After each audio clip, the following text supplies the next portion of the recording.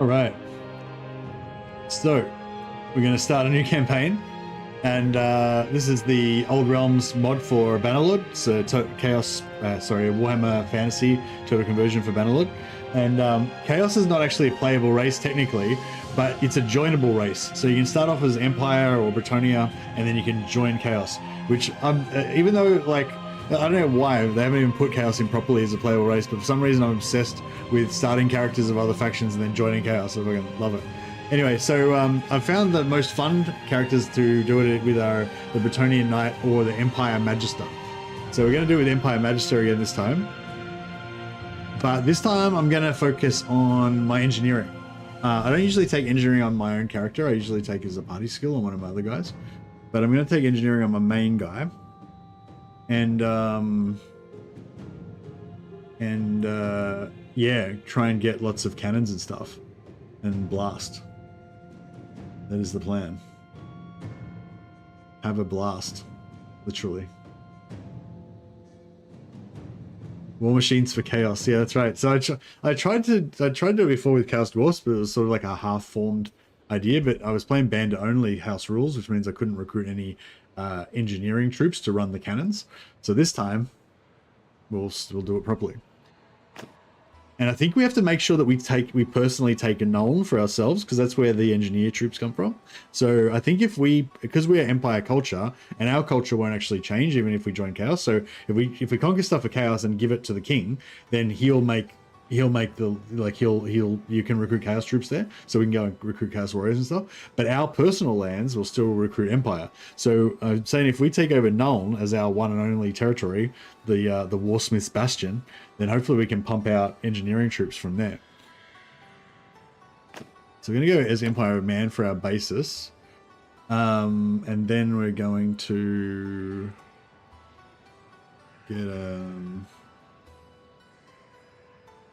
of our previously created characters. And should we change him up a bit? Should we get rid of the beard maybe? Go beardless this time. Beardless, bald and beardless. Less chinny. Corn for the cornflakes. Gonna go like Chaos Undivided, I guess. Gonna be like a chaos dude.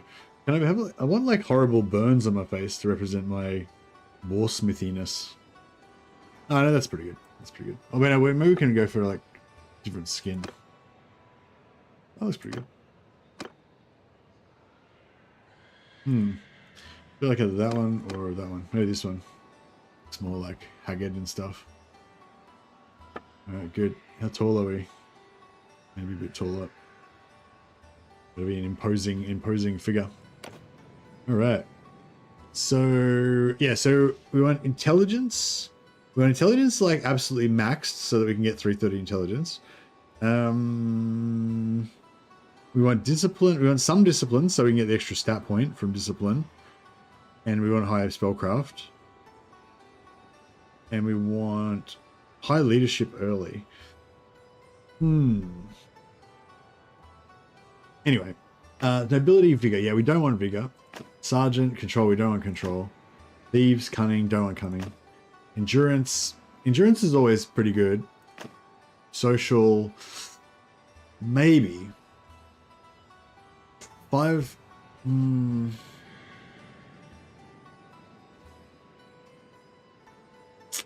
Yeah, I don't know. Kind of feel like the Warsmith thing goes pretty good with the smithing. So maybe we should just go full... I'm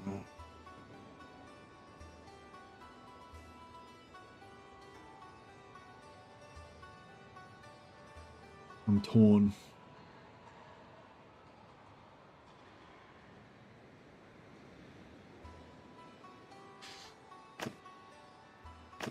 Merchants.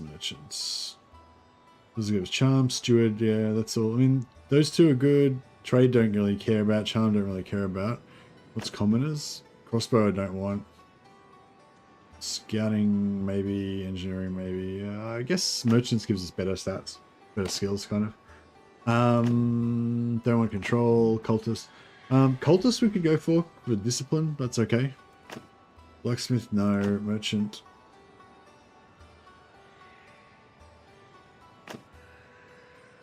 Militia's endurance. Crossbow, two-hander, one-hander, yeah. More medicine, more steward, that's good. Faith's good. One-hander's a bit of a waste, but that's alright. Yeah, we'll go Imperial Cultist, that's right. And then we're going to go Magister's Apprentice. So he's a Lord of Change. Now I'm gonna like model him on a Warhammer 40k Warsmith of the Iron Warriors, that kind of vibe. So I'm thinking of just like, you know, heaps of heavy metal dudes.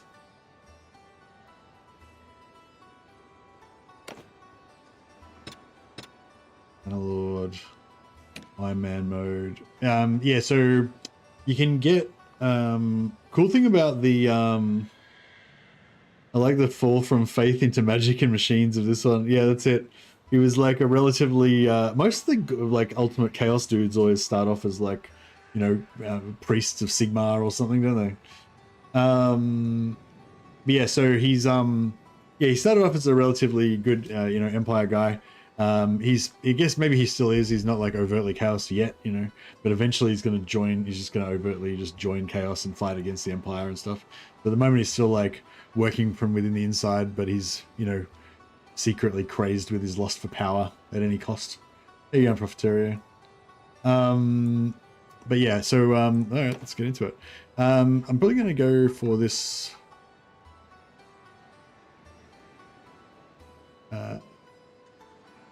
We go for full-on Iron Warriors, but yeah, I feel like this one's pretty cool. I can't remember who that is now. Somebody told me actually the other day, but yeah, I might go for this one again.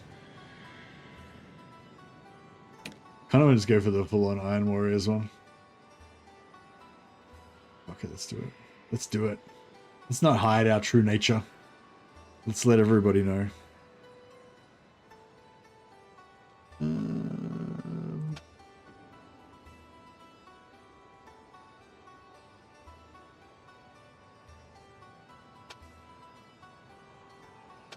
Is it like a darker gray? Oh yeah.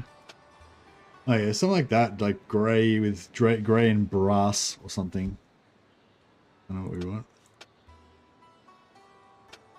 Maybe like that. There's no darker grays, is there? Oh yeah, there's this gray. Well, that's not really gray, it's more like black, isn't it?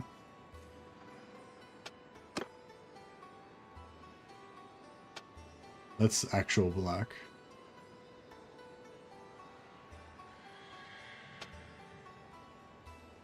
Yeah, no, I think it's more the grays what I want.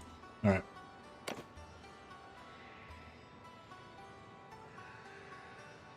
What's the play then? Going to play a merc for the Empire until you gain renown and switch to chaos? Yeah, that's it. Basically, we're going to merc around the place, slowly, you know, turning to darkness and so forth. But I don't know. Maybe we should start. Maybe we should join chaos really early. Actually, maybe we should join chaos straight away, and then, or maybe not straight away, but you know, early. Join chaos early. Get a heap of troops because they give you a shitload of troops and they give you like weapons and stuff. And then just like capture a bunch of Empire generals, give them to the Lord, and then leave. I think you lose 20 favor. I think you lose 20 favor when you leave, but that's only like 4 captured lords. So we could go and like get a sick army of Chaos Warriors and then just steal them, and just leave. So should we just straight up be like the Iron Warriors? Fuck, let's not fuck around. Henricus. Henricus is a sick name. I want to be called Henricus. Mercurus?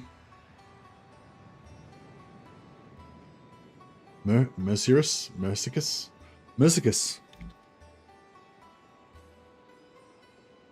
Mercicus. Kind of sounds like Spartacus.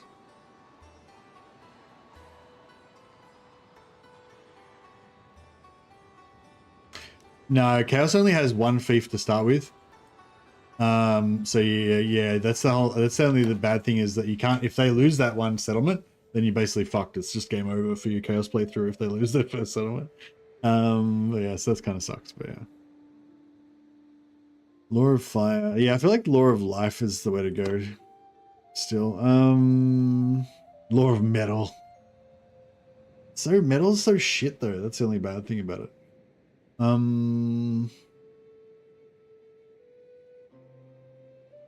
Yeah, the only thing about metal is it really sucks. Yeah, I might just have to go Law of Life again, I think. It's too good.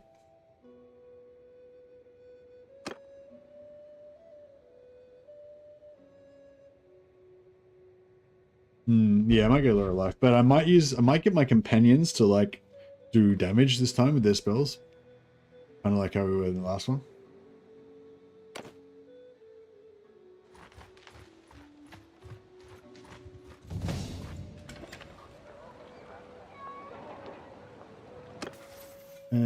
So we basically want to go for... We want to go for like spellcraft first. Spellcraft, yeah, spellcraft and medicine, basically, like usual.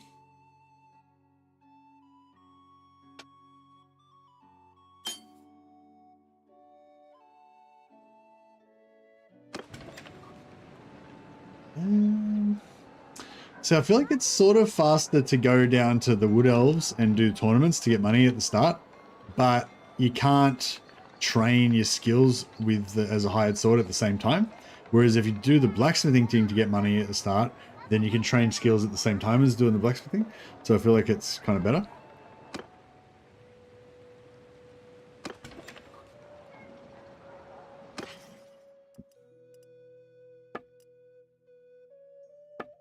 Somebody was saying, how much is like hide? So meat's 27 and hides, is it hides that you get? Yeah, they're 52. So 27 and 52. And so if we buy a heap of sheep, oh yeah, see, 27.52. So the sheep are worth fuckload heaps more. So if we get the sheep, oh fuck off, fuck off! I don't have enough money. How dare you? You know who you're speaking to? We'll sell him this poxy robe. I don't want this shit.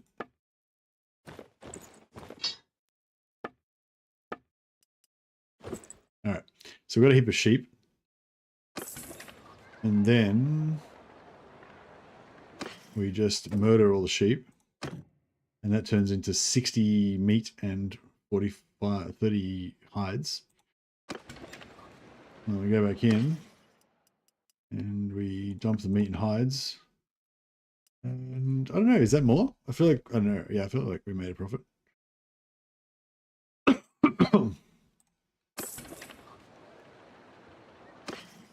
Yeah, we had plenty. That's heaps more than we had before, isn't it? I think so. I think I think it was like 1,000 plus 2.5 for our robe or something. So I think we made a profit of like 1,000 gold or something. Not bad. Hey, Clock Monkey. Pujos, you can just melt them down and they turn into more money than they cost. Straight up. Wood. Oh, yeah, so we decided javelins were actually faster, hey? So yeah, I don't know if javelins are better, like once you get going. I feel like it's kind of better to do other stuff other than javelins, but I think in terms of just getting going with the blacksmithing really fast, javelins were pretty good.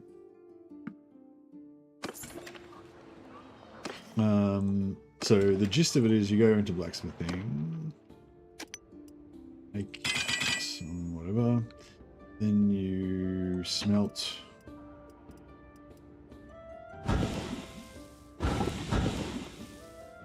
Smelt those, and smelt as well.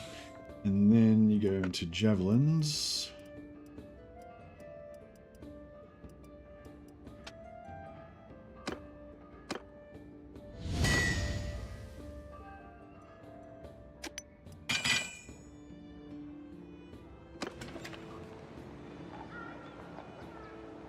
Actually, how overweight are we? No, we're pretty overweight.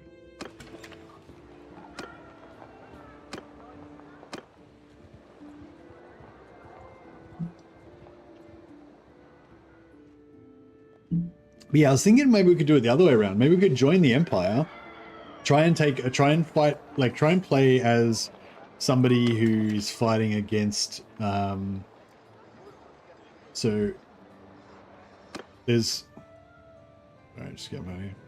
So there's So there's only one Chaos faction in the game right now, right? It's these guys, Brass Keep.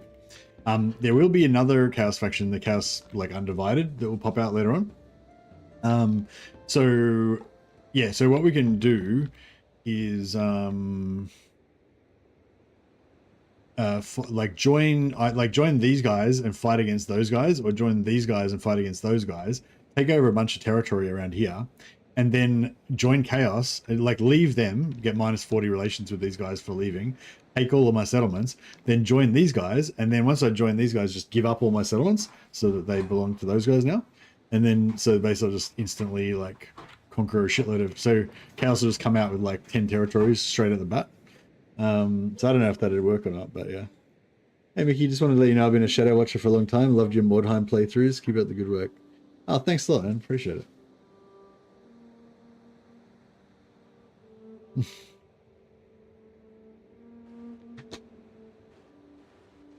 All right. So yeah, anyway, we have to put aside our dreams of the future, our glorious dreams of the future for now. For now, we're just a minor empire, minor empire officer, trying to turn his hand to cult activities.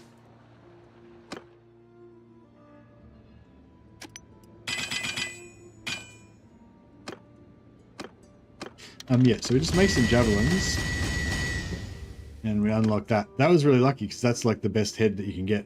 That's like the second best head, and then that's the best head. But you can get the second best one really early. So we just got a first pop best head you can get. So now we can make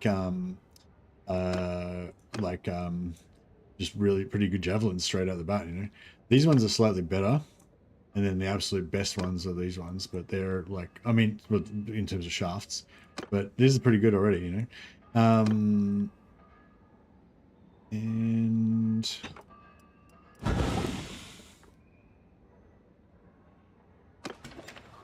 I don't think we're going to make any money out of them yet. No, not really.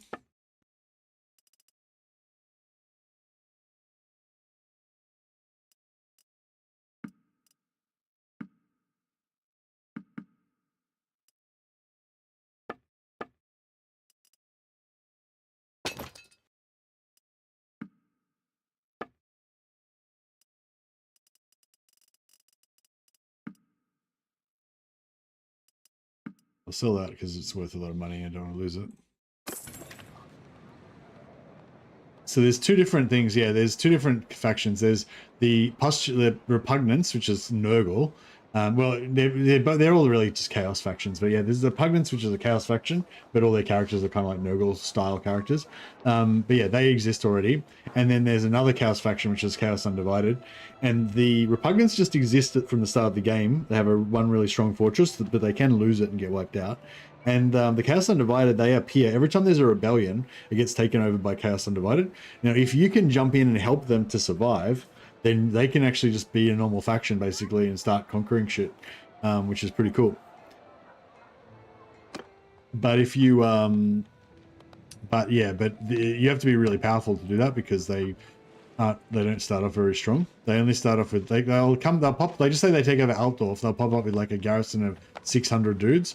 There'll be some tough Chaos Warriors and things in there, but it's not going to be like, you know, they're going to get attacked by an army of like 3,000 Empire dudes, so it's not really going to be enough. But if you can come along with your elite invincible army, or your invincible mages, like we're going to have. Hey, you! Oh, fuck. Where you got in your bags? Oh, that's right. We'll pay them off. Power of metal, in this case, gold. I'll do the job.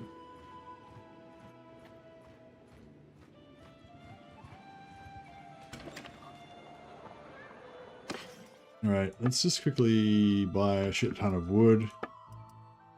Buy those Pugios. Buy some raw-bladed daggers. And then we should be away. Alright, we'll just do some waiting first.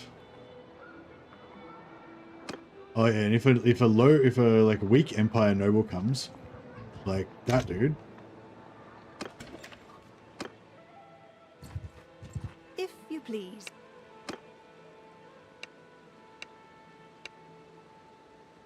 And hopefully she'll stay in town for ages. and we can blacksmith, but at the same time get free XP from her also.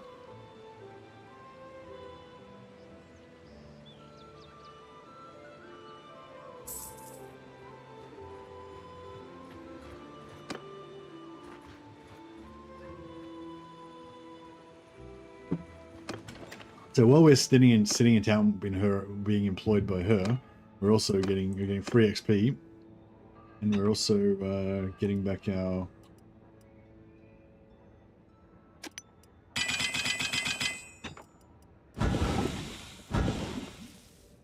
stamina, so we can do this as well.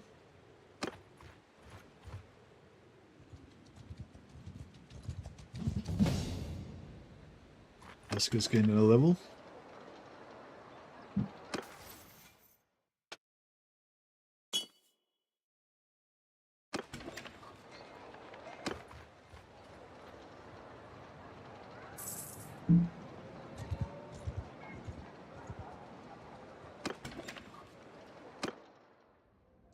So we don't need to do too much blacksmithing, we just need to do enough to...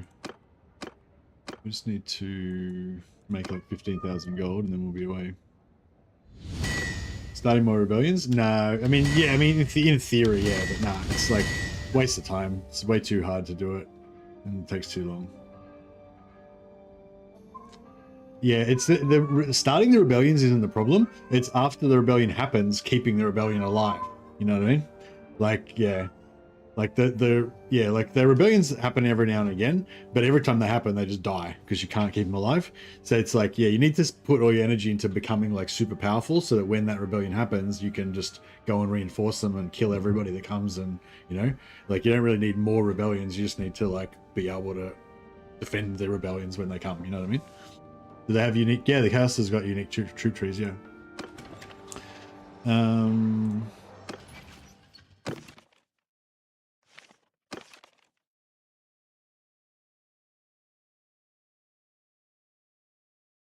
Where's... Oh, well, there we go.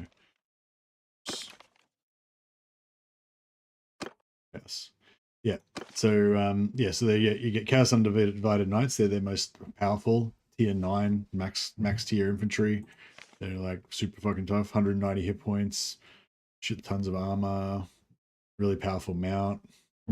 And then you got Khorne, Warriors of Khorne, Warriors of Slaanesh, Undivided Warriors, Zeech Warriors, and Nurgle Warriors. And yeah, they're pretty cool.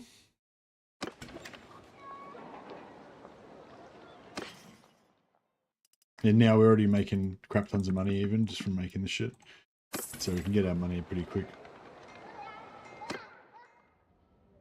If they'll let us smith for a little bit.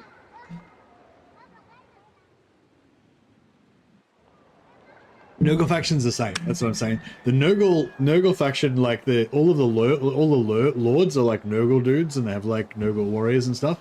But the factions are exactly the same as the Chaos Undivided. Both the Chaos factions can get all of the different types of Chaos warriors and stuff. They're the same race. It's like I'm Empire. There's Bretonnia. You know what I mean? They're like the same race. They're just different countries, kind of thing. You know what I mean?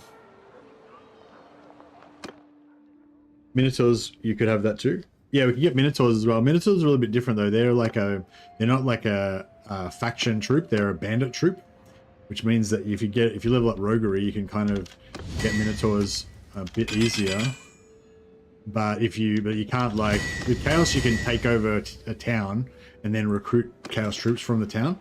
Whereas with Minotaurs, they're bandits. You can't create recruitment of them. You know, you can only ever just recruit them from captives. But Minotaurs are pretty damn cool. Might try and get some of them as well.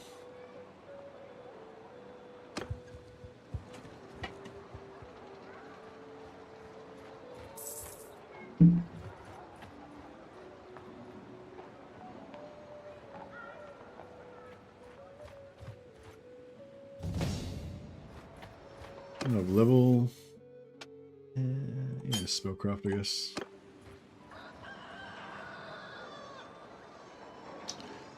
Chaos Warriors and Minotaurs are probably the two toughest things you can get. Yeah. But yeah, so I reckon we will do another next. I reckon the Minotaurs go really well with the Warriors of Chaos if you're doing especially if you're doing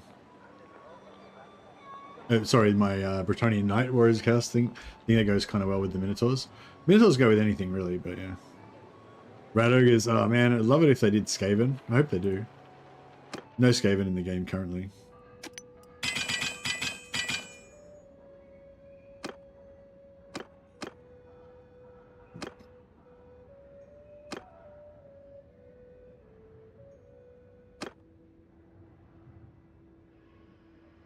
Oh, what's going on there? Oh, I got the wrong.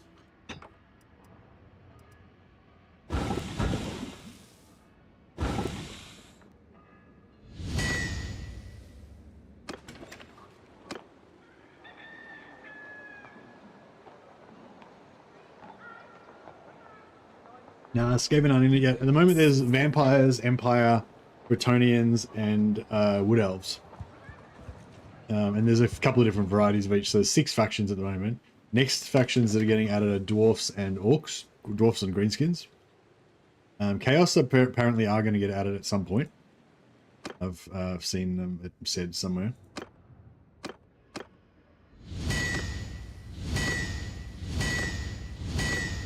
I don't know anything about the team. I know they're modders, but you know, I know they don't get any paid for it. But I don't know anything about them apart from that. Apart from that, they're fucking legends. They're gods amongst men.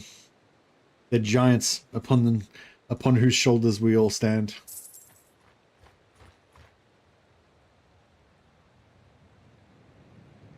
They're not taking any funding of any kind. It would probably restrict them more than it would others. Yeah, maybe. I don't really know how it works.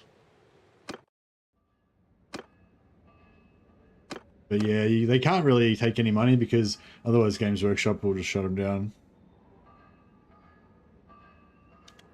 I would imagine. But yeah, I'd be happy to throw them a few bucks if it would get me Skaven faster. No, I think they're doing an awesome job. I'm really grateful for the mod. It's pretty cool.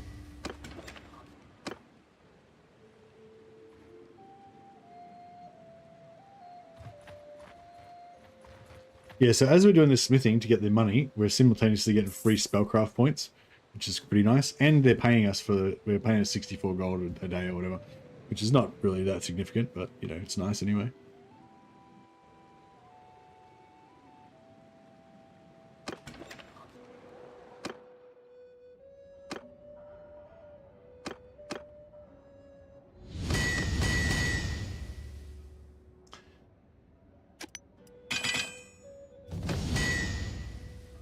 Level? Yeah, I'm not going to bother leveling smithing myself. At least, well, not yet, but maybe I will later. Go for the simulation. 5% bonus simulation battles. That's equivalent to like 50 points in tactics. So I've got 10 here, but now I've got 60 tactics essentially just because of that perk there. So that's pretty cool. And we're going to go all stat points into intelligence. But now, until we get to 10 intelligence, then we'll go, maybe I'll go 5 social. Probably not though. Probably go, I don't know, I might just go endurance, but yeah, it doesn't matter. Like for the whole, for the foreseeable future, every point's going to be going into intelligence, so it's fine. All right. Now we want Winds of Magic, basically, so that we can cast more spells.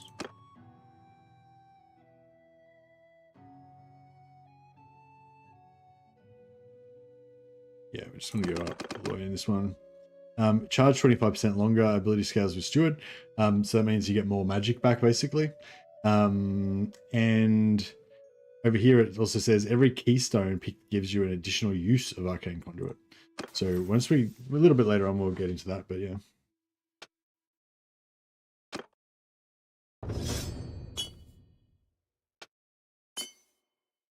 Every time you go into, if you go into your career button, it resets this. So just always do that after you do your career, basically.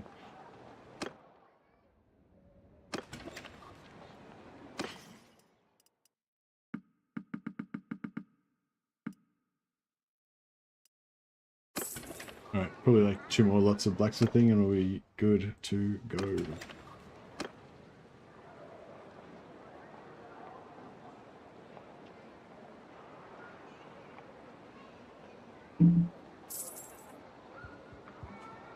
I don't really watch streams to go to sleep to anymore. I think because now that I stream like all the time, I kind of not all the time, but you know, I'm trying to, you know, I'm trying to when I'm trying to sleep, I'm trying to disconnect from streaming, if you know what I mean. So yeah, I usually watch like a bit of anime. You know, like just chill out, soothing real anime. Like I watched Free Ren recently, and then recently I watched the Apothecary's Story or whatever it's called. Just like, you know, chilled out animes about girls. Or I watched Dungeon Delicious in Dungeon prior to that. Just like kind of lame animes, you know, that are like just chill. Find they're kind of soothing, but they're not really like interesting enough that I actually stay awake for them, you know. They're just like that perfect blend of like nice, but I don't really care. This is the ideal sleeping stream for me.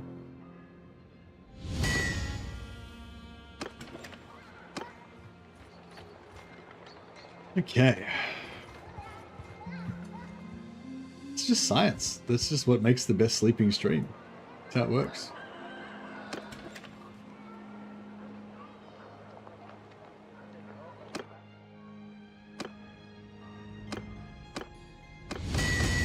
Yeah, I feel like javelins are the best way to go to get started. Like if you want to get started right at the start. Pretty good. Lord of Mysteries is amazing. It's Chinese, but absolutely not something to fall asleep to. Well, that's no good then, is it, Mickey? I'm looking for shit to fall asleep to. I'm wasting my time with these good shows that I might actually want to watch.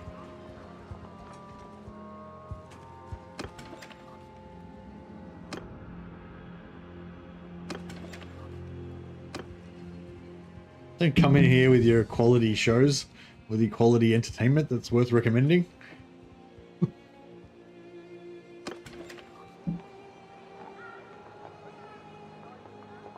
Buried by Crunchyroll? Well, is there some sort of like politics going on with Crunchyroll or something? Some conspiracy?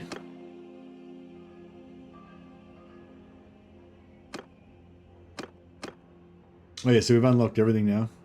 I can even make one of these. Bent one.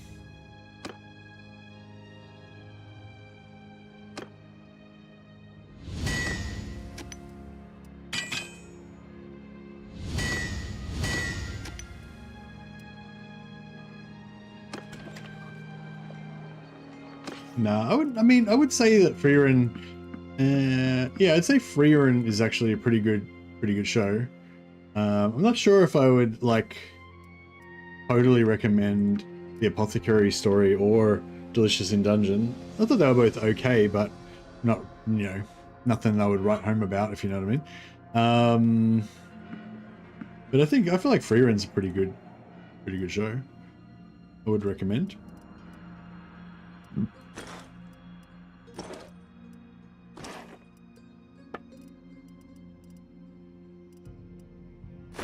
But yeah, I feel like you want something that's kind of nice, but not too good.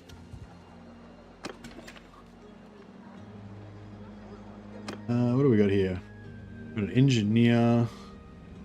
I don't think you get a profit out of them. If I hire him and then sell his gear, I don't think we actually make a profit.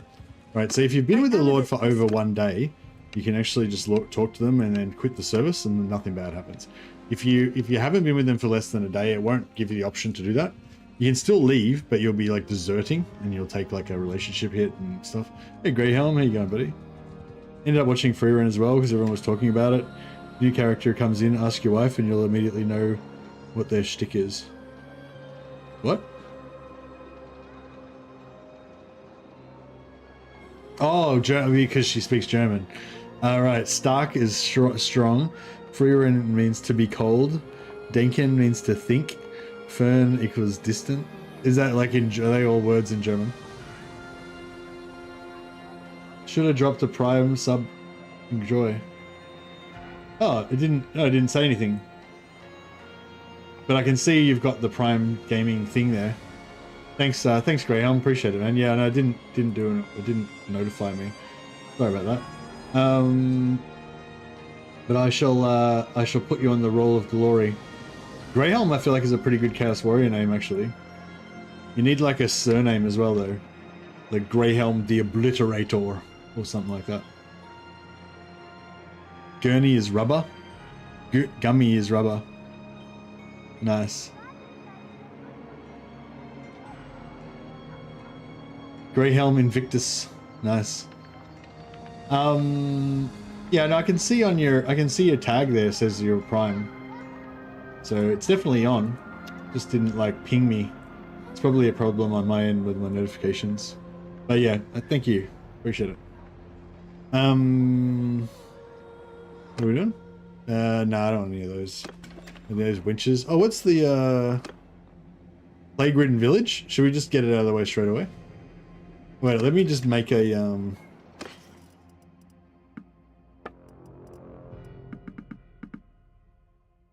I'll make a javelin.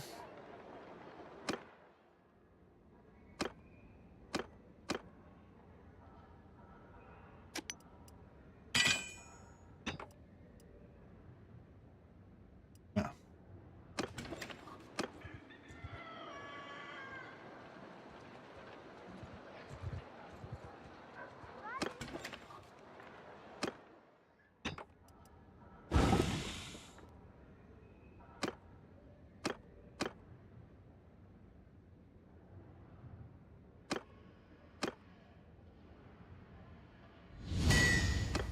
Let me get a bit more wood.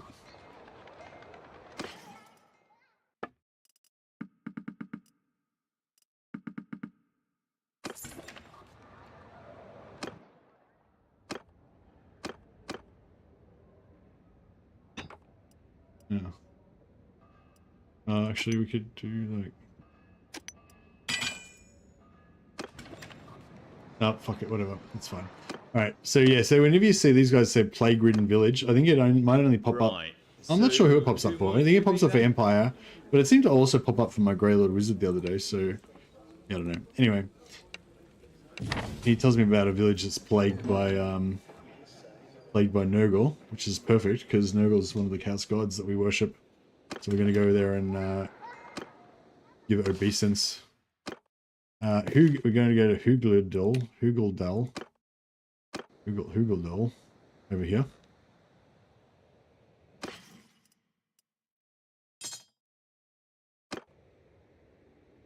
And investigate the case of the plagued village. But yeah, this is the way that you can just quickly get a free 20 extra maximum hit points really early in the game. Should see what. I think witch hunters do pay for themselves actually. If you want to just get a bit of free money, you probably don't get much money out of it, but God, wine here tastes like. Actually, you know what you can do over there?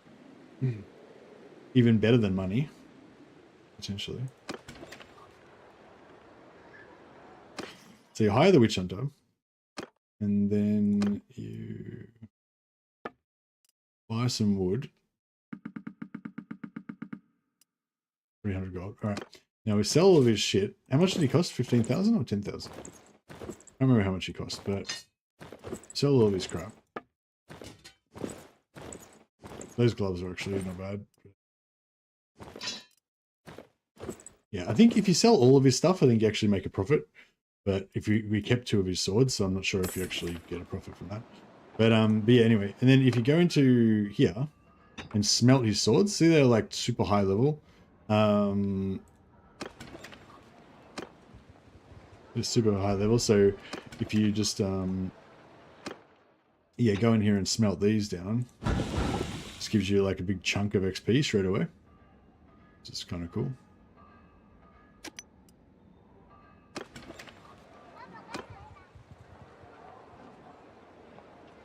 The entire city must be purged. So all of Hugildal must be purged, you reckon?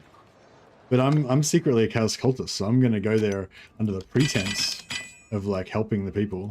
But actually, I'm just gonna side with Nurgle and help them infect everybody.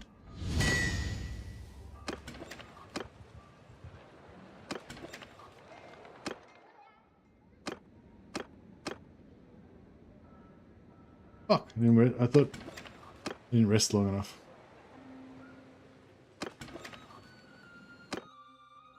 Just wanted to make like one extra javelin. There we go, another level up. Yeah, I'd say like medicine, maybe faith.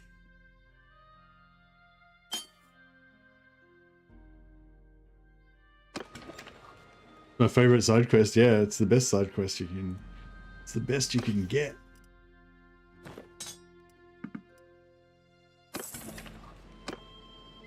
All right, to Hugaldal. Now we're going to completely ignore all this really nicely crafted storyline here. See, I've done this a bunch of times, so I'm not going to read all this, but there's a really nice, pretty nice story that you can read, and you have to do some choices and stuff. And so we do those choices, and then we go down into the criminal's lair. Wait, there's no need for violence. Well, that's good, because I didn't bring any weapons. I'm completely unarmed. Yes, I accept your gift. Alright, there we go. We got the gift of Nurgle. Plus 20 hit points permanently. You can actually kill the guy, and I guess rid the village of Nurgle corruption or something. I don't know.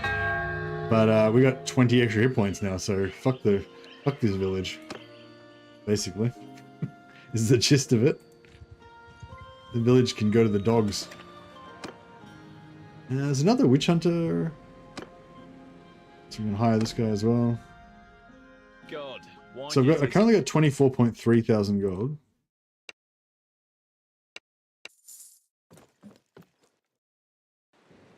It costs 10,000, yeah. So it makes a profit even if we don't even if we keep the weapons.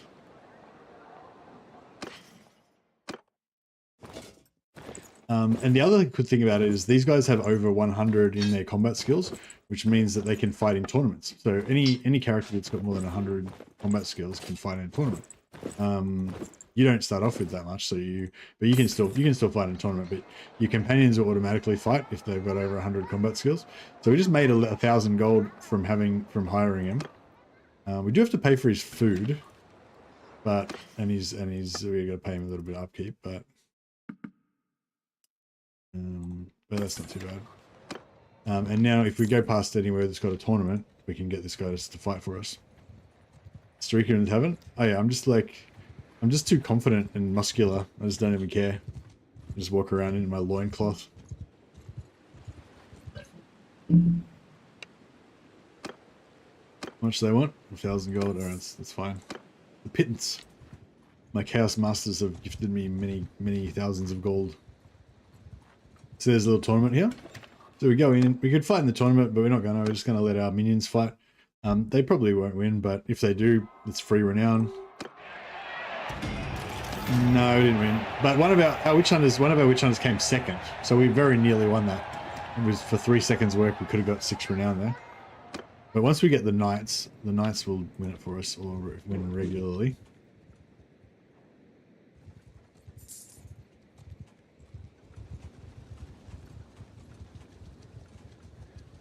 I'm trying to think what the fastest way to get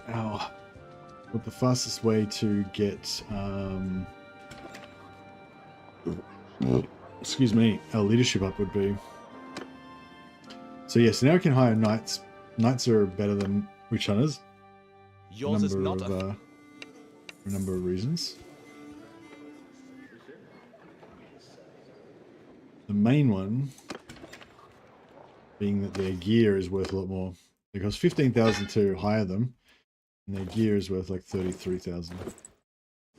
Even if you don't have any trade. And this character actually starts off with some trade skills, so they're probably worth even more.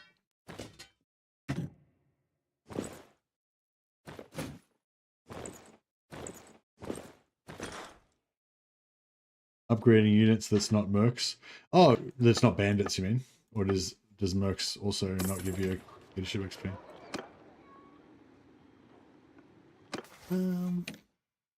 So he's got duelist, which we want. He's got duelist. They've all got duelist. There you go. We'll get rid of these two. I'm at your command. Yeah, upgrading units that are not bandits gives you leadership. Also, just fighting battles. Like if you have an army and you just fight, then you get leadership for just I'm at leading your them. command. Unless they're bandits, in which case you get roguery.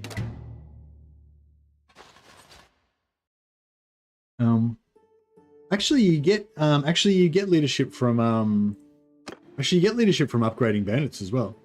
But you reckon mercs don't give you leadership? Well, I never really hired enough mercs to notice.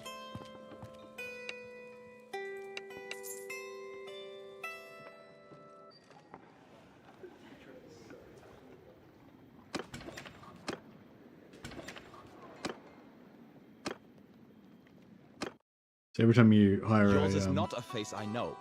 What is your no, name? they don't. stranger? No, if you upgrade bandits into high level bandits, you get leadership.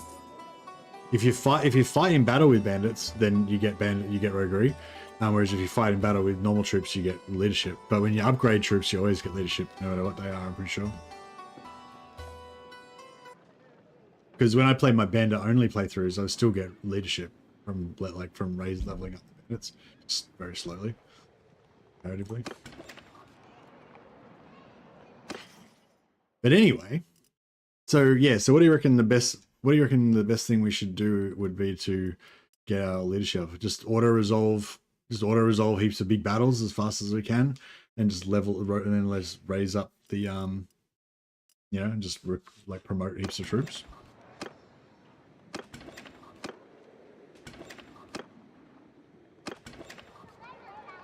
All right, so we've got 3 knights now. Actually, before we do that, yeah, this one's not a duelist. That one's not a duelist. That one is. So we want to get rid of these other 2 guys.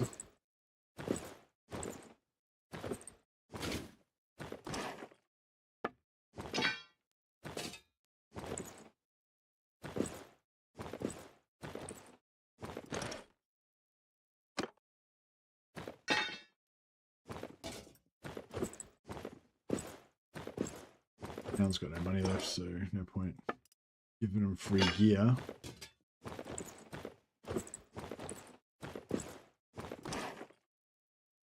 And Shinabel, we'll keep him.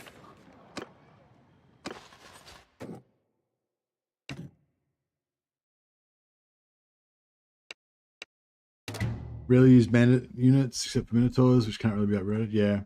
Yeah, no, as just for having minotaurs fight for you will give you roguery. But yeah, or just any bandits will give you roguery. But upgrading troops, yeah, gives you leadership.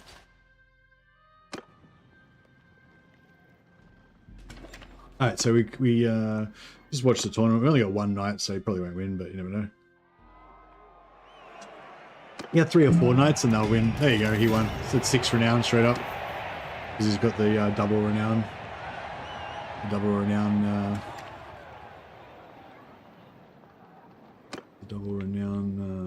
Perk.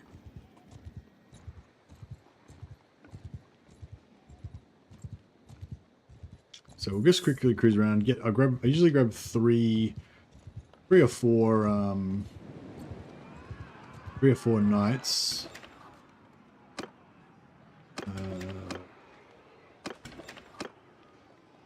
Yeah, 3 or 4 knights early to just pump up my renown quickly before I even start fighting.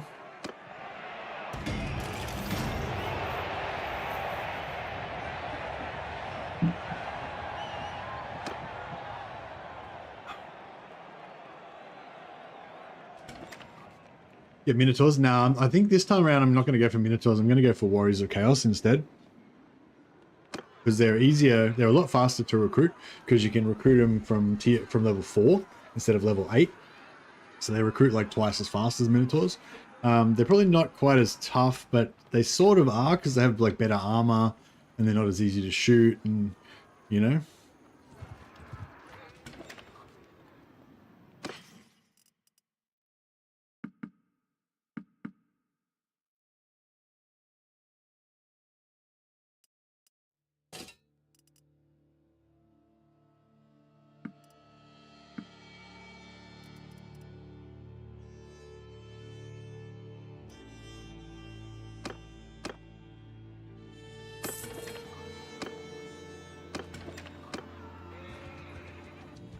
Chaos Cavalry is insane. Oh yeah, if we get them into, if we upgrade them into Chaos Knights, that'll be sweet. Actually, yeah, I might go Chaos Undivided because I feel like Chaos Undivided is kind of a warrior, kind of Iron Warrior-y, kind of appropriate. We're a bit unlucky with the Bretonnian Knights this time around. It's okay.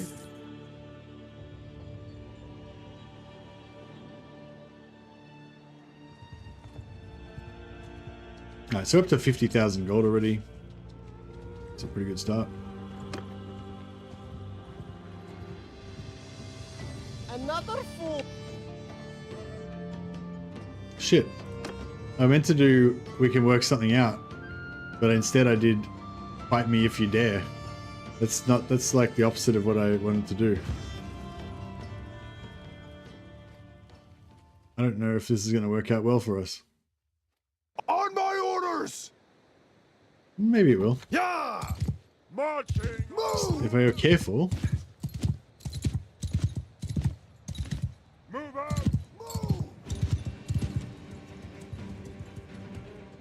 Yeah, we should be able to handle this, maybe. Marching! Move!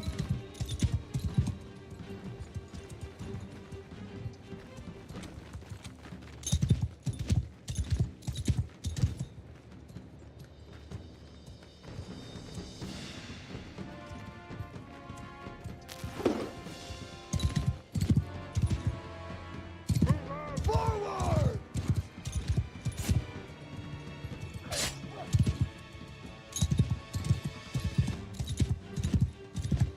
I meant to say we can work something out. We can work something out. Stop it. These Chaos Brethren should be bowing down before me. Don't they understand that I'm a future Chaos Warrior? Future Chaos Champion? Yeah, we'll definitely have to get some cultists to mix in. Oh, wait. I need to try to get them to... Yeah, I've only got this little super shit knife thing. Actually, we might be able to get some... we get like a two-handed hammer. Oh, yeah. Oh, fuck. All right. Wait, if I can lure these guys really far away, then I can go back around and get that two-handed hammer. Yeah, no, show them my Nurgle warts. Yeah, if I can pick up that two-handed hammer off the ground, I reckon we can do some business.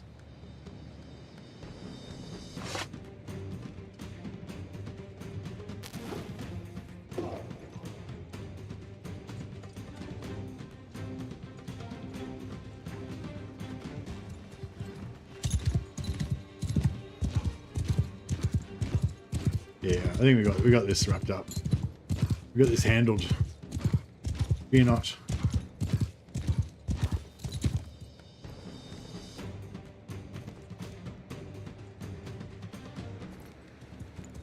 Yeah, I've got the Polo Mallet of Doom now. It's game over. Game over, man.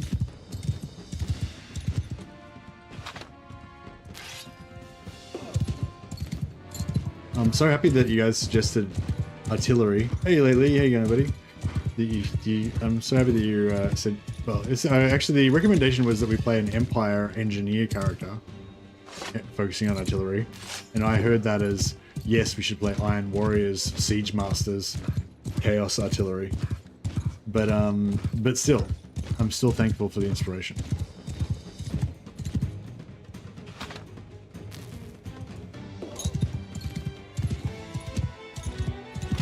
See, the power of chaos. I shot them with my chaos blasties. I'll just keep these guys, and we'll actually no. We take.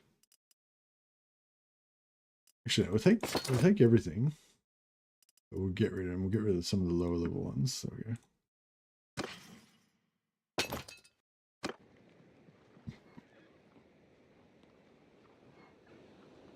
Chaos is the only way. I always end up playing Chaos. Yeah, no, me too. I was just saying before, I just can't get over it. Like, I'm obsessed. Like, I was playing in a different campaign before, and then there was a Chaos Rebellion, and I was like, what's Rebellion? Why can't I need to join them? There. Getting expensive paying off all these dudes. With 10,000 gold? Are they serious? Alright, fuck it. I don't think I've got enough magic left to kill these. I probably could have killed them, but...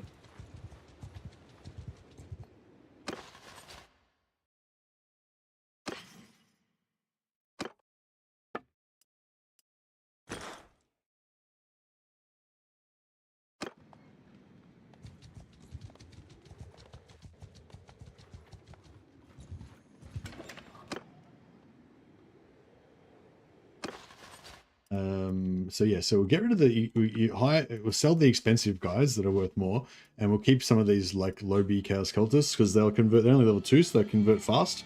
Yeah, and then we can upgrade them into the other type later on.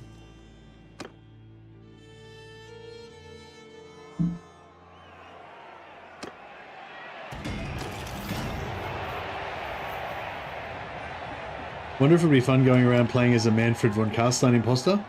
I mean, until you ran into the actual Manfred von Carstein, I guess. Manfred's in this game, so maybe he probably wouldn't appreciate you impostering him. Do you want to get also the gift from Nurgle? If yes, you play only Nurgle. Hey, yes, Benjamin. Now I always get the gift of Nurgle, regardless of whether I'm playing. Even if I'm playing as a high elf, fucking pure high elf mage, I still get the gift of Nurgle.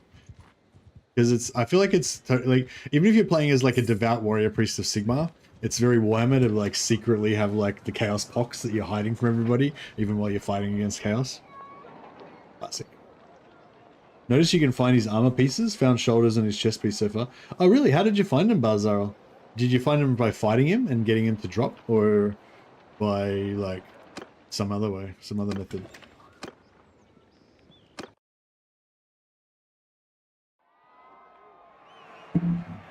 Yeah, I want to play a warrior priest and get the special armor from you know, like from Volkmar and from Luther Huss and stuff. Oh no, is Valpin in the game? Oh, from the Herdstones. Ah, cool. Yeah, I didn't think of that. Good thinking. Actually, I might just quickly do a bit of smithing. So, what I was saying before about the how we were smelting down the witch hunters' weapons to get a bit of free XP. Yeah, you can do the same thing with the knights. So you just rob a few knights like we have been doing. And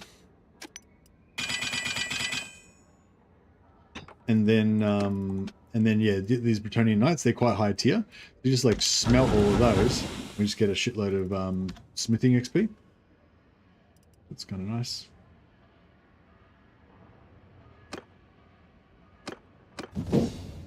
And our slave there can make some javelins again.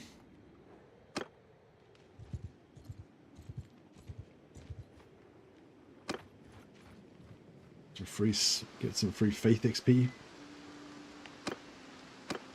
We'll defile this holy place of the lady with our chaos energies.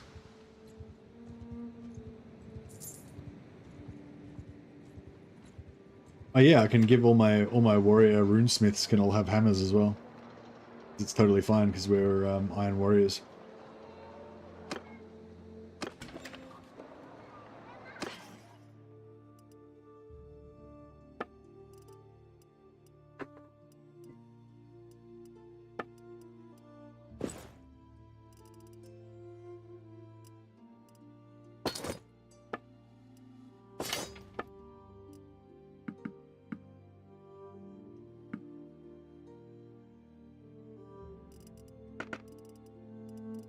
Yeah, we didn't get that mallet. I wanted that mallet from the cultist.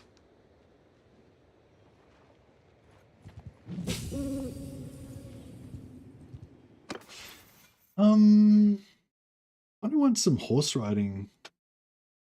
Because we want to get to horse riding 100.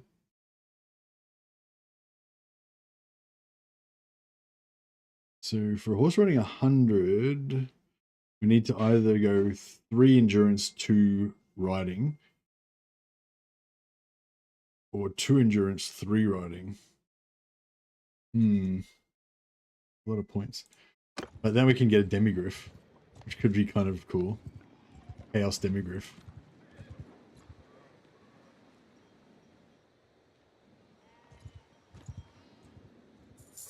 The Chaos War horses are more... Oh yeah, we can get the Chaos horses. The same way that we've been getting demigryphs. We just hire it, we just go for the medicine perk and then shoot our... the thing is, it's pretty... Yeah, it's a lot easier to get demigryphs than it is to get Chaos Knights. I'm not sure if I want to be shooting my knights in the back of the head just to try and get their demigryphs.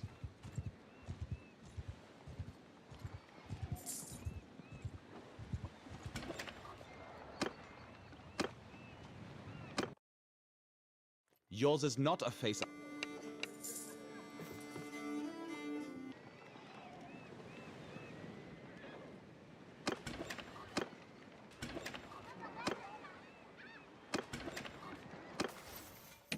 I'm not having much luck with these knights, but that's alright.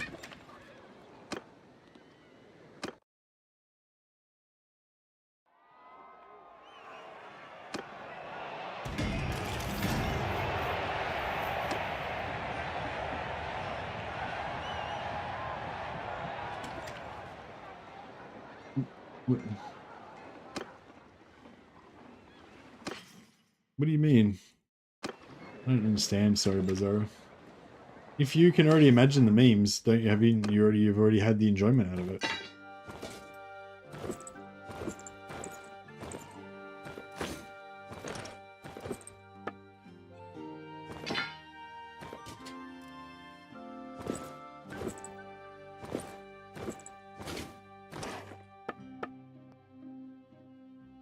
Just, you know, strip and enslave these fools.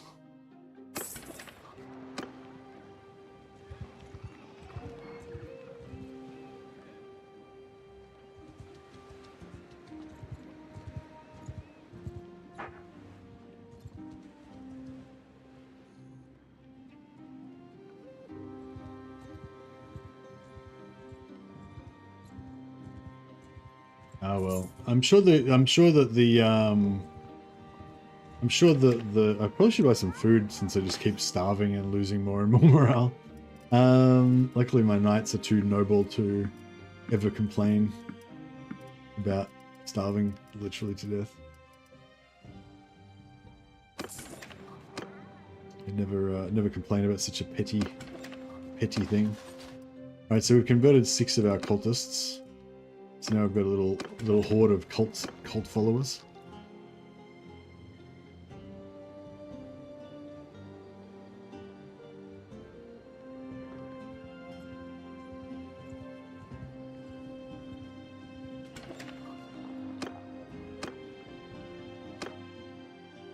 Yours is not a fake.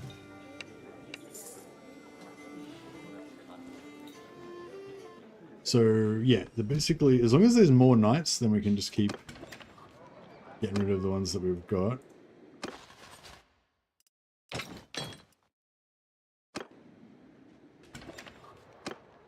There's another one there.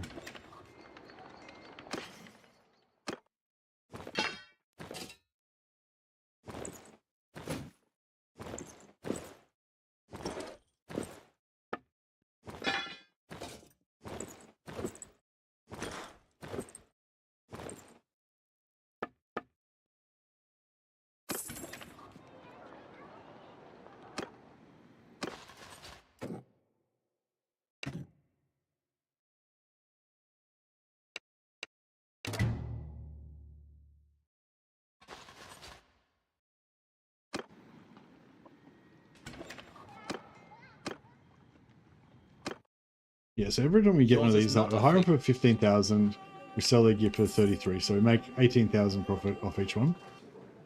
So even if they don't have the perk that we want, it costs 9,000 to respec them, so we can always just respec them and get the perk. He doesn't have it. He does, yeah.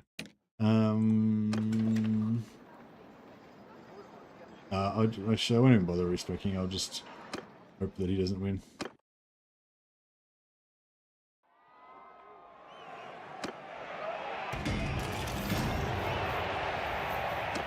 Shenabel, the Brahonian Knight. Is he the one that had the shit perk? God damn it. Oh no, Hugh's the one with the ship perk. Yeah, Shenenberg was our champion. He's got double renown for us. That's fine.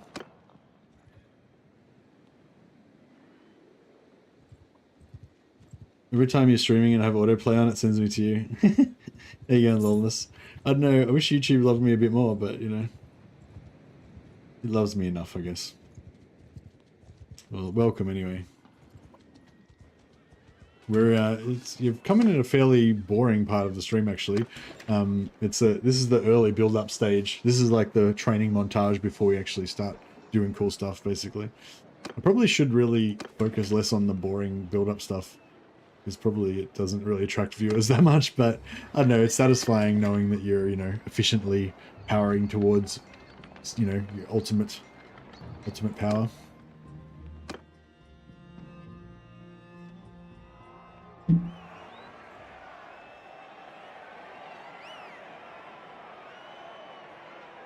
Bear with me a sec, guys. I'm back in 1 minute. Just gonna get a drink and stuff. So there's, yeah, really got another hour or two to go. So, you know, get a coffee into me.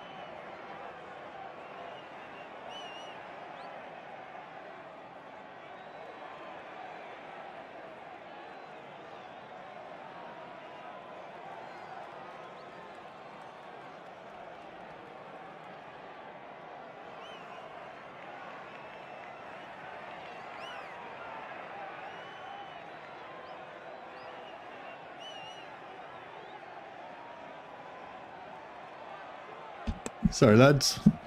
I was just refurbishing my my supplies.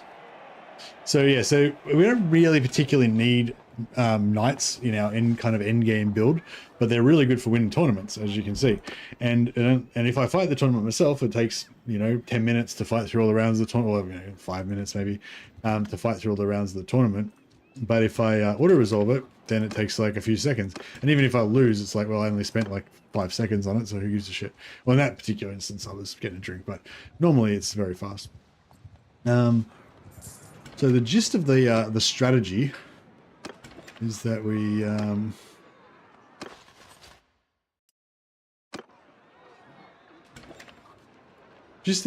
we cruise around, we get a bunch of knights, steal their shit, so our money multiplies. So we just had to get our first 15,000 so we could hire the first one, and then we've turned that 15,000 into 60,000 or whatever.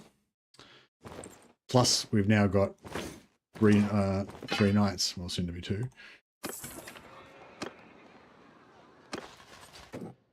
And then now we head back to the Empire.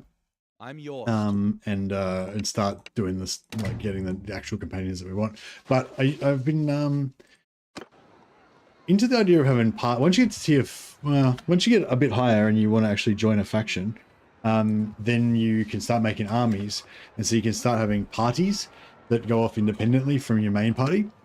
And so these knights, even though they're not really going to be part of my kind of end game beast mode squad, they make okay party leaders. I can just send them off with their own little parties, and they can join me and be like war leaders in my army. And they're not bad for that.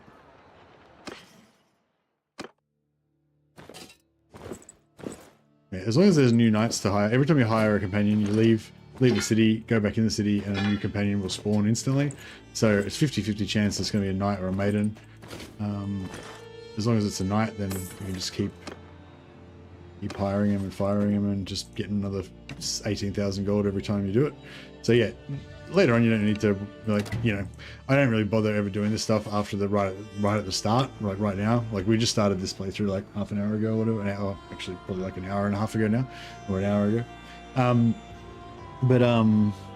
But yeah, right at the start, it's kind of a nice way to just get a bunch of money, and also money and renown from the tournaments, and also experience from smelting down their weapons. And it's also kind of evil, which works in with our chaos playthrough.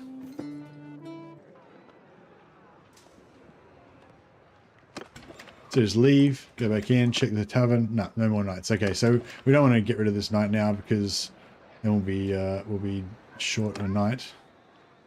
So now we can head back towards the Empire. We may as go via this way. Ooh, not via that way, because there's big load of beastmen there.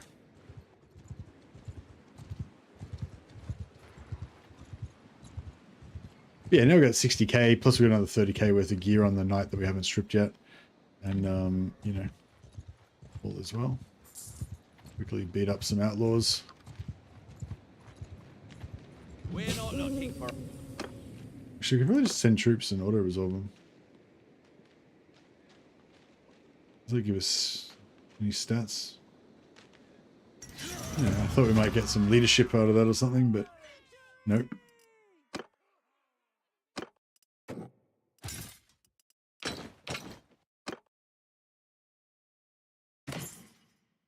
You also have them on caravans. I find tactic skill is much better than trade for them. Yeah, I was thinking that too. If you want to have them as an independent thing, like just as if before you join a faction, if you just want to give them a party or make them a caravan, then tactics is going to be good, because they're going to be just roaming around having random fights by themselves. But if you're going to wait till like kind of later on, then they're going to be in your army with you, so they're not going to get to use their tactics, because you're going to be like leading them. I'm not sure if you're leading an army I'm not sure if it uses, like if you're leading an army made up of 4 different parties, I'm not sure if it uses, and you auto-resolve the battle, I'm not sure if it uses your tactics as the leader of the army or if each of the individual characters uses their own tactics, but I assume that it's probably uses your tactics because you're the leader of the army, but yeah, I'm not 100% sure.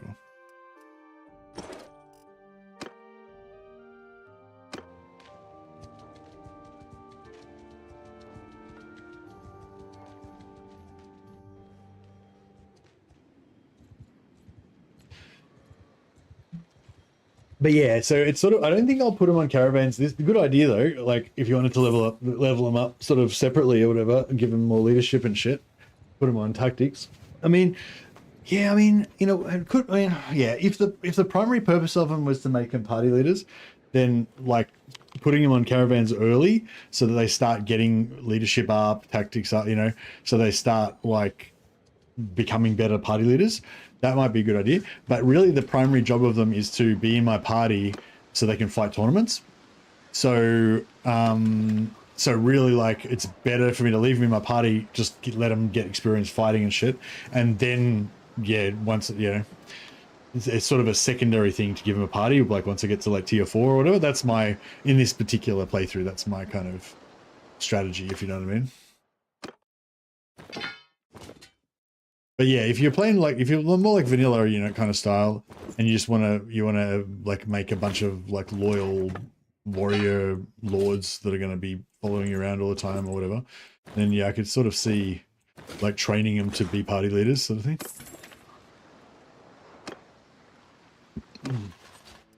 Whereas yeah, they're just going to be, in my campaign, they're just going to be kind of shit party leaders that are just like they just do that as like a bonus kind of thing, you know what I mean? But even if they only have a party size of like 90 or whatever, that's still going to be good enough to significantly bolster our forces. Just doing a few more knights here, even though that's a bit unnecessary. Yours is not a...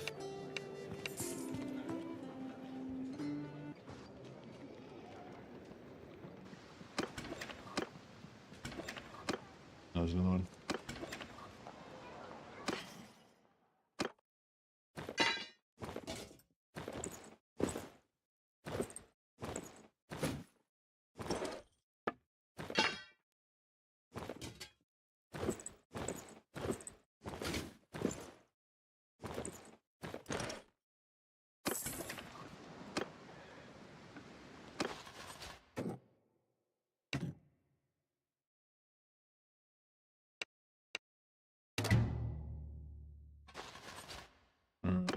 And we probably don't really even need any more money now.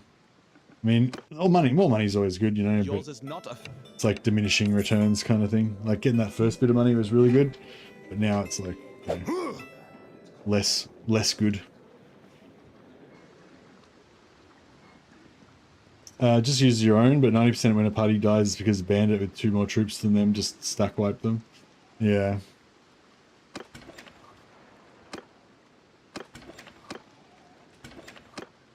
There's another knight there, but what are these ones like? So he's got no duelist, all right? He's got duelist and he's got duelist. Okay, so there's not really much point keeping this guy because he hasn't got duelist. The new one might have duelist, so may as well do one more swapsy.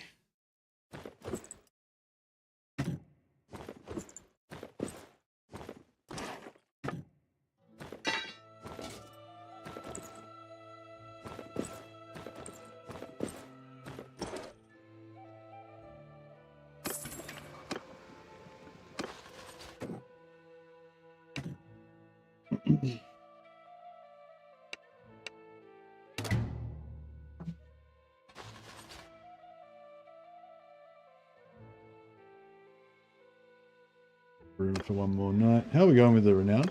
Oh yeah, see, we just need 2 more tournament wins and we're up another renown rank, and then we can get another knight or another companion. Yours is not a...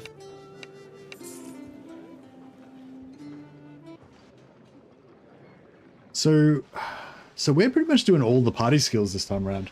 We could get a scout, but no, I think I've already got, have I got 1 point in scouting already? Yeah, no, I've got no points in scouting. Okay, so maybe we should get a scout.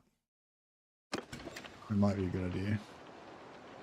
It's kind of nice to have scouting on yourself though, so that when you're not super slow when you lose all your companions.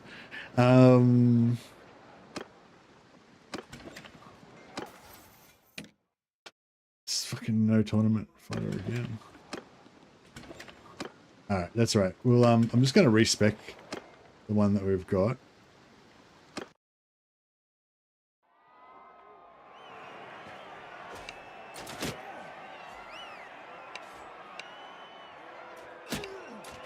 So a new one, Antoine, bigger, one-handed. Yep, it cost 9,000, but you know we made plenty out of selling their gear and stuff, so that's all right.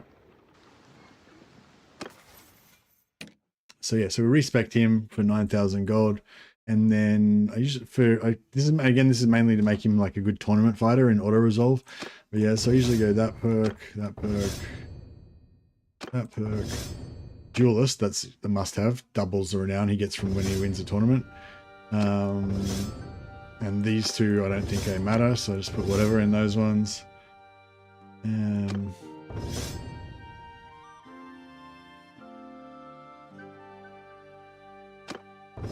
give him this. I mean, that one's probably better for tournaments, but this one gives him 5 extra hit points. He's not actually going to use, and it gives him 10 extra hit points for infantry in his party. So if he does become a party leader, all of his dudes have 10 extra hit points, which is pretty sick, right?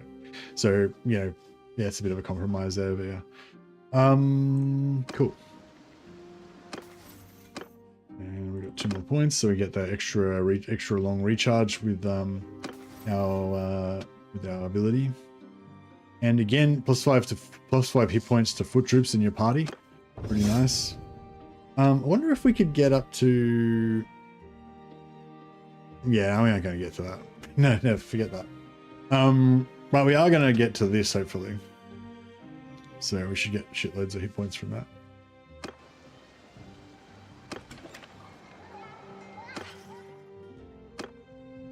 Okay. So... I'm just going to give back some armor to these guys.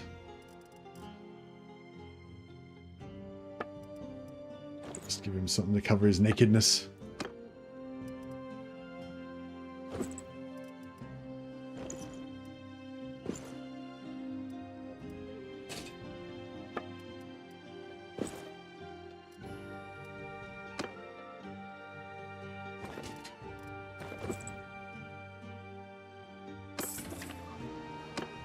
All right, beautiful. Cool, so we got 65,000 plus a bit more gear to sell, and we're on track.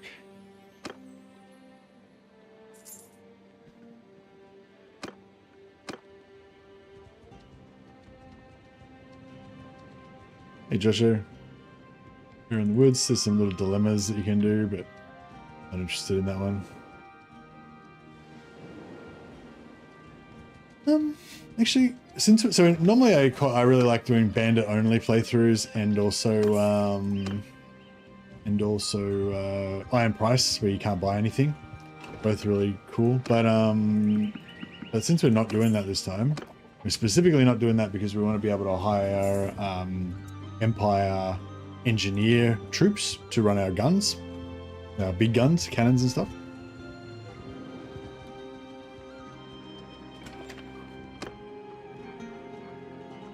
There's another knight we could steal, but we don't need to worry about that. But we will do the tournament when we're here.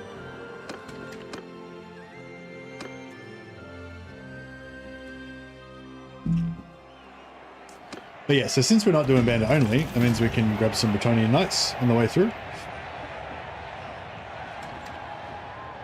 And just use them for auto-resolving purposes.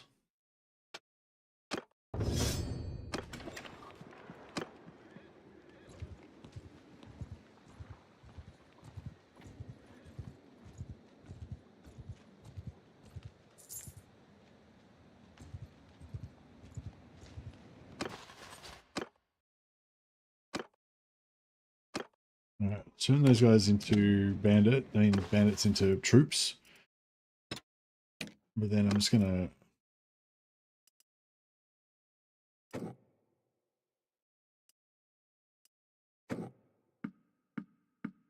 get rid of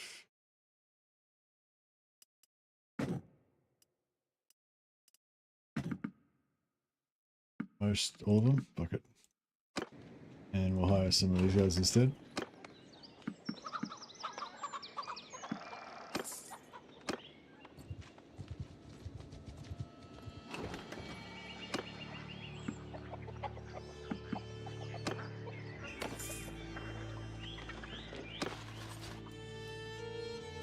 Battle programs don't level up into anything, so they can't give us any... Well, they can give us some leadership by just fighting for us, but they can't give us as much leadership as... You know. Ooh. We're not quite ready for that yet. Not too far away. But yeah, Bretonian Knights I find are really good for... If you just want to, like, auto-resolve and just... You know... They're just cheap and good. Yeah? What do you want with...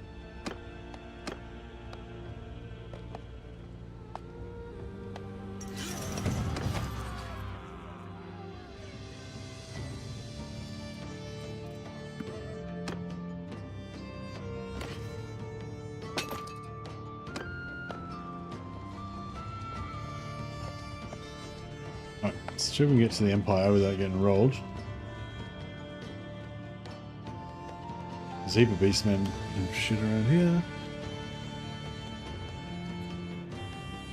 We're just armed.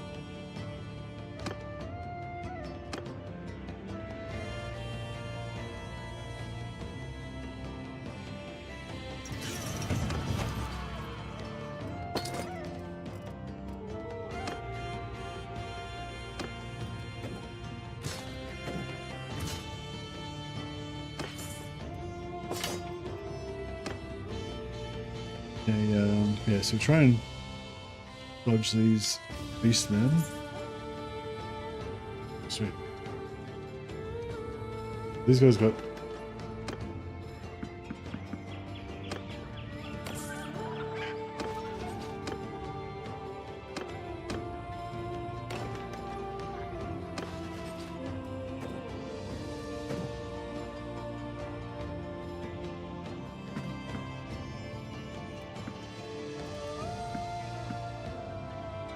Alright, got a full party of knights. So they're all cavalry as well, so it makes us a little bit faster, which is cool. We've got low morale though.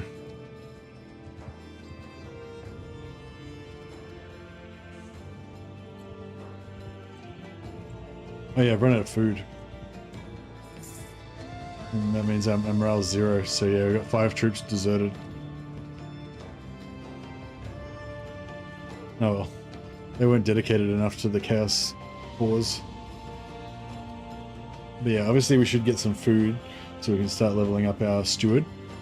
And also it'll probably improve our morale if we actually feed our troops. Just to try something different.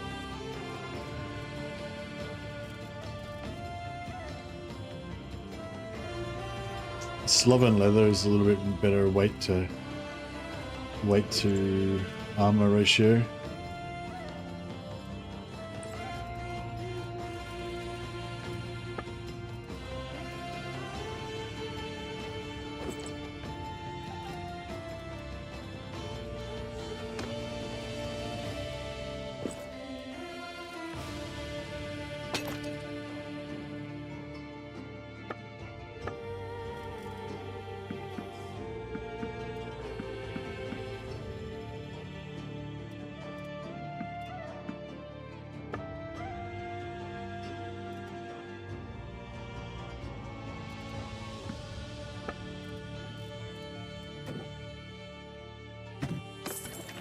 Oh yeah, Celestial Wizard. So eventually we want to have one of every type of wizard. So we may as well, you know, get one now. Aye. Oh, actually no, we have to, sorry, we have to get some more renown first. We need, yeah, 9 more renown. 2 more tournament wins.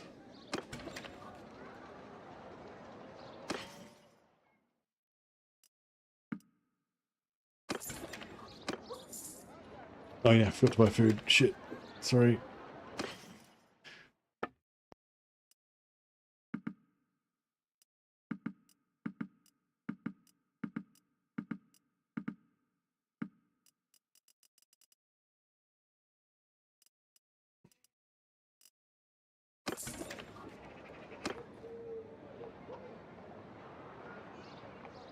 Steward's ploughing up now.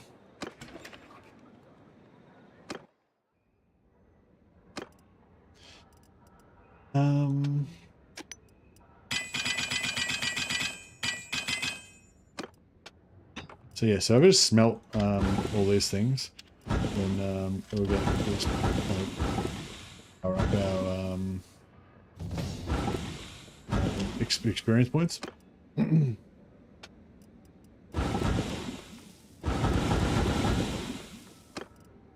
Which is cool.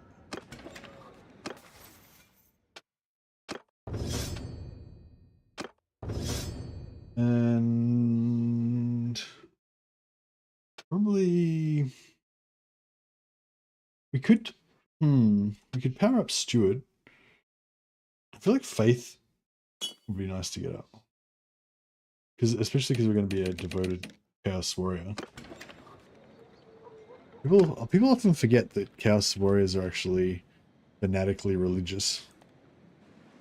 Just that they believe in, you know, some really fucked up faith, you know. But they're still like essentially religious zealots. It's like they're kind of their defining attribute, really. Yeah, having like all cavalry party is good at the start because we essentially just want to be fast. Mess with us. So we can smash parties and not fuck around. Spend ages chasing them and shit.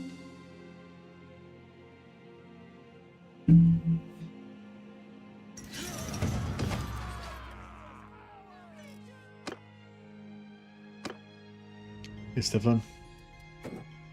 I did the javelin start. It was very good. Quick and easy. Just javelins till 15,000, then kill about 17 Bretonnian knights and take their stuff, and then you're fully cashed up. Smithing and engineering, leadership and tactics and roguery. Now leadership is all about leadership today. I should put some points in leadership actually straight away, shouldn't I? Because I said I was trying to focus on leadership, but I haven't put a single point in leadership yet.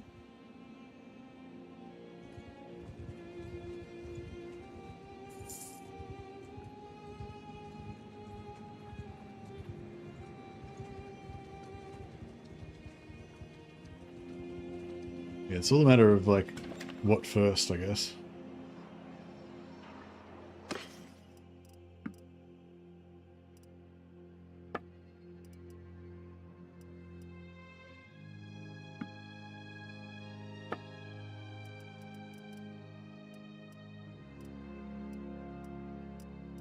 That's not bad actually. No, it's pretty shit.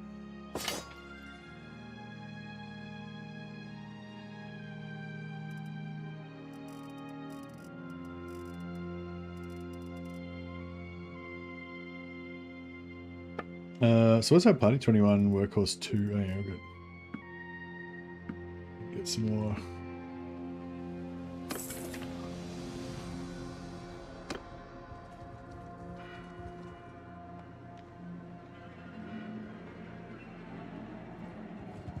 So we're essentially looking for tournaments. I want to get nice, dense. Playing fire Magister with gun. No tournaments, crafting, no getting heroes drunk. No tournaments and no crafting, and no getting heroes drunk. Are you doing Iron Price and Bandit only, or no? Oh no, you're not doing Iron Price obviously. Otherwise you wouldn't be able to get any guns. You doing Bandit only or just normal?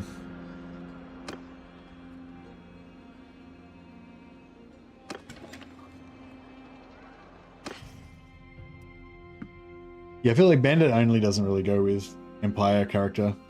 Bandit only and Iron Price both don't really go with Empire character. It goes with Chaos, but it doesn't really go with Empire.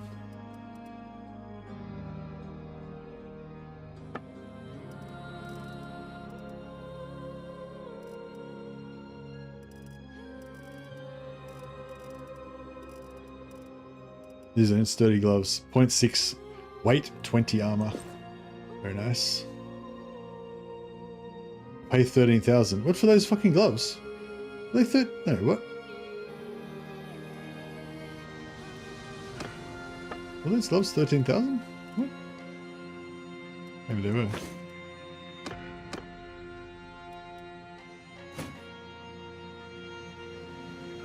Just solo. You're just playing solo at the moment.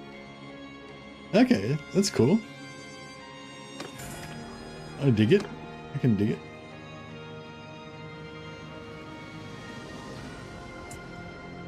Yeah, we need like a higher population density of towns so we can hit more tournaments quicker. 5.3.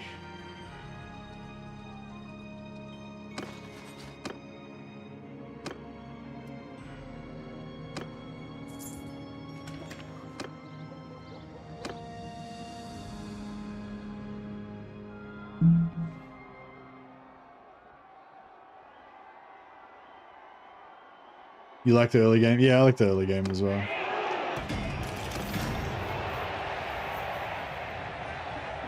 When's going to be an update? Next update to Old Realms? No, I don't know. I heard a rumor, like I heard somebody say they heard a rumor that it was going to be like in September, like as in next month, but I don't know. Seems unlikely. Probably be, maybe a few months away.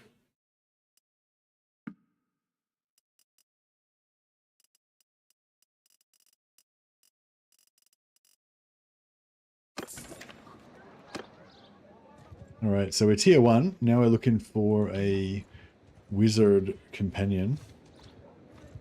Just any kind of wizard companion. Metal wizard would be good because they can do smithing. Metal wizard can be our smith.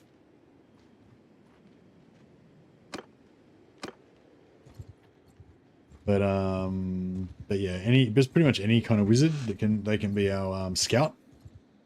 And we can start leveling up their scouting. Be good.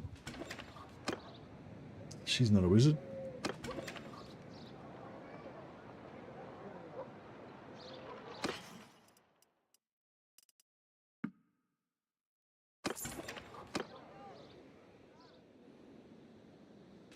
Might start getting our polearm action happening.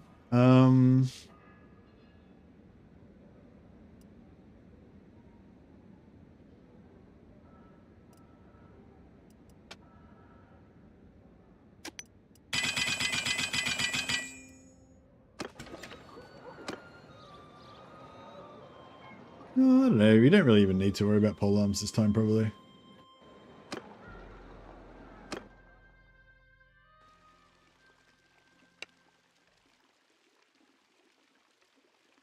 Get Dust Storm and Petty Heal.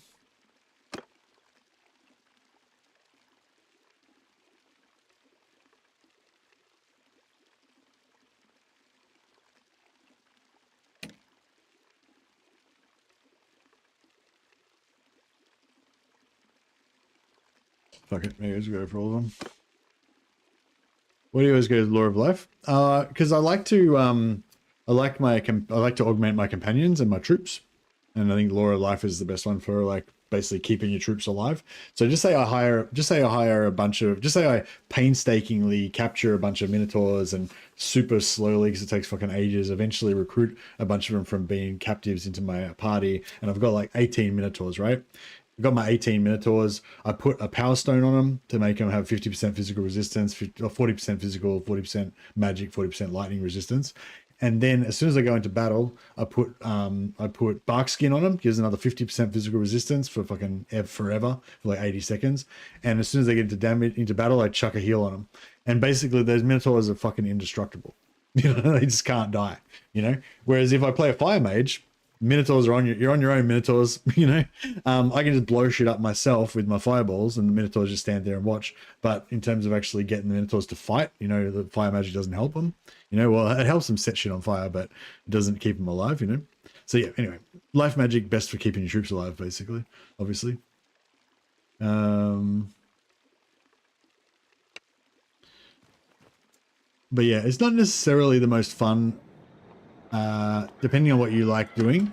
But for me, I really like watching my companions fight and like, you know, I really like buffing my troops basically, and letting my troops do their thing. And yeah, particularly in this playthrough, I want my guy to be more like a general. So yeah, I think life magic plays into that pretty well. We got no I'd really like to hear arguments for any other laws of magic that other people have played with as a buffer lord and enjoyed. Because obviously, if you want to kill shit, fire magic is like pretty much the best. Like straight out the gate, you're blowing shit up. Later on, you get a bigger spell that blows shit up more. You know, dark magic. Yeah, but it blows up shit really well. Light magic is really good for blowing shit up. Yeah, I'd say like say light magic's probably my favorite damage. Fire's my second favorite. I haven't tried dark magic. Metal I found really shit because the starting spell you get is super crap. Like that shitty arrow spell that you get at the start is fucking useless. But yeah, eventually once you get the golden globe or whatever, maybe. That's right. Oh, you metal for buffing. Yeah, I was thinking about metal for a buffing as a buffing thing. Yeah, because metal's got the best shield. It's like 60% physical resistance, and also it buffs the physical damage of your weapons, which means that you actually do more damage. You know, get more experience points and everything. You know? So in terms of buffing, yeah, I mean, I can see an argument for metal because it's got like got really good buff, defense and offensive buff. You haven't got the healing, but if you're playing a Magister, you have like 2 life mages in your party that'll cover the healing for you.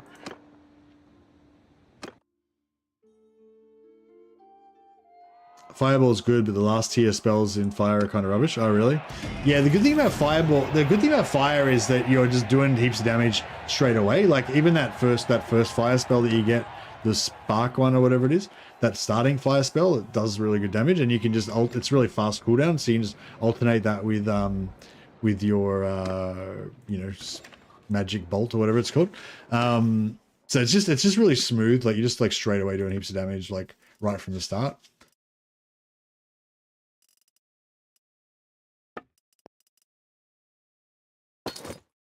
If you're playing like you know, Empire Merc or something, you're trying to level up.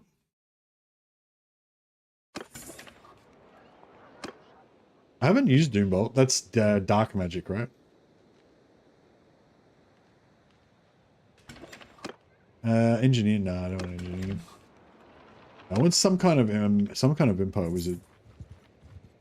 I'm not sure which type yet.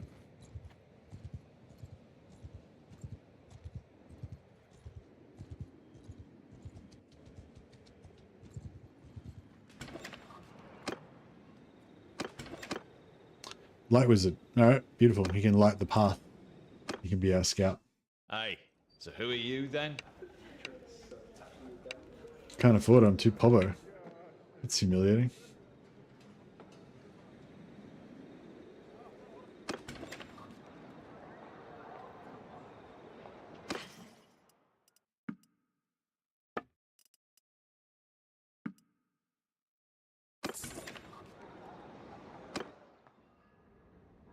Alright, let's make some money.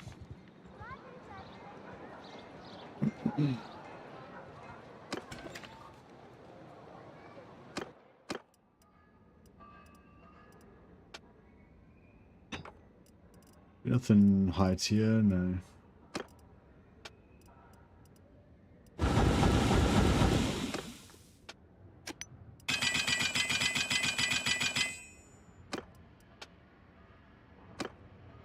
Alright, let's make some high tier javelins. Well, he just went 5 points to 29. That's pretty good.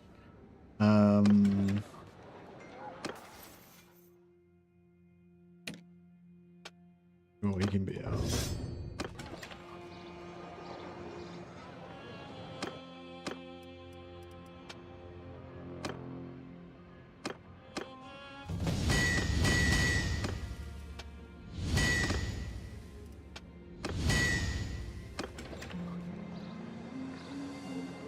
That should be enough to get us going. Sylvanian banner, increased melee damage 5%. All right, nice. You can wear the Sylvanian banner. It's pretty evil. Beautiful. Now we can hire our new companion.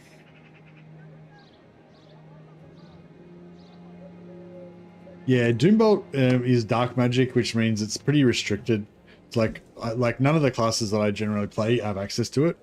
You know, like it's like only like who can get Doombolt, like Necroc and fucking High and Greylord magic, Greylord Wizard and Spell Singer, yeah. So yeah, like I kind of don't, yeah, I don't really like any of those classes, so I never really get it. Yeah. So on the plus you get Doombolt, on the negative side you have to be an elf. It's kind of how it is for me.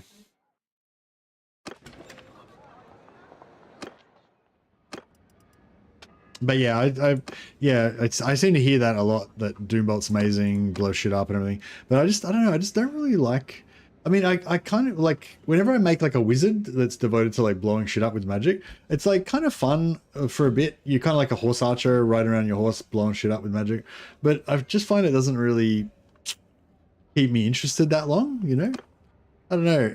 For those of you who like playing those type of characters, you find that, you know, you tend to play those campaigns quite long and get into the late game and like solo entire sieges by yourself and stuff, you know, that kind of thing? Or like, how do you think it compares with other kind of campaigns in terms of like longevity?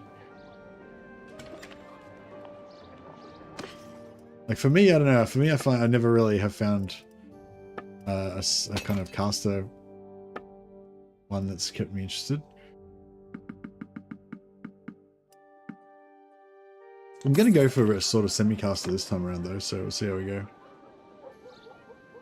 Captured half of Bretonia with my neck, then it got Necker, and then it got boring, same over and over again.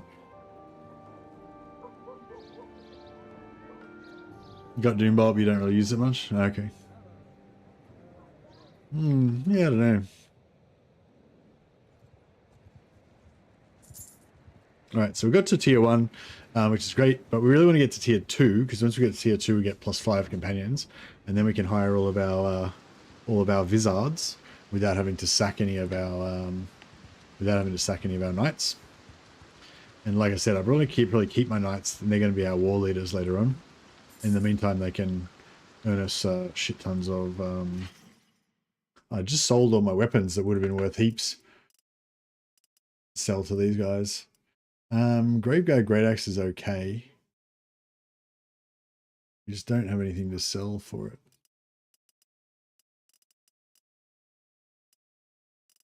Yeah, it's a bummer I sold my javelins. I could have just traded them for it. Yeah, well, there's no point. Yeah, always good to keep a few crafted weapons in case you run into the...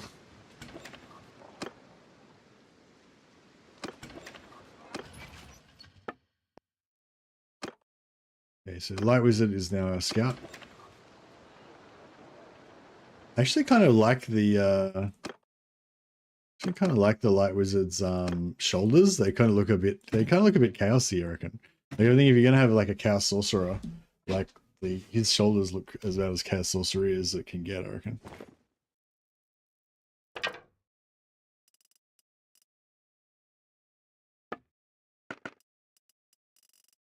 What do we got here? 1 armor, 4 armor, 1 armor, 1 weight.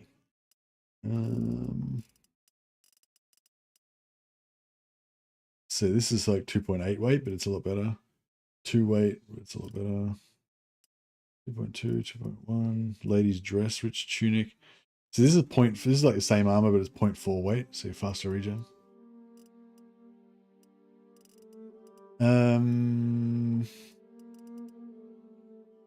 Yeah, I'll give him that like 2 armor, 16 weight, 0.8, 12. Yeah, that's not too bad. He can keep that for now, I guess. Yes, these arms are 1.5 weight for 10 armor. This is 0.1 weight. He loses his 10%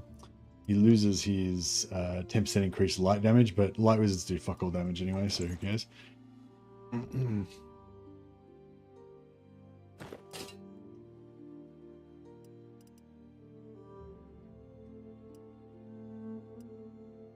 Yeah, 1.6 weight. It's a little bit heavy, but it's 18 armor, so it's stopping getting headshotted as much. It's no bad. No bad.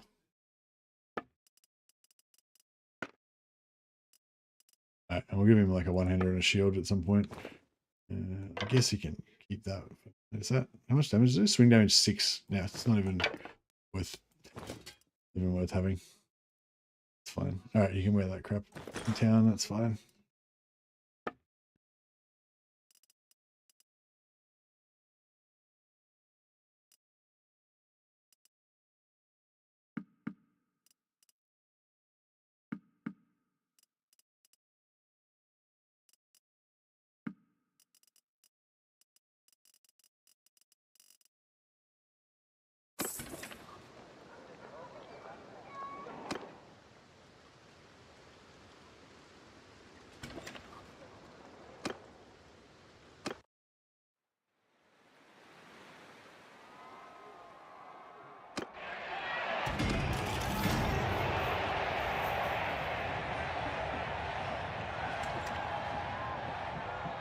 Yeah, the only problem with this color scheme is it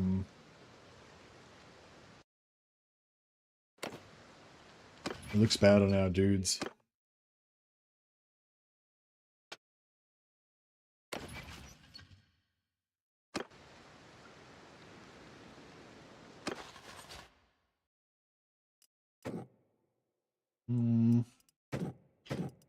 Looks slightly better.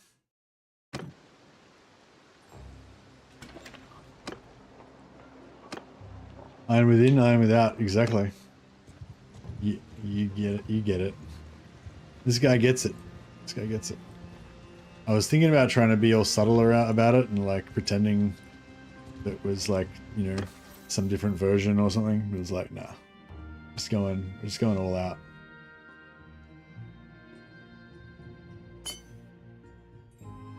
So we're going from max engineering, 510.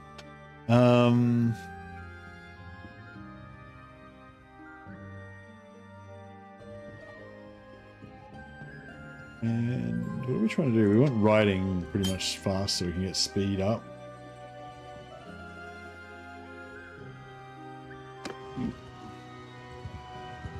Iron Warrior Psyker. Yeah, that's right. I'm an Iron Warrior Psyker. Well, an Iron Warrior Sorcerer. Chaos Sorcerer.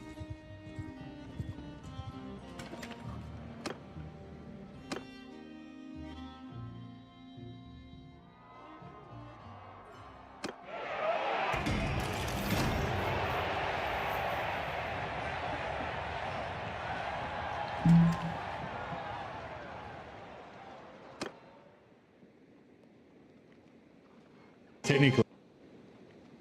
What the fuck is technically? Yeah.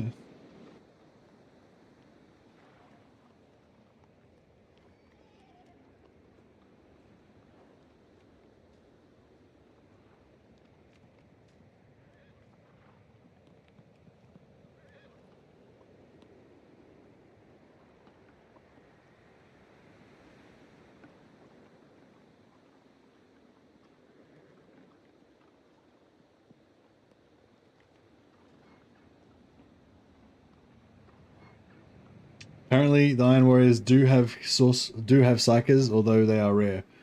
Perturabo was against having psychers within the Legion at the time of Nicaea, but you know, long time's gone since then. No one listens to fucking Perturabo anymore.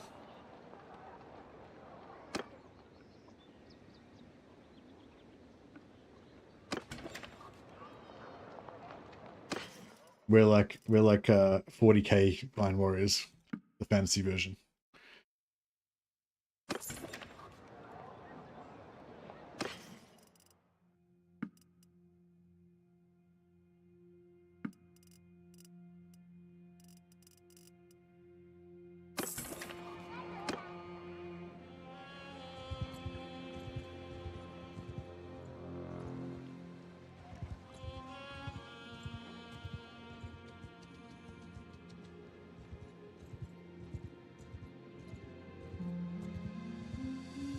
Yeah, a lot of the Traitor Legions were not really very into Chaos originally, but they just kind of ended up on that side somehow, you know.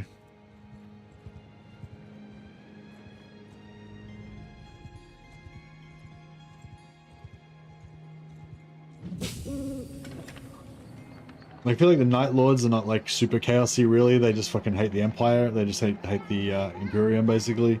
They aren't really particularly chaosy, but they kind of sided with chaos. Alpha Legions, not really. They weren't really traitors, but they just kind of ended up being renegades. Soul Drinkers were like loyalists, even though they were all mutated and shit. You know, so it's like, yeah, it's like I feel like half the Chaos Legions are not really chaos. They just kind of got stuck with being chaos anyway. Well, they were not originally or whatever.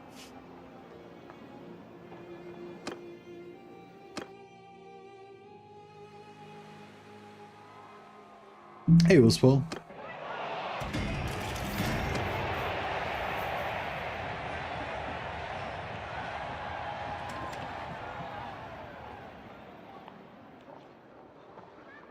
Yeah, have you read the Night Lords novels?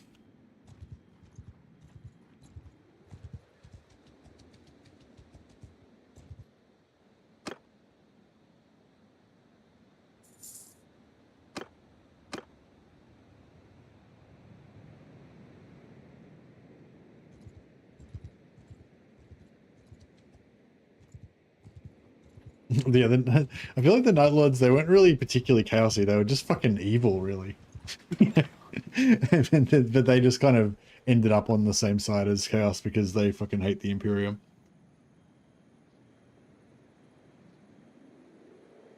But it's like, do you know what I mean? It's not like they were particularly into like worshipping demons and fucking bowing down to the chaos gods and stuff. They just fucking hate the Imperium so much that they just kind of ended up on that side.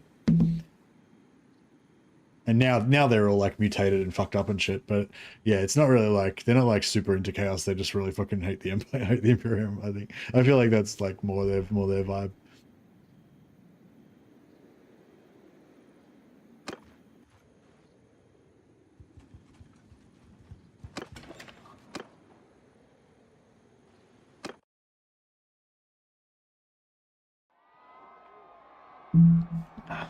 When I don't know what to do, I ask Mercy. I hope that I have a very narrow very narrow area of expertise, Paul. So I hope you don't listen to my advice in anything other than as it relates to how to enjoy playing games. That's pretty much my only area of knowledge. Although I'm going to test my ability to dig up tree stumps tomorrow. I feel like this is, I mean, I've never done it. Well, actually, no, I've dug up some tree stumps before. Actually, yeah, I'm not sure if I would say I was like particularly talented in this area. But, you know, I've tree stumped before. Once or twice.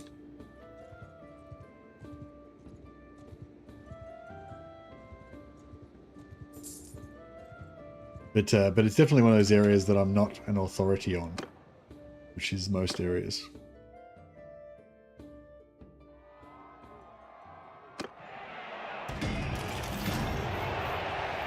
But happily it's one of those areas where lack of knowledge can be made up with brute force and determination. Don't use your back, yeah. Some TNT and you're done. Yeah, I don't think we're allowed to use TNT in a built-up suburban area, unfortunately. It'll probably be chainsaws, axes, and mattocks.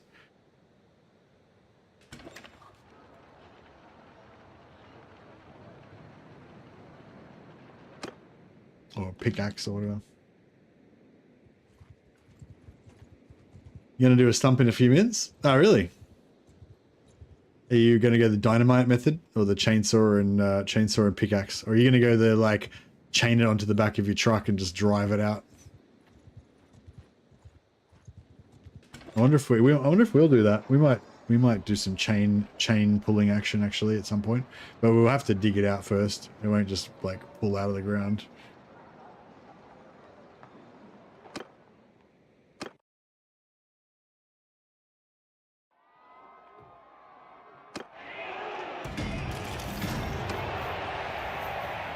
Let me know how you go, Marcus. Maybe you can pass on some wisdom.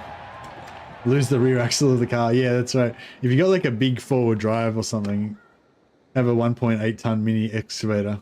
Oh, okay. That's definitely the way to do it. I feel like you're definitely more professional than we are.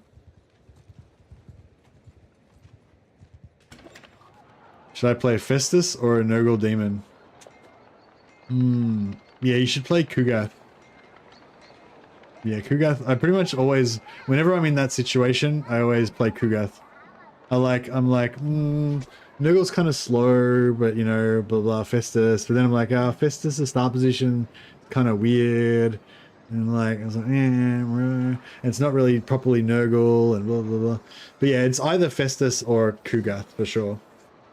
If you just want a quick fast fun game where you don't want to play for too long, then I'd say Tamarkan. Tamarkan's the fastest. Tamarkan's the funnest out of the gate. But I feel like Kugath is more the, if you want a really long campaign, then you know Kugath is the one that's going to build up and then eventually become like really fun. But well, it depends. If you enjoy that, like having to like struggle and push your way forward and like stuff at the start, then you know Kugath's got a nice slow start, but then he builds up into a satisfying, you know, conclusion.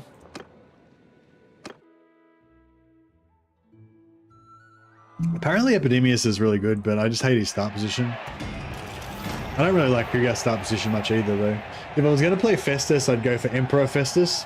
So yeah, if you're going to play Festus, you got to be Emperor Festus and try to vassalize everybody and keep them alive as your slaves and have like Nurgle / Empire armies with like cannons and shit as well.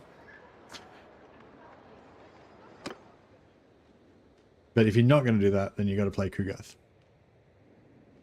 Unless you want to have a quick fun game that you're not that committed to, in which case Tamarkan. But you should never play Epidemius, ever. I never played Epidemius, then did long campaign victory with him and it wasn't bad actually. Yeah, he's pretty strong. Did you like stack all of his like Mortis engines and stuff and just get him like soloing armies by himself and stuff?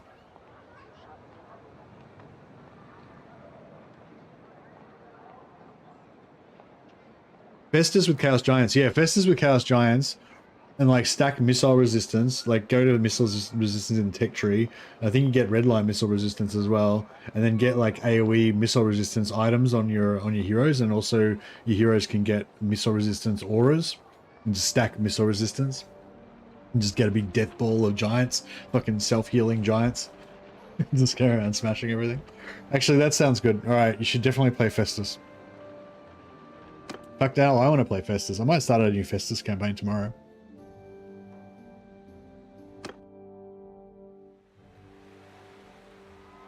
Wait up, how do we get giants though? A giant's really hard to get.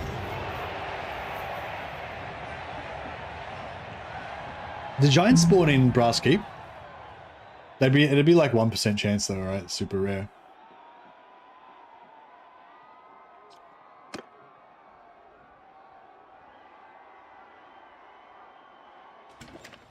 You can get them in your hero pool. Yeah, but where do they spawn? They don't spawn in every territory. They only spawn in certain areas. I think maybe mountains. I think they might spawn in. I think they might spawn in Brass Keep maybe. But I don't think they won't spawn in like Talabheim and shit. I don't think.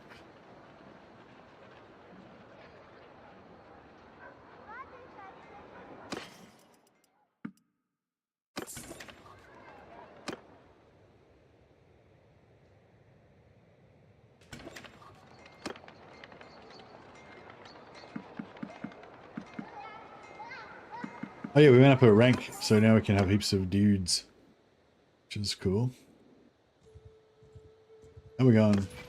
So yeah, so we're going heading towards tier 2. So we just want to basically smash up to tier 2.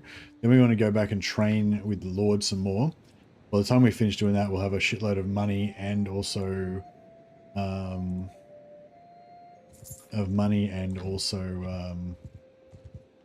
prestige.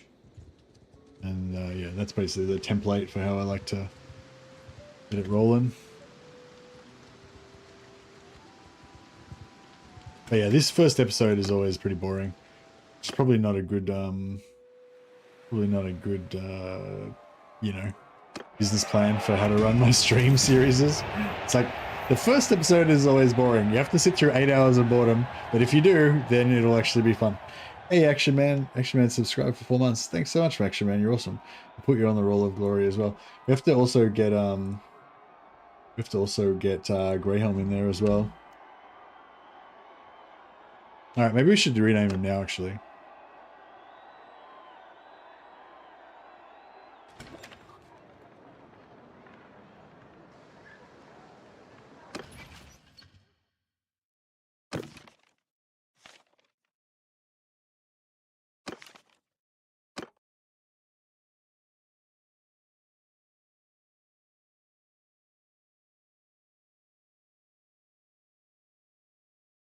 Greyhelm Invictus. I'm not sure if it's quite chaosy enough, but yeah, no, it's pretty cool. It's pretty chaosy. I can't think of a story about it right now, but there's, you know, there's a backstory there somehow, somewhere. Greyhelm Invictus.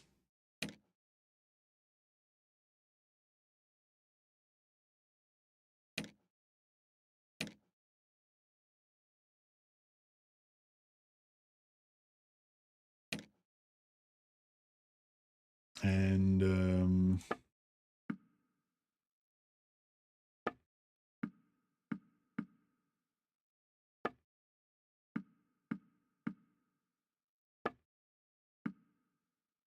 yeah, kind of slender.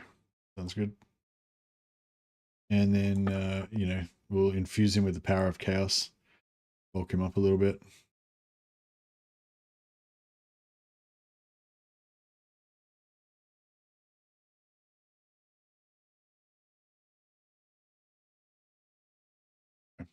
Good. Give him some. Nah. Give him just like a neat little, just like a little side scar there. Nothing too extreme.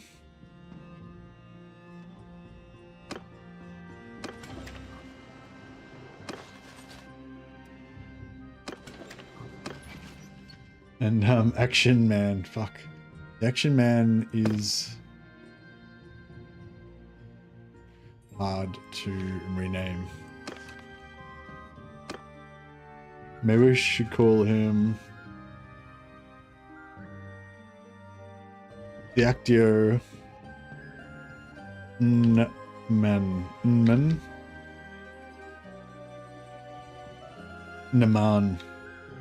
The Actio Naman. How about that? He's from Talea, potentially. You dig it? Alright, we'll make him from Talea. And we'll give him like a... what would a Talayan guy have? He'd have a fancy mustache for sure. And some radiant hair? No.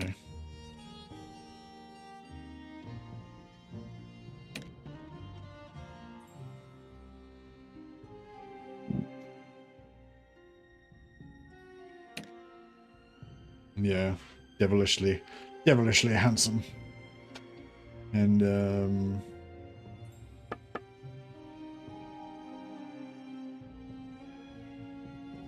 he's got shapely calves. We get that calf definition. Bit of a ladies' man.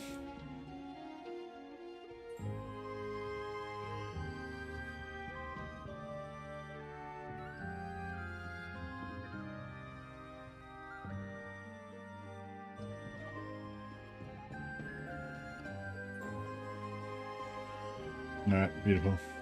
And he's you know,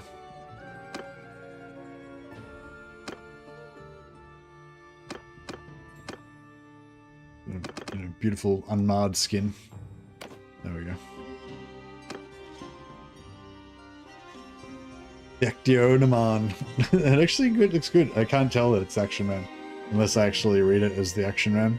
But yeah, otherwise it's the Actio. The Talayan. The Talayan ladies' man.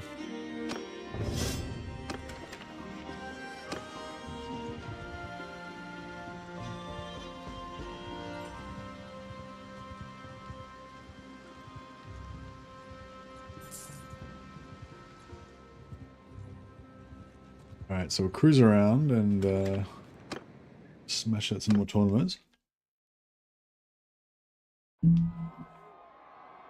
Just hightail and mountain. It's got to be. Does it have to be mountain climate, or it doesn't have to be mountain climate?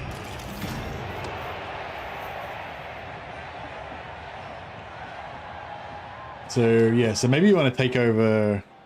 Maybe you want to take over like the dwarf areas. So yeah. Oh yeah. So maybe you want to like take over the dwarf areas and gift those to your Norscan vassals so that they can raise the chaos corruption there, whereas you want to leave like the lowland, you can leave the lowland territories, you know, controlled by your human minions.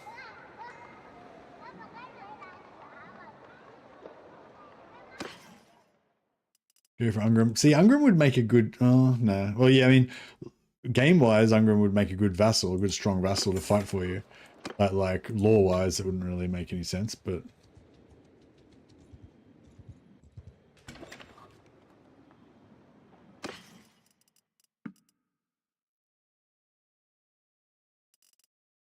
Oh, yeah, looking for two-handed hammers...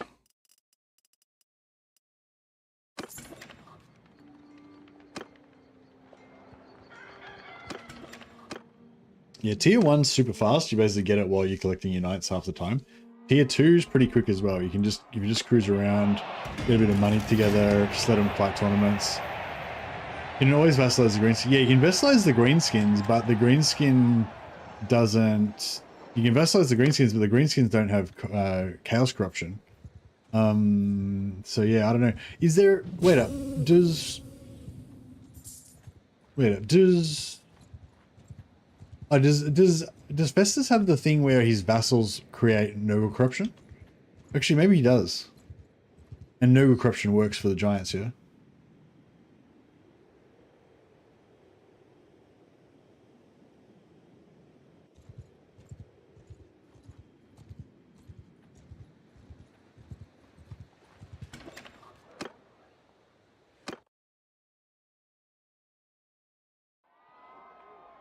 In this mod, are there any ranged units that you can say are chaos or no? Of course, is there something?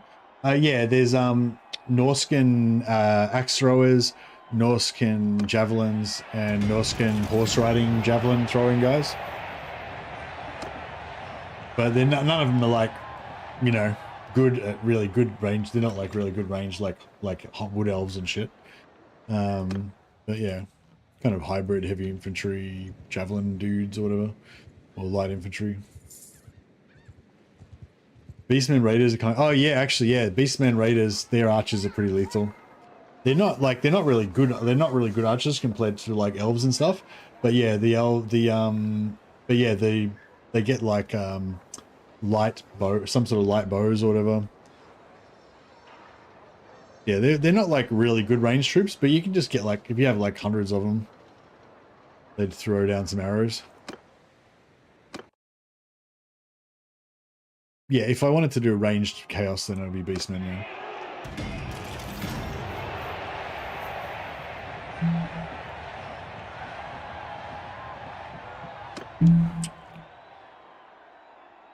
Yeah, I'd go like, you know, early game, you can go like Norscan Shield Wall, Beastmen Archers kind of thing. And Norscan, yeah, for recruiting from bandits. But then like late game, once you actually start rolling with Chaos, then you can get, yeah, you don't get any better archers than Beastmen still, but you can have your front line turns into like super tough Chaos Warriors, and you can get super heavy Chaos Warrior cavalry, but you still have shitty Beastmen archers. Or, yeah, Marauder, Skirmisher, Javelins. The Marauder Javelins will hit pretty hard, but they're, you know, short range.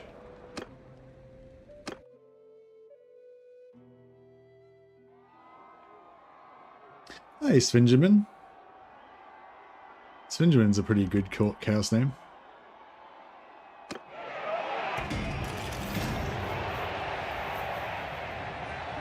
Thanks for the sub. And the Action Man just won a tournament.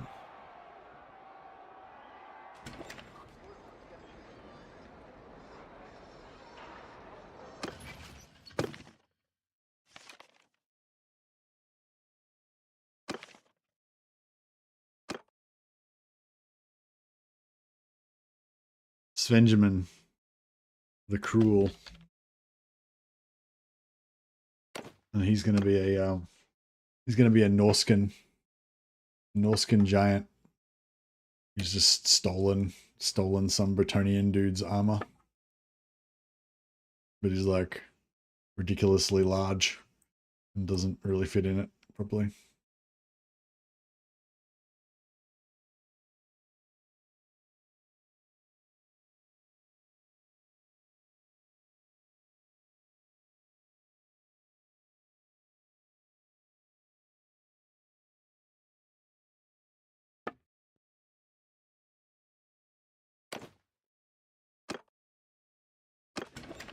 All right.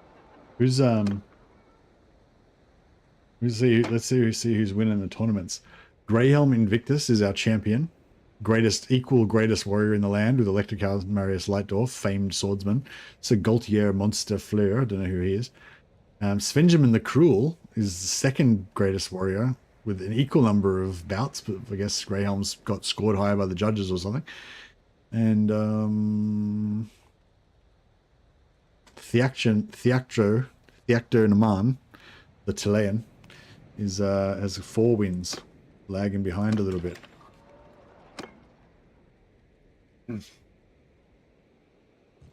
Yes, these guys are going to be my tournament. They're going to be my tournament champions and bodyguards for the moment, and eventually they're going to be my raid leaders, giving them a friendly head start. Yeah, exactly.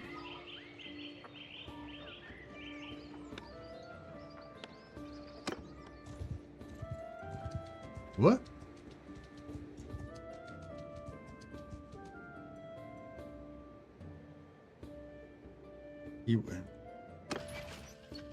What do you want me to do? Give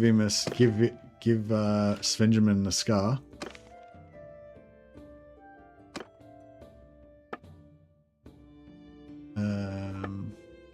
Which scar? Above one eye. Scar above one eye. Oh, this scar. That scar.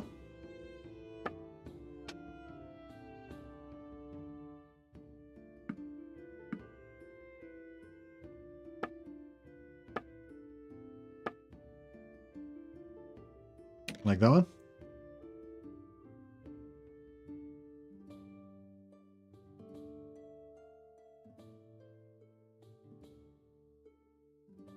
Done. Svenjamin gave up his eye so that he can see into the future. Like Woden.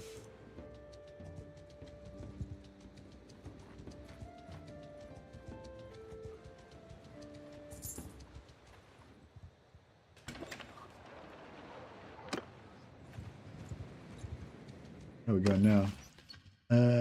32. So we only need 6 more tournaments, or 5 tournaments and a couple of battles.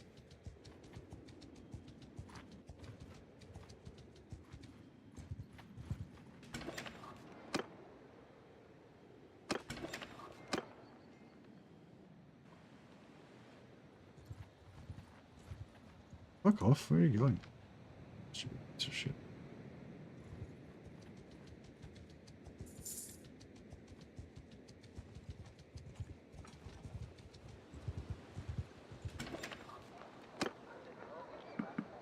These guys are pretty good.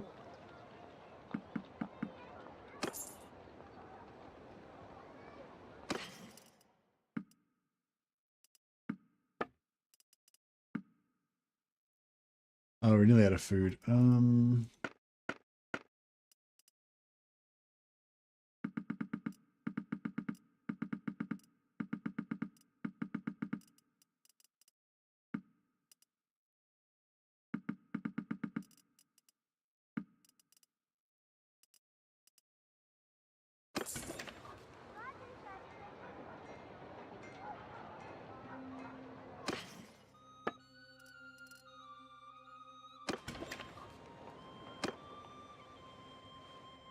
You got a Black Axe of Krell.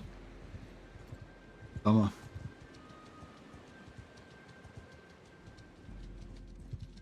I mean, is that a bummer? Were you hoping for something better?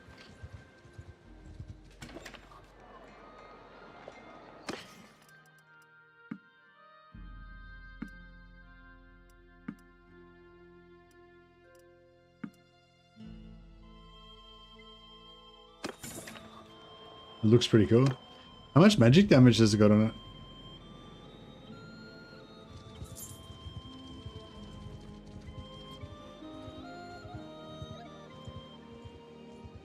I feel like it does okay damage. It's probably long enough, but it doesn't. It's slow though, yeah.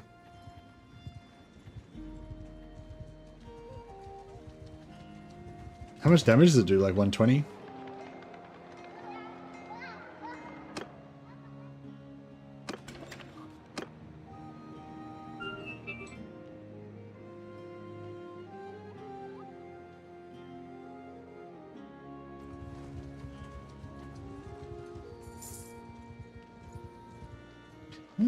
having trouble finding a tournament that wants to let me win it. 66 swing speed, 115 damage, length 114, handling 63. Yeah, the length 114 is really nice. 115 damage is okay with that. 66 swing speed, I just can't really deal with it, you know. Like you could use it on a horse, you could use it on horseback, I guess, but yeah.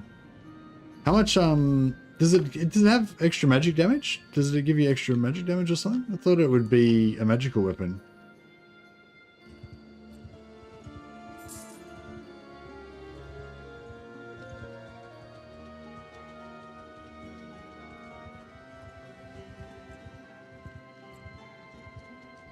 Doesn't show. Okay. Yeah, it's just damage. That's cool. I wonder if you can make a better version of it. Like, because if it doesn't have magic damage, then and you've got high smithing, you can essentially remake the exact same weapon, but make it like legendary or whatever. On your last VOD, you talked about if you were a millionaire, you'd own a military museum in your house. Reminded me of this time at work when our ambulance got called to a guy's house and he had a room full of mannequins dressed in armor and military uniforms from different counties and eras. Oh, wow. That's cool.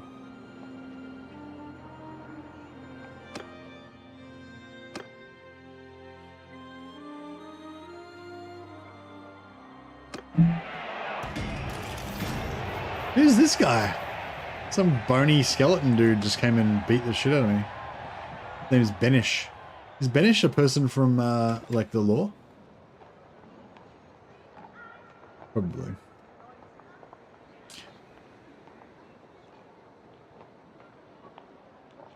It's, yeah.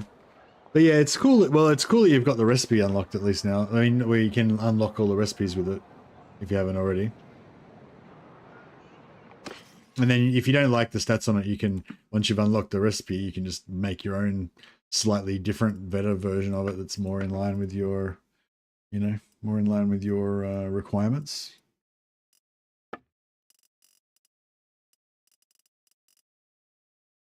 That's not too bad, I guess.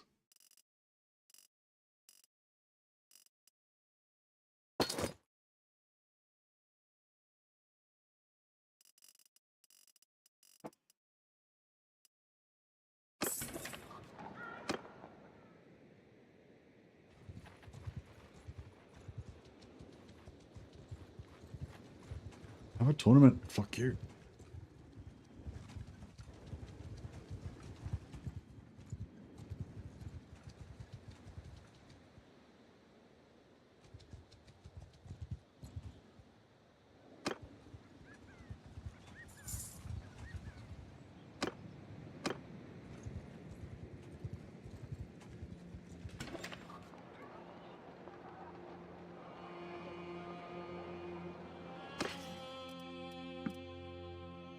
Two-handed warrior priest hammer.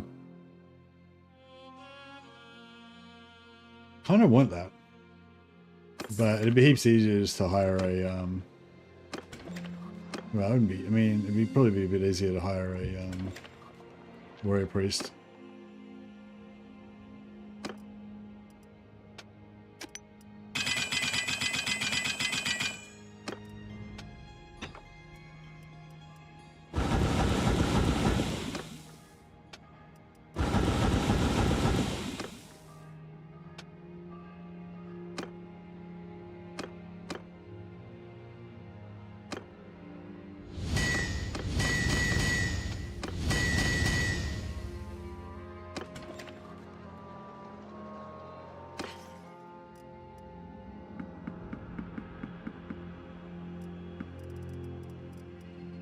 What's that? 48,000, 41,000. All right, let's do it.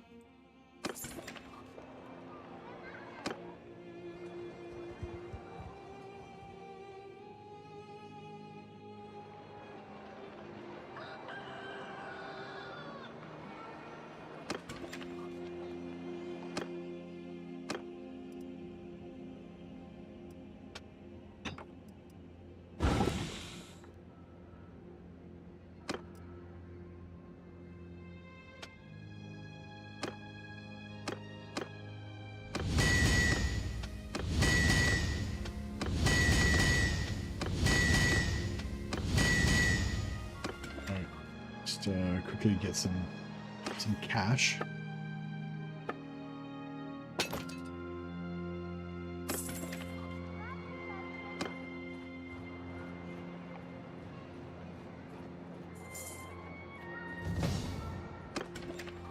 A level. All right, so we go 3 in horse riding.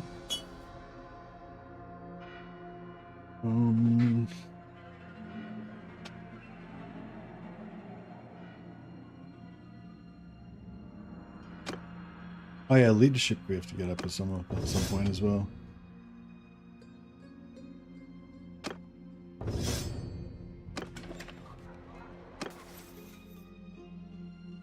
What the fuck?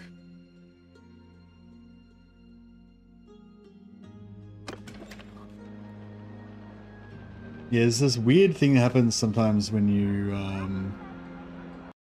take that perk in that gives you +1 medicine.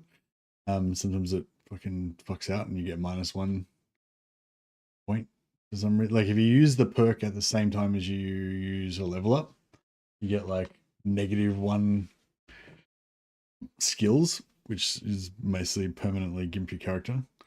So I don't know how far back I have to go, but I might have to go back a little bit.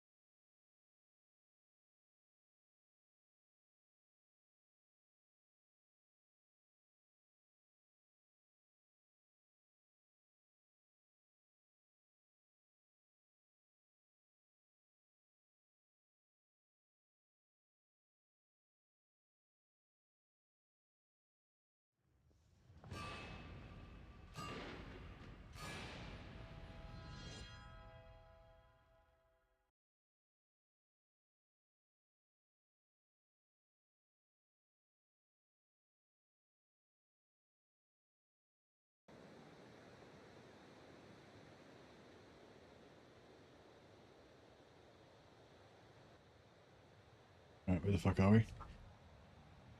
Fuck. That's a long way back. Oh well. So it goes. So it goes. Alas. Yeah, I've got the autosave on every 15 minutes. It must have just been like 14.5 minutes since like our last autosave. Nah, it's alright. It's alright. Was there a tournament down here? I'm trying to remember the order of the tournaments now.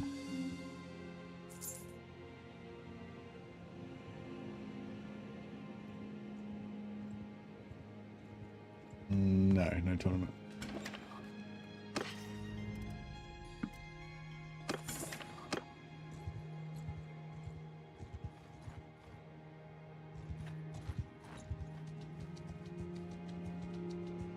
Yeah, basically I just want to shift up to tier 2 as fast as possible, and then we can hire all of our main squad of companions.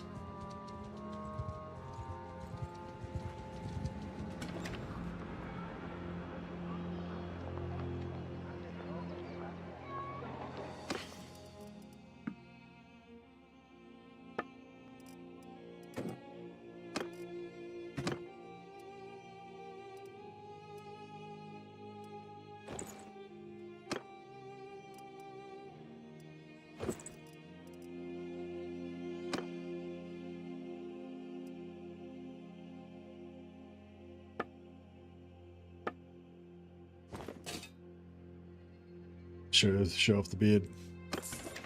Oh yeah, we lost Benjamin's upgrade.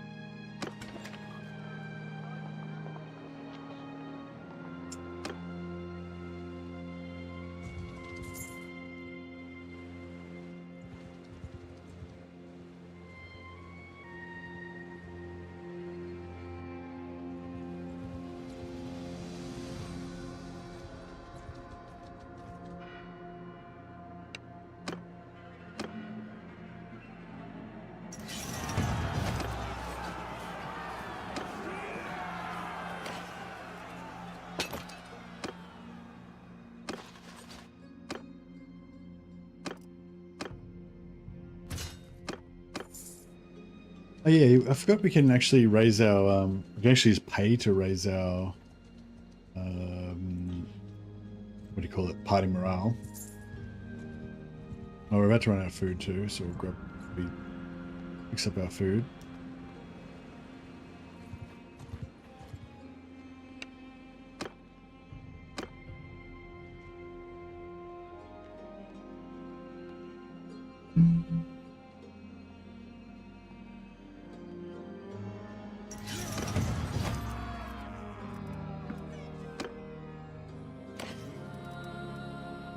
Reinforced suede boots, that's like the best, pretty much the best you can get in terms of weight to boot armor ratio.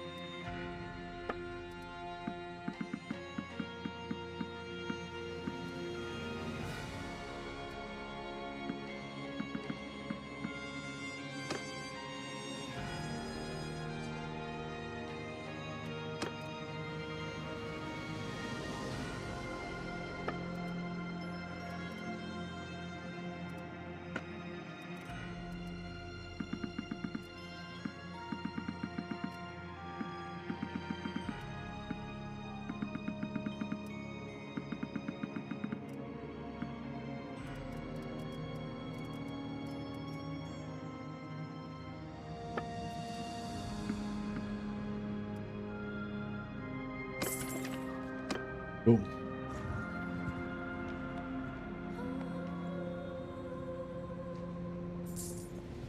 Mess with us. Mess with you and we'll take all of your stuff and kill you.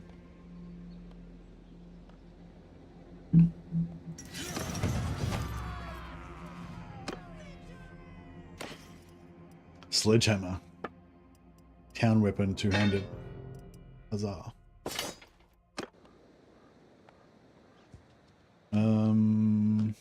Alright, let's go south this time.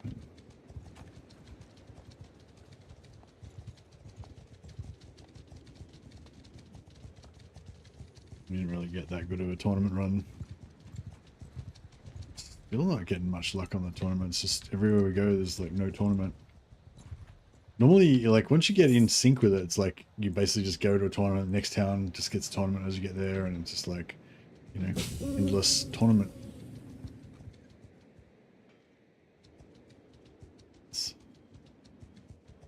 Yeah, that's really what I'm expecting and wanting. Just every town I come to have a tournament automatically. Anything less than that is going to disappoint me. So you're kind of setting yourself up for failure in that situation.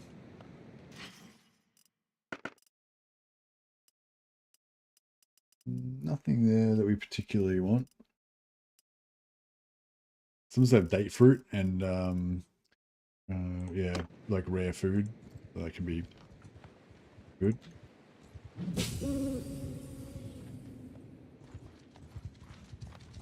We will try.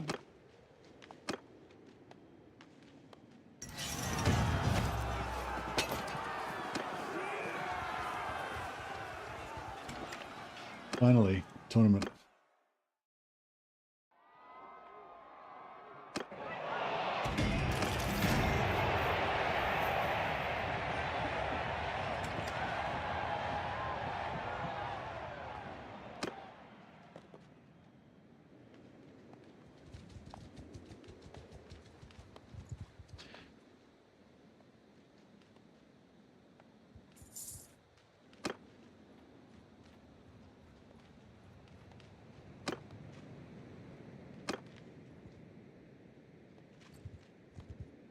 So what do we need now? Like 4 more tournaments? 4 or 5?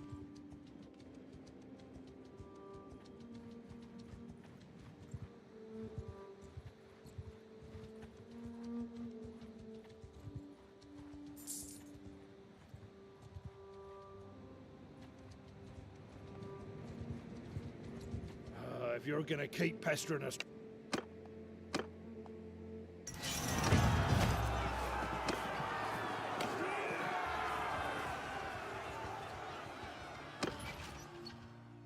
32, 18, 3 more tournaments.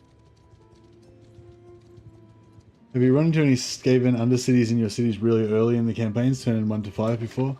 Hey Jamie, yeah, in certain depends which faction you start at. Like certain ones, there's like already, like, yeah, like if no, that doesn't. Yeah, I think so. Yeah, I think there's some that to start off already you already have them at the start of the game. Just you don't always know because you don't always discover them straight away.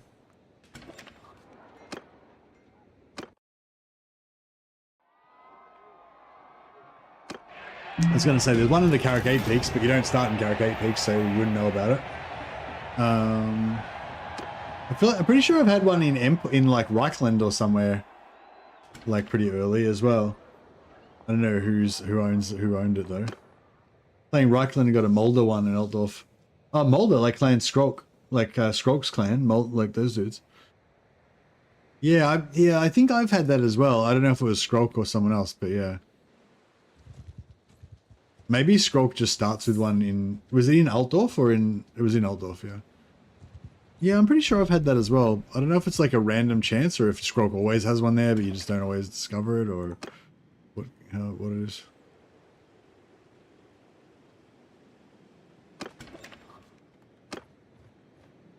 It was through up for Mulder, yeah.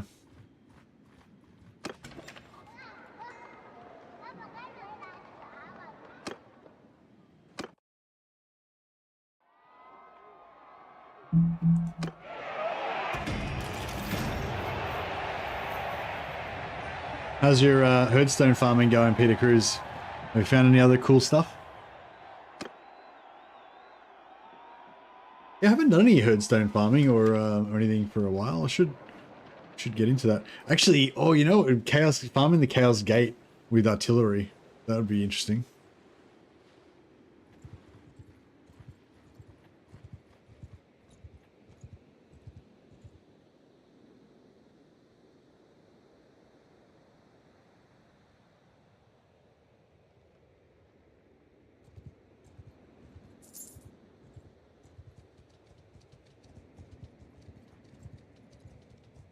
Defending a bit. You've been taking over some territory.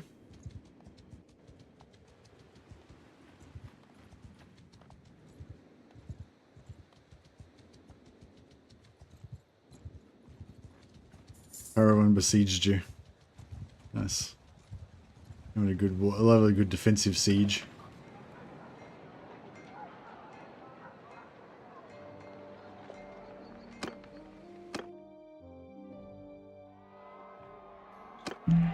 Right, we're just about to pop. Tier 2, so we'll just start looking for my wizards. Nope.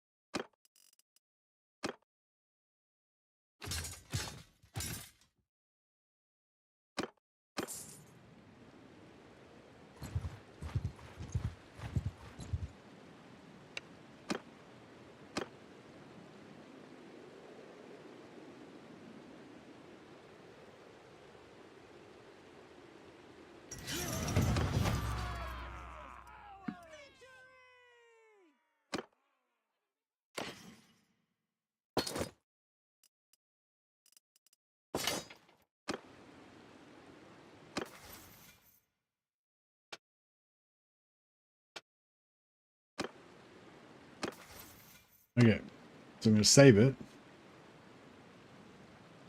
And then I'm going to put my perk in medicine. Now I've got a free point. And put that in leadership.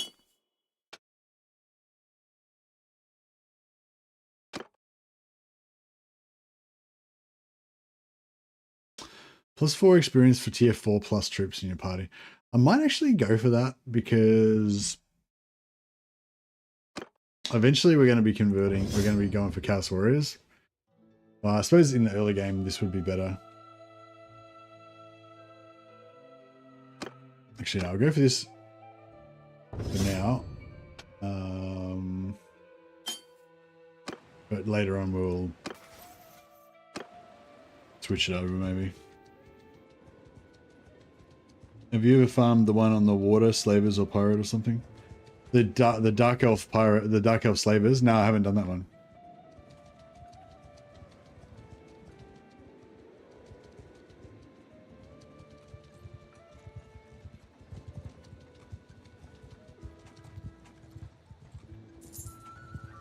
No, I've done the Beastman, Herdstone, and I've done the Chaos one heaps of times, but I haven't done the Beast. Haven't done the Dark Elf one yet.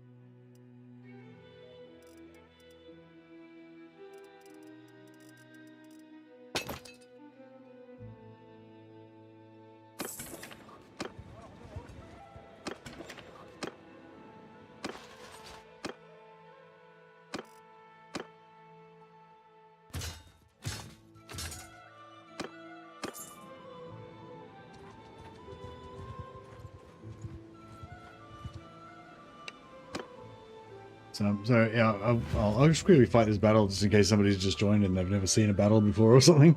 But yeah, I'm just auto resolving these easy battles so we can get a bit of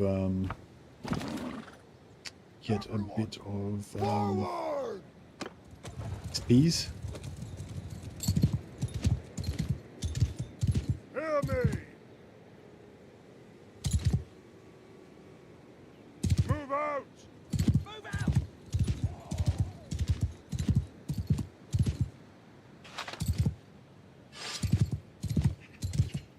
Oh, they're super far away. Yeah, this is all these Bretonian maps are shit. This isn't a Bretonian one actually. This is an Empire one. This one's not too bad actually. Oh yeah, but the yeah, all the village ones, they start on the other side of the village, so they start like ages away. But yeah, this one's not too bad. But there's a Bretonian one where they start off like 400 yards away or something. It's like ages away. Like if you, and sometimes like I want to do like an on foot, like a foot only campaign or something where you don't have any mounts and shit. And then I remember those Bretonian maps where you have to like go like across the entire world to get to the enemies, and I'm just like, yeah, nah. It just like ended my foot campaign. Those Bretonian maps. Bretonian slander. Bretonian has the best maps. How dare you? You villain!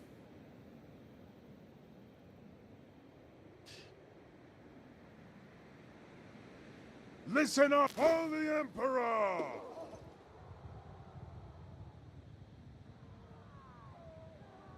If you do foot only, you have to go two-hander with light armor and max athletics. Yeah, if you were gonna go two-hander, the best thing to do would be to go a mage or like a Bretonian damsel, because they have they get heaps of ward save for wearing light armor. So you get like 25% ward save from having light armor, or like 35% or something, and then get like 50% physical resistance from life mage. So then you're rolling around with like, you know, probably could still get up to like 25 armor on most of your slots, but you'd have like 80% ward save. So you're only taking like 2 damage from all the hits and stuff.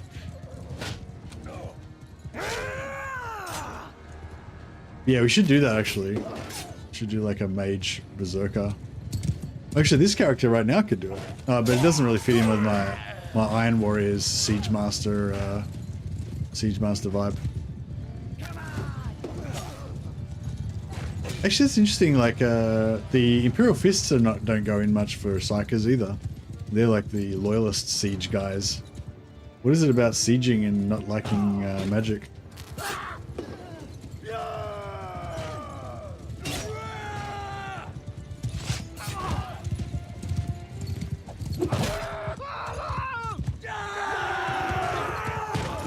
Oh, the infantry come in just at the end there to sort it out.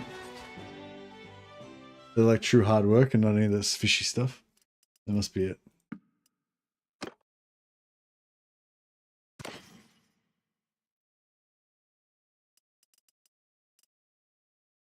Iron Warriors are siege attackers and Imperial Fists are siege defenders. Are you just saying random facts, Stefan, or is that what bearing does that have on the whole why don't they like psychers discussion?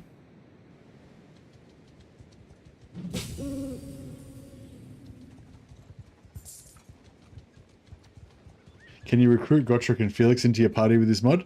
You can recruit some random dudes into your party and then rename them Gotrek and Felix. I feel like that's just as good. Nah, Gotrek and Felix aren't in the mod as far as I know. Not yet, anyway.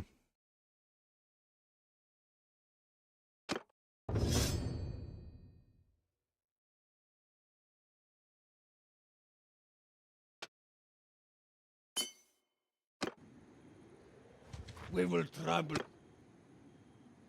You talked about those two. I did talk about those two. That is correct. Command. Very true. Guessing they'll add them when they release dwarfs. Well, maybe, but where? Like, how would they add them? Like, they're not going to be generals.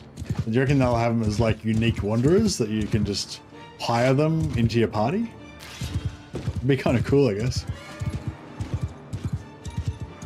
Then they'd have to add Ulrika, the unique vampire. Oh shit. I'm smashed.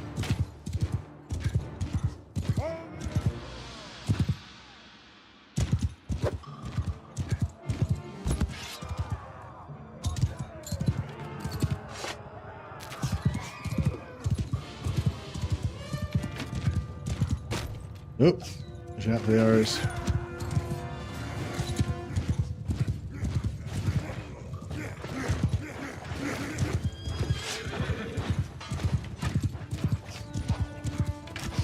Siege this!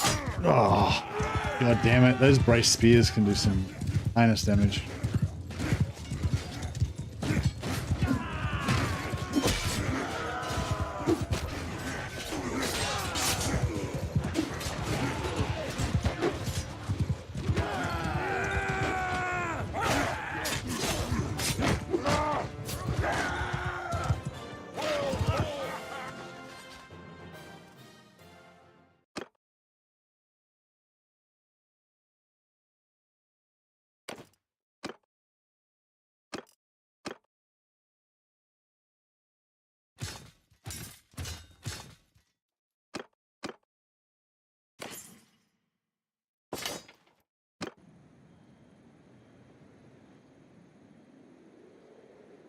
Get a quick save in there. Make sure we don't lose any more progress. Tactics.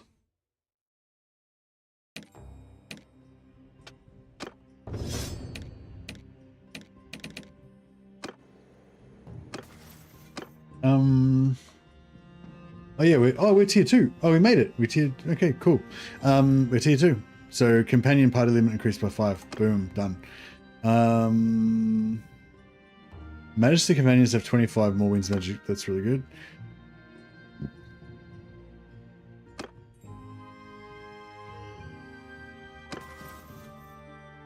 Cool. All right. Think shit's getting real now. Okay, now we need to hire some companions. Make a heap of money. Hire all the companions that we could possibly dream of.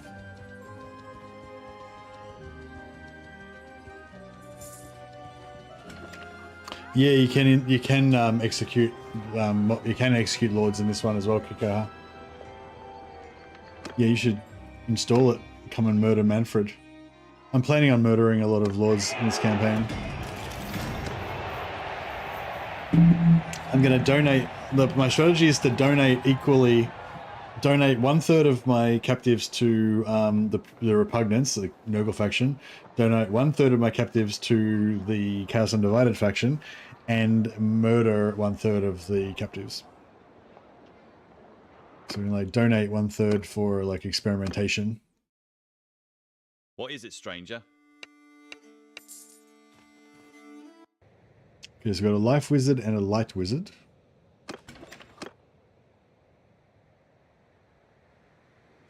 In the name of corn.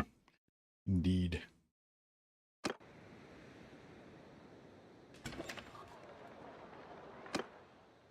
Another light wizard. No, I don't want 2 light wizards.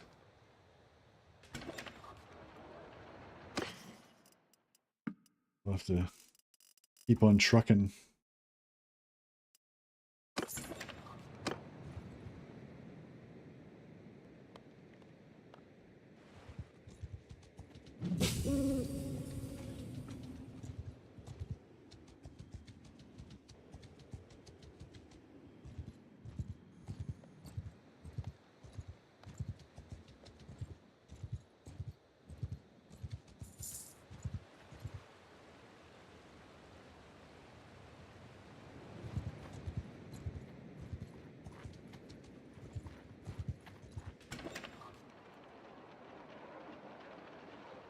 Hey, Bradman, how you going, buddy? Yeah, War Sale's not out yet, buddy.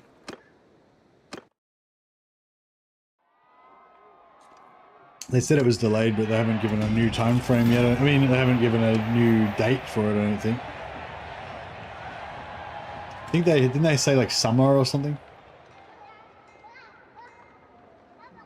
I think it's time for me to try this mod. Should I wait more for some reason? Nah. There's going to be an update. They keep updating the mod every like year or so, you know, every few months or whatever. So there will be another update soon, and then there'll be another update after that, and another update after that. But, you know, I wouldn't, you know, I mean, I think it's really fun to play it right now. If you're playing Bannerlord anyway, then I feel like this is the best Bannerlord to play at the moment. But for me anyway, maybe you like something different to me, but yeah, if you're not playing Bannerlord anyway, then yeah, it's a bit different story maybe. But yeah, if you're playing Bannerlord anyway, then yeah, I'd play this instead of vanilla. Watch out for those Chaos Warriors. We'll come back for them.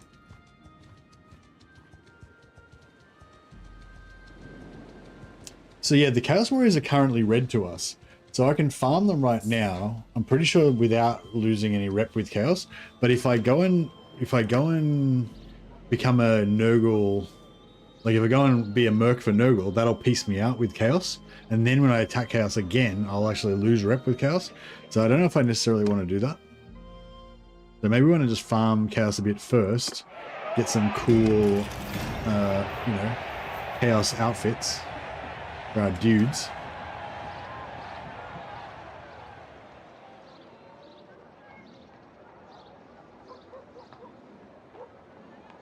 Yeah, I don't think you can play co-op.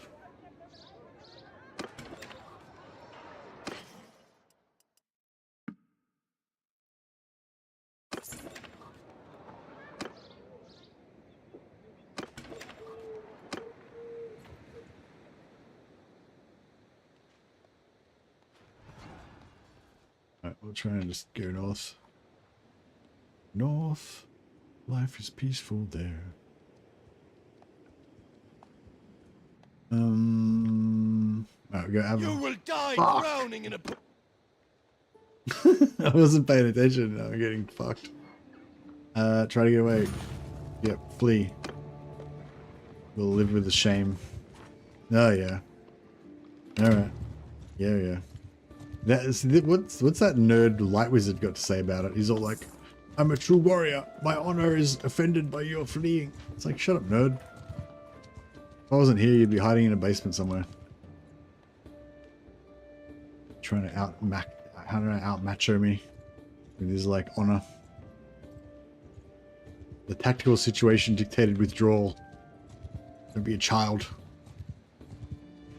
Chaos Warrior jump scare, yeah I know. I was like, ah, the fuck? I was terrified for a moment. So aggressive. I just don't like being lectured by my minions. Instead of playing Vermintide, it's making me want to play this mod. Oh, nice.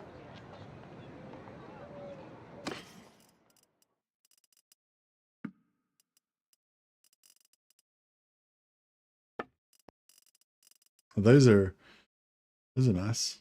Oh yeah, that could be for the oh, that's alright. We'll wait for now. I was gonna say Theacto Naman could wear something like that.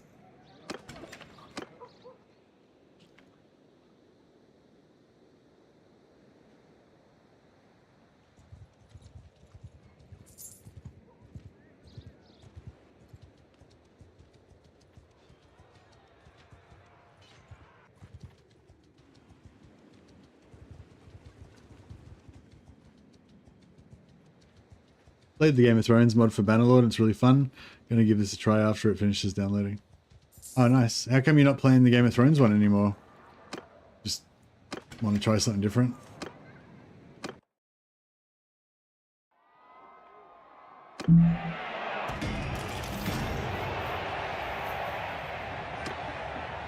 Oh yeah, what did you like so much about the Game of Thrones mod as well? Was it like, did you really like, you know, making armies of giants and getting dragons and stuff like that? Is that like what you thought was fun about it, or was there something else that, you know, attracted you to it?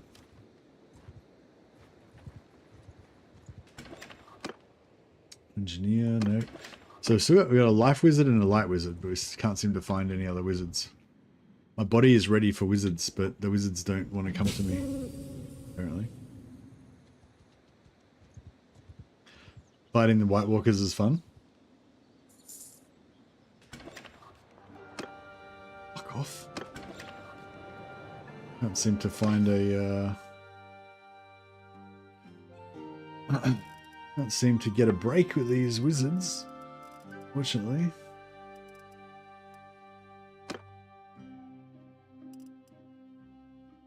Yeah, that's pretty good. Armor.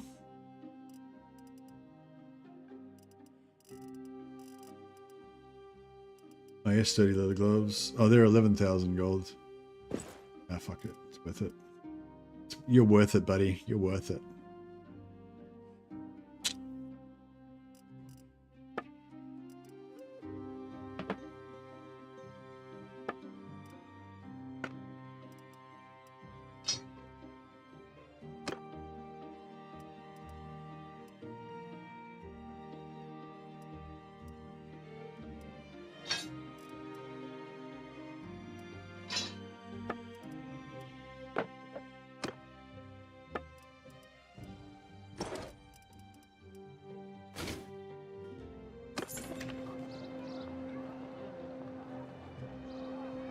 Set up as a vassal for young Griff after he invaded Westeros. I betrayed him and conquered it for myself. Game just gets too easy after you have like 40 clans in your kingdom, I guess. Yeah, I don't really like getting to the late game stuff that much usually. I kind of like just having like heroes and kind of going around getting into wars. Like not getting to like getting to big battles and stuff, and lots of little battles, and even just doing the bandit camps and stuff. Kind of find fun.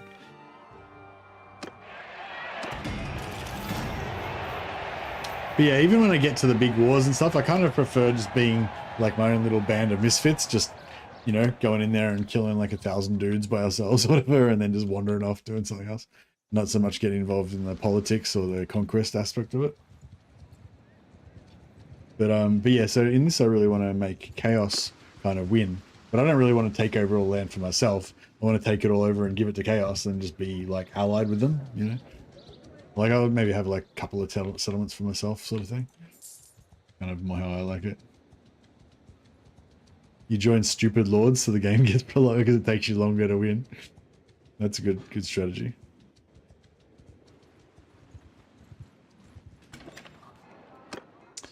Another life wizard. Oh fuck. I guess we could go double life wizard. How many companions we got left? So we got 2. We need 4 more and then 1 more. Yeah, I guess we could go double life wizard. Why not? What is it, stranger?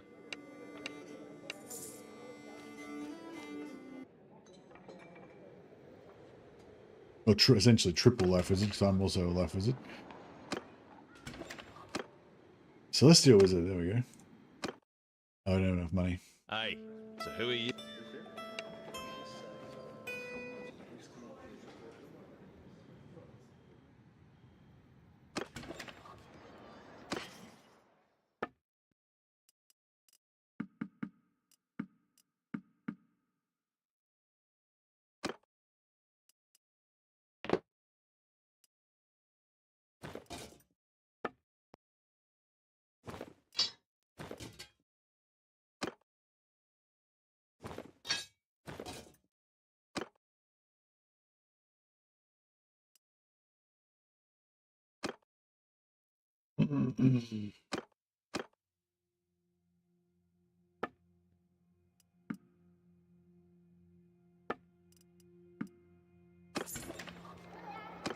To the smithy.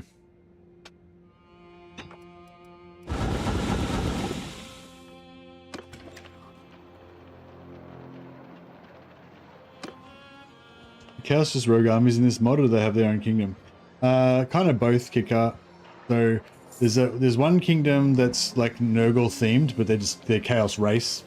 And then there's another Chaos race that doesn't start off with any settlements, but every time there's a rebellion, that faction takes over the settlement of the rebellion. So Chaos is spawned. But then if they can conquer other if they can conquer other settlements, then they're just like a normal kingdom, basically. They just keep, you know. So there's like Chaos Undivided and Nurgle, basically, but they're both basically Chaos Undivided, really. They're the same race. But as well as that, there's like a special portal that just spawns Chaos armies all the time. And they're just sort of, yeah, kind of like rogue armies, kind of, yeah. But they're allied with the Chaos faction as well. Like if the Chaos faction comes to life, they're actually allied with them as well.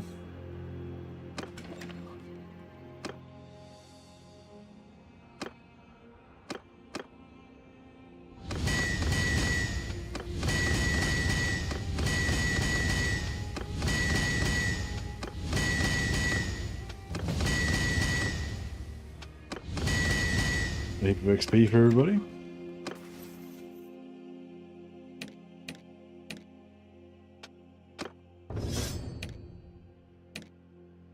Whoa! Hey, Jonathan Lamb. Fucking came out of nowhere. Fucking blowing us away with this giant red fucking thing. Thanks, Sam. You're awesome. It never fails to blow me away when you do that. Jonathan Lamb. We're gonna have to. I always struggle to think of cool Chaos names for you, though.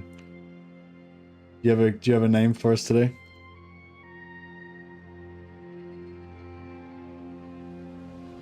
You got a couple of thumbs ups already as well.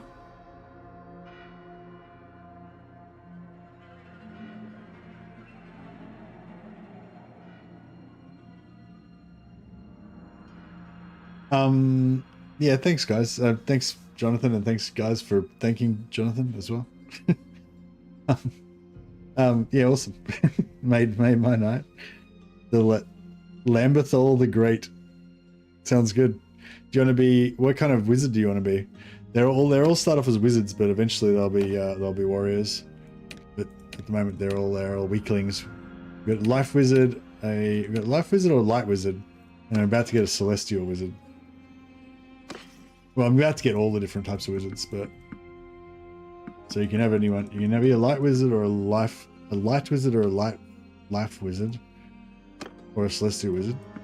But I'll eventually get all the wizards. So if you have a preference, you like them all. Done. One of the wizards.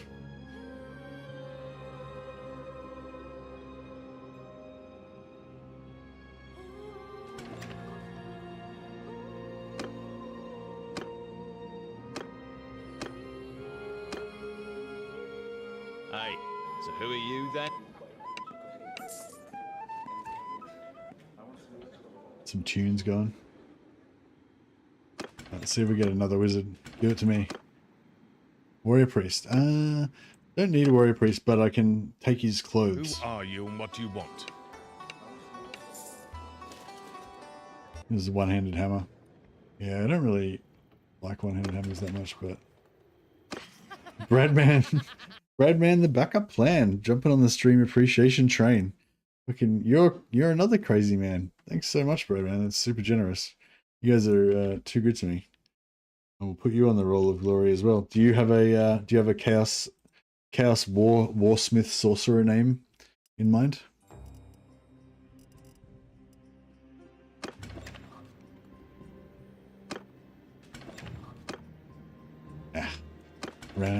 Ran out of sorcerers. Alright, let's go to Talabheim and see if we can find some more good ones there. Surprise me. Alright, done. Thank you for supporting the mighty madman, says Peter Cruz. Yeah, thanks guys. You are literally supporting me. Thank you.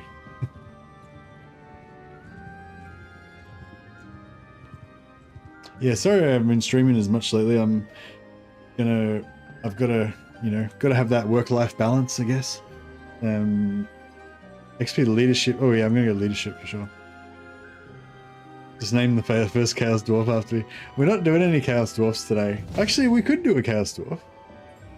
We could make you a Chaos Dwarf. Oh, fuck!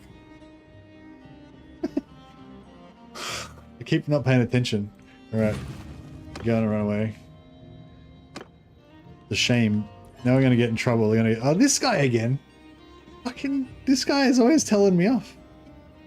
What I mentioned about running from battle, I don't care for it any more now than I did then. Alright, well, calm down. Is he gonna just keep doing that until he leaves? Like he leaves the party? Do you wish that you could be 100% streaming, or do you think it's healthy to get a bit of real life work on the side? I think I would still really like to eventually get back to streaming full time. But I think for right now, I think it's good. Like, yeah, for right now, I think it's good. Well, for right now, I kind of have to. I need to financially. But also, I kind of feel like right now it's kind of good for me as well, because I feel like I didn't really, I don't know, like I didn't really adjust properly to it. You know what I mean? Like, whereas, yeah, I feel like maybe if I, go back to work part-time, try and balance out a little bit better, because before I was working full-time and essentially streaming full-time as well. Like I was streaming pretty much every day and working every day. It's like just no sleep basically. Did that for like 2 years or 3 years or something, I don't know. So that was fucked, but it was fun, but it was like ruining me, so yeah, then I did like the streaming full-time, but I feel like I didn't really, I don't know. Yeah, I didn't really use my time effectively. Didn't balance my life effectively. And, it was pretty good. The streaming was good, but I don't think I managed it all that well, So, yeah, so I feel like now I'm going to go back to work, but I'm part-time now, so I don't get as destroyed. And yeah, hopefully eventually we can try to get full-time again one day, but I don't know. Won't be doing it anytime soon. But that would be the dream. Herdstone loot, Holy Silver Hammer, Bloodkeep Grandmaster Armor, Holy Silver Hammer. Oh, is that the other tier 6 Empire one? The kind of plain looking one. Grandmaster Armor as in the White Wolf, Grandmaster of White Wolf Armor. Blood Dragon Knight Boots, High Elven Greatsword, Novice Celestial Staff.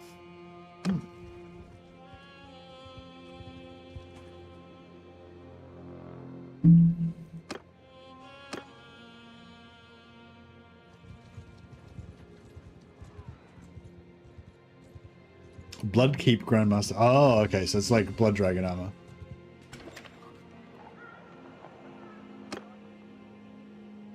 Beryl the Bright Wizard. Done. I'll have that. Hey, so who are you?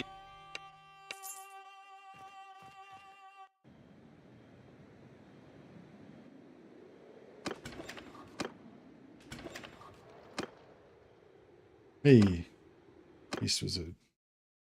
Hey, so who are you then?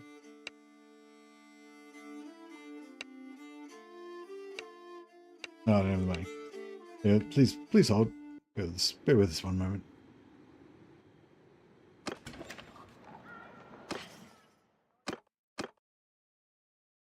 0.914 hit armor. Maybe. The rest of the shit's all trash.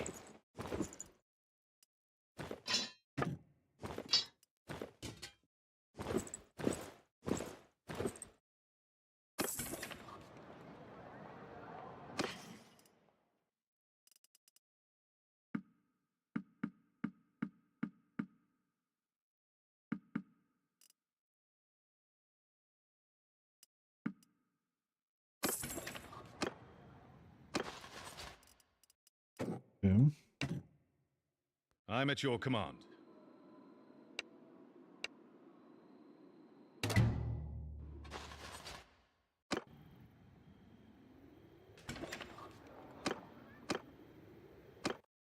So now we've got Beast Fire, Life, Light, Celestial, We just need metal.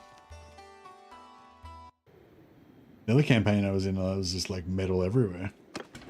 Just metal madness. Yeah, we just got one more. Is the metal. That's not metal. We'll hire him as well and sell all of his gear. Who are you and what do you... No, steal his shield.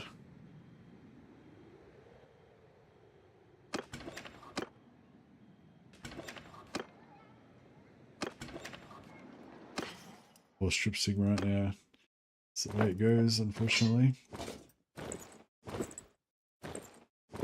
I didn't sense that I had the mark of Nurgle upon me.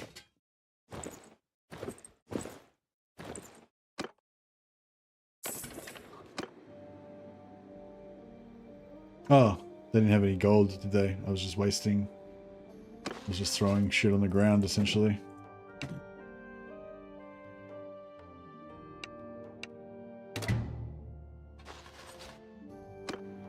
Alright, let's see if we can just find Metal Wizard with the old encyclopedia. Malengan. Alright, done.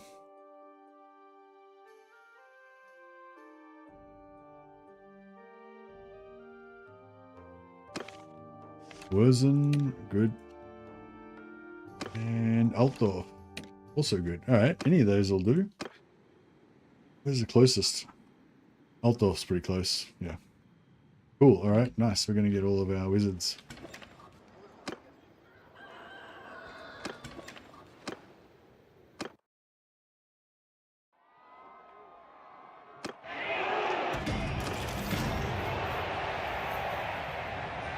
Fiacto Naman. That helmet looks pretty cool, actually. It kind of actually looks kind of chaosy. Makes him look like a chaos cultist.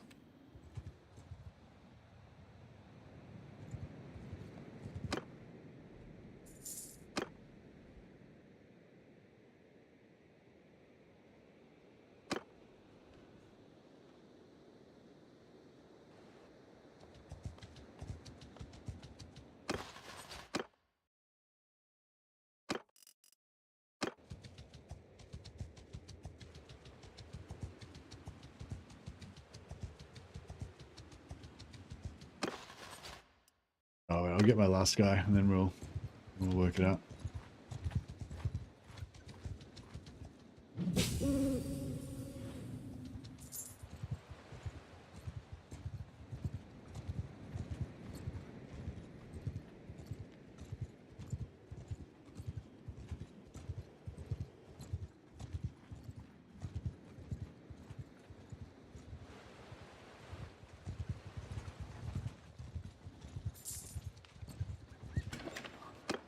Huzzah. Aye, so who are you?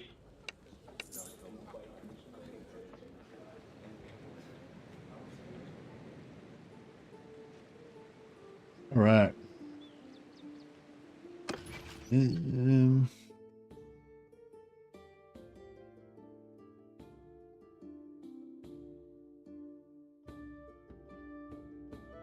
All right, I reckon... Yeah, I reckon our gold wizard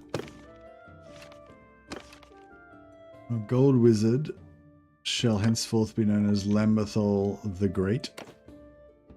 And he's going to be our head smith. And what shall we do with him? Make him super tall and skinny.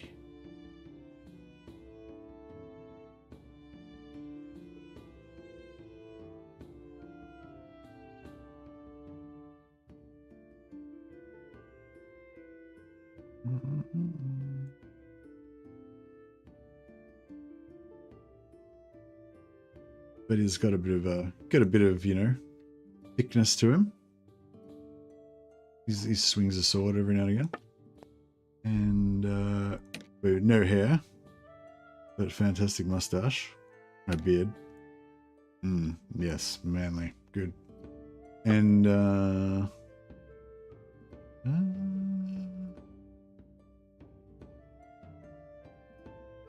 I'll just give him a little scar there. Hides in his beard because he's a little bit vain.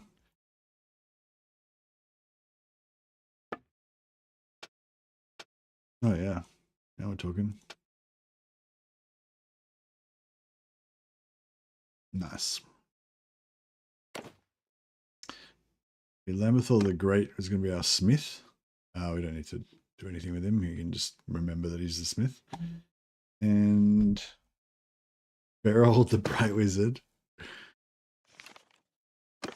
Berold with the Bright Wizard is going to be Bradmar. The Firebreaker. Bradmar. Plan Burner. Burner.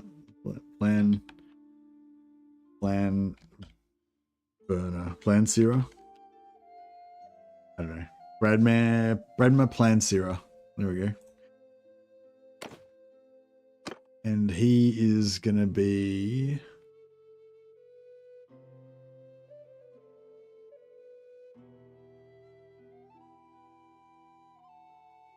a Chaos Dwarf.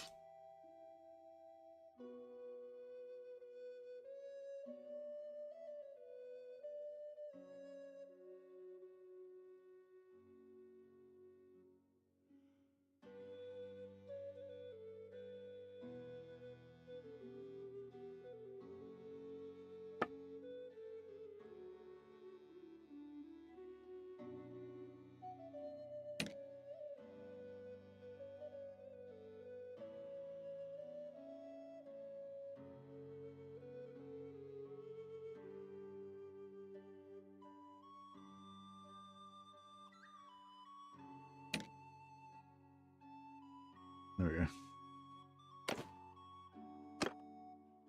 All right, good.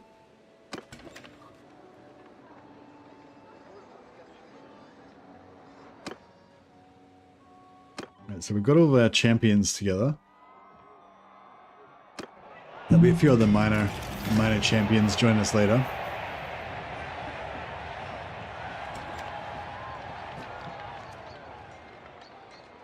But that'll be enough to get us started.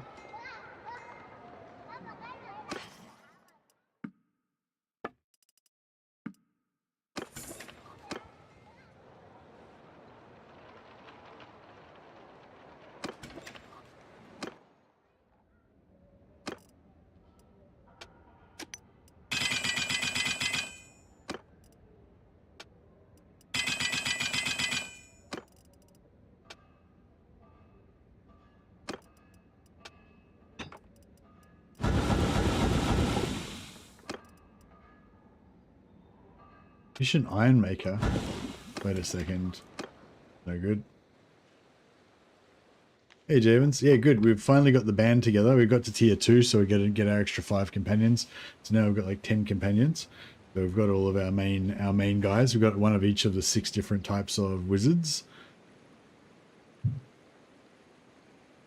But and we've just hired our Primo Smith, Lambethal the Great. Excuse me, but we need to respec him because he's got shit set up with his perk. Oh, actually, it doesn't really matter actually, but I'm gonna change it anyway.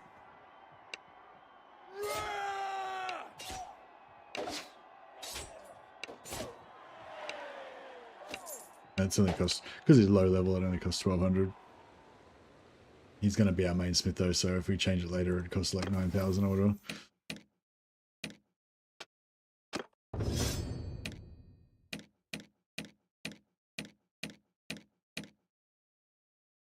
Man, the Light Wizard. Light Wizard is our scout. But he doesn't need points in scouting. Do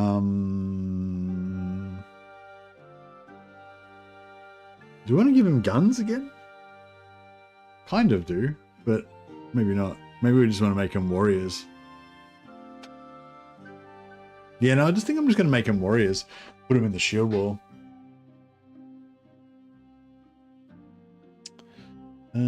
Oh no, I'll give him a little bit of, we'll give him a little bit of gun.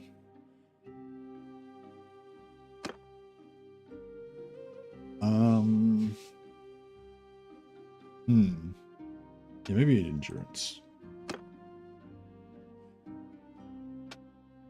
Maybe spellcraft.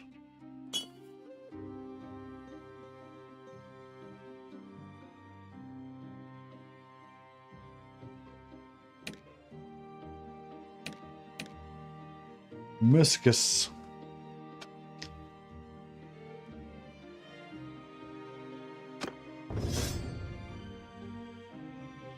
And one more point in... Well, probably now we're going to be getting into like medicine and stuff.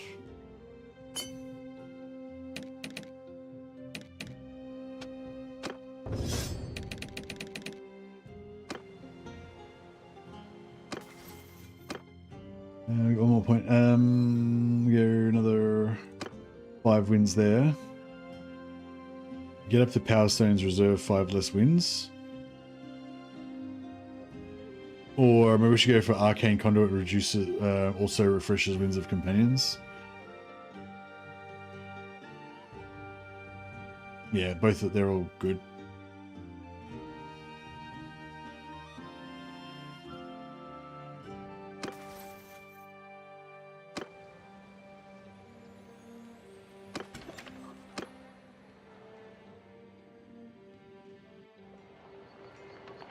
Oh shit, we also have to buy them all spells, which is pretty expensive.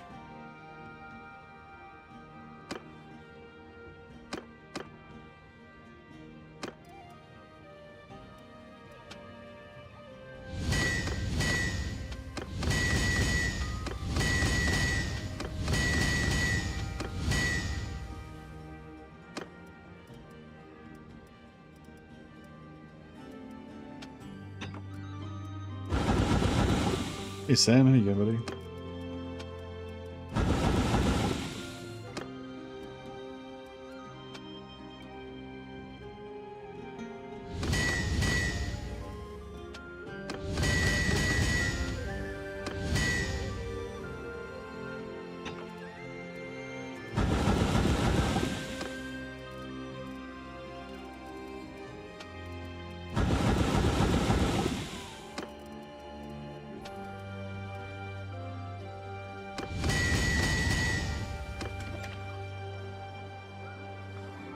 What's the golden stat number to go to 300?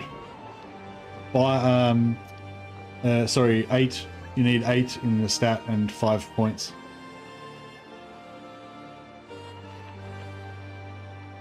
If you want 300. This is the, like, this is what, yeah, this tells you what you need. If you just Google, like, max skills Bannerlord, you should get that link that I just put in chat there. Yeah, you need 8 stats and 8 in stats and 5 focus points to get to 302. Yeah. If you only want to get to 250, you need 5.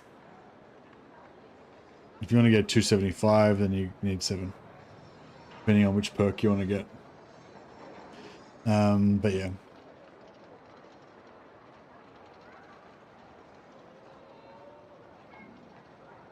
All right, so trade. These crafted javelins. Sell all the expensive ones.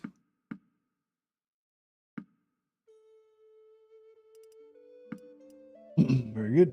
And then we'll get rid of all these stupid looking outfits these guys have. Oh, I can keep, maybe keep his fancy cape. Actually, that's shit. Get rid of that. And get rid of that. And that. Get rid of that. That's not too bad. That's okay. That's okay. That. Yeah, priest shield. Human priest shield as well. And yes, 12. Get rid of that. I suppose you could keep the cape for now, maybe 2. Yeah, that's pretty shit. Hand armor's not too bad, I guess.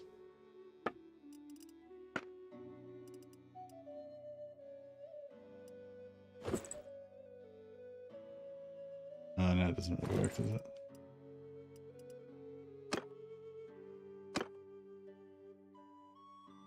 $2.58.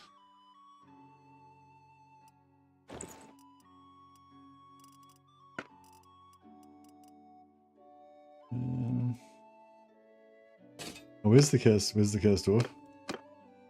With this giant funny looking hat on his head. Perfect chaos dwarf vibe. Actually, we've got a few more of these to go around. Everyone can have silly hats.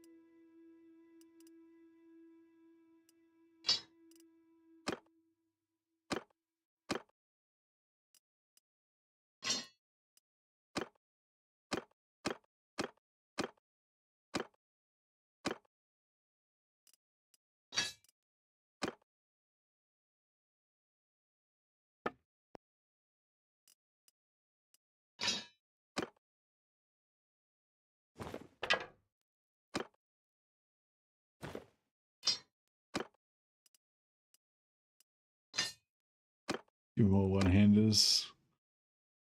All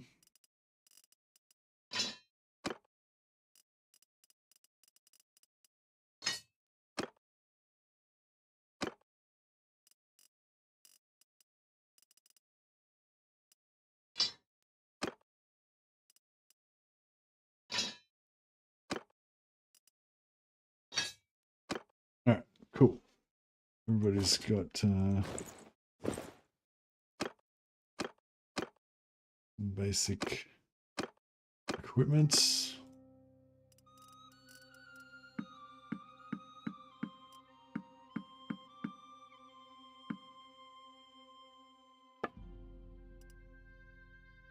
Oh, negative 18,000 is quite a lot.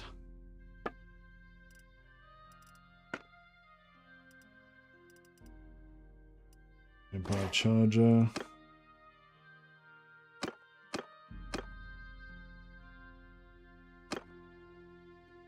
And then Palfrey. Fine, he can have it. It's Palfrey.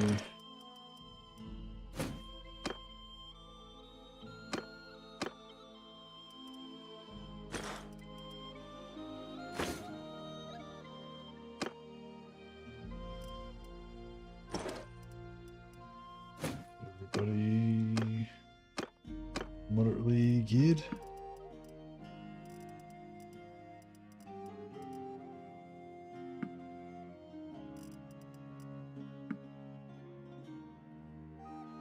Cool. Birdstone loot von Carstein shoulders, von Carstein boots, Bloodkeep Grandmaster boots, Dragon Tooth, and Bright Wizard staff. What's the Dragon Tooth? Is that the Rune Fang, the one that's got the like spirally dwarf rune on it?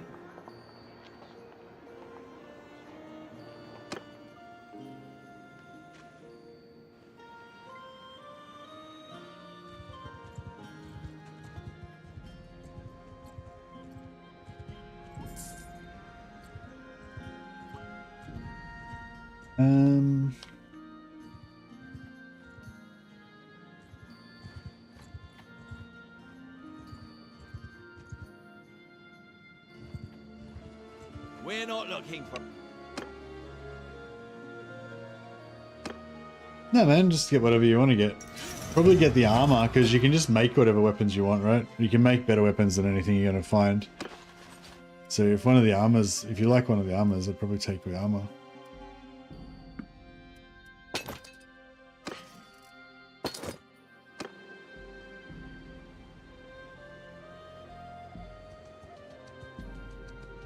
Alright, so about now we need to start learning, getting our spellcraft up to 125.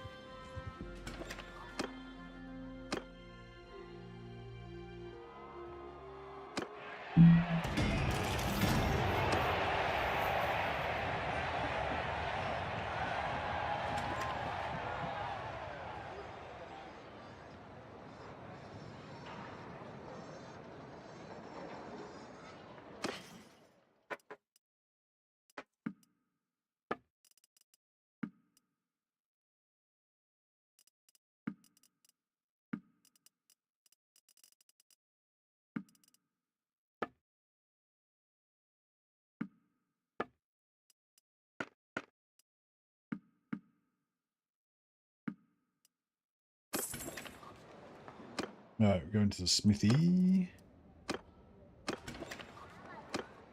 Wait a bit, and yeah, so we're looking for a lord to go and oh, actually, we need to go and check which of our dudes need to be respected. Probably all of them. So yeah, so we just go in here and we go, so this guy is a metal wizard. He doesn't need to respec, he's good.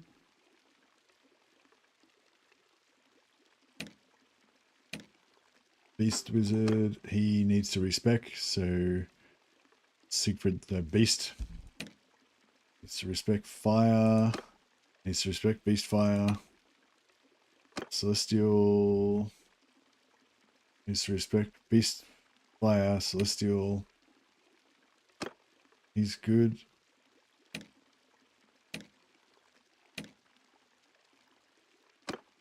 He's good. Beast fire, celestial, light also needs to be respect. Beast fire, celestial, light. Yeah, beast fire, celestial, and light all need to respect.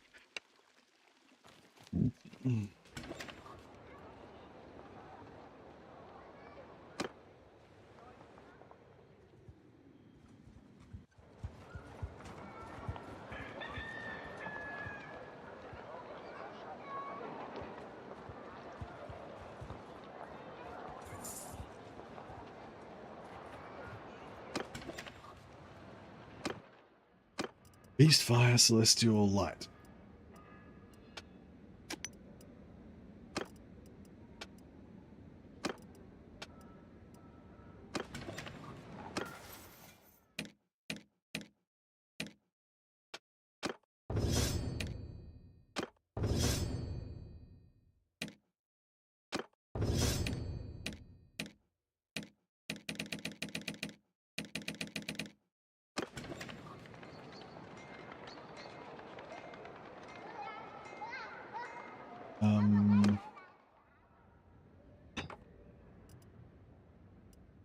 Right, so it's gonna make some charcoal. And it's gonna make some charcoal.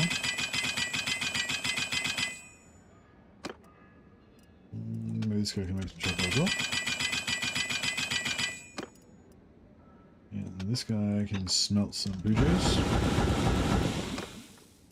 And this guy can smelt some javelins.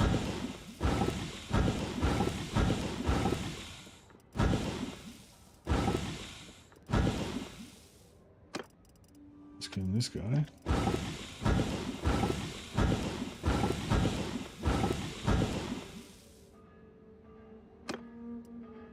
And this guy can make some javelins.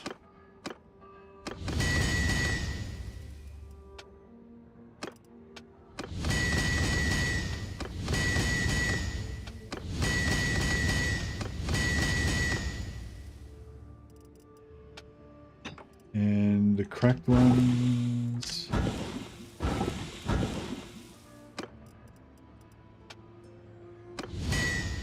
Cool. And then we sell the best ones.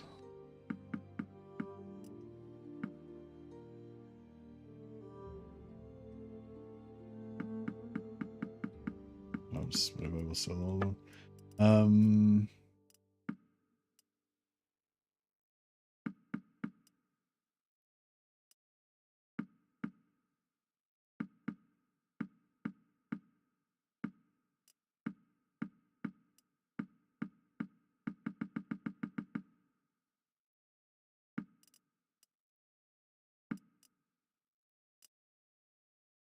Oh, fucking crap.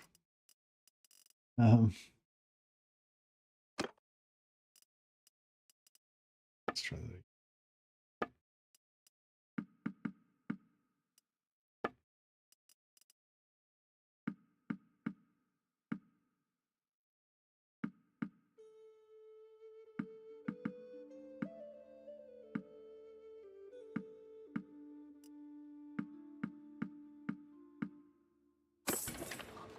Okay, so it was beast Celestial.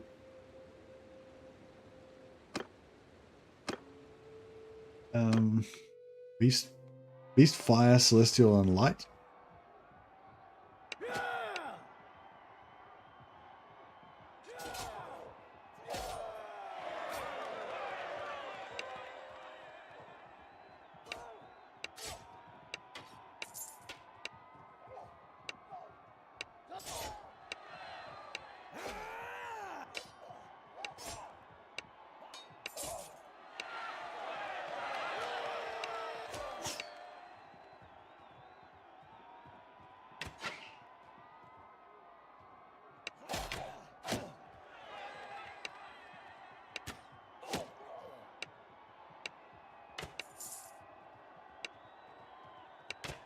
Beast, Fire, Beast, Fire,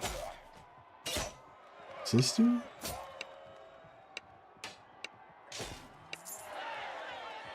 Alright, I think that's it. I think we did it. Alright, let's check it out.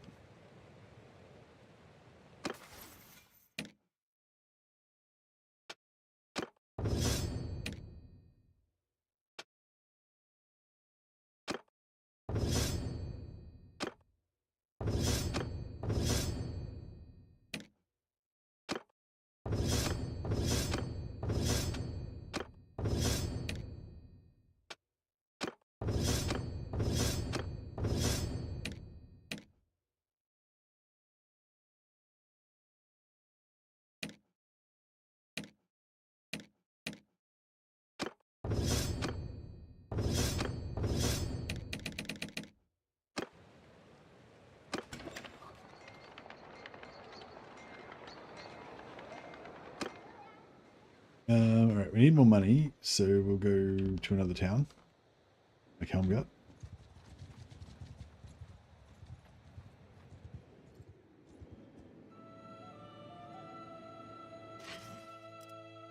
Yeah, we've got a few javelins, so that's good.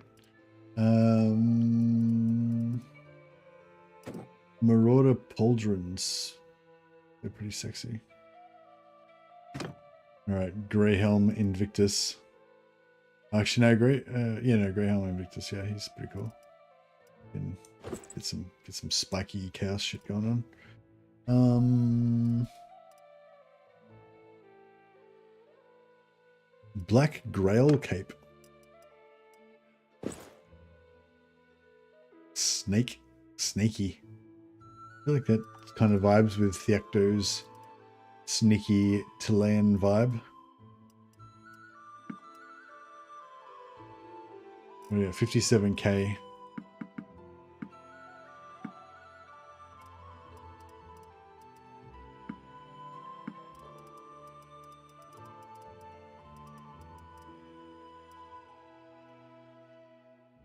Light Wizard Boots 0.68 for 18. What are his worn ones? 0.68 for 12. Or 0.8 for 16. That's pretty good.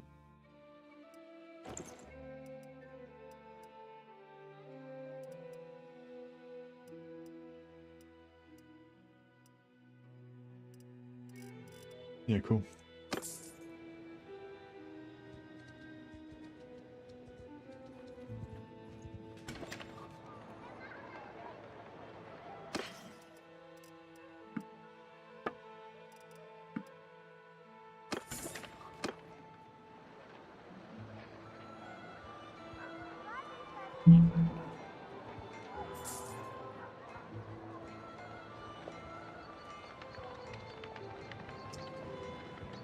Alright, let's make some more cash.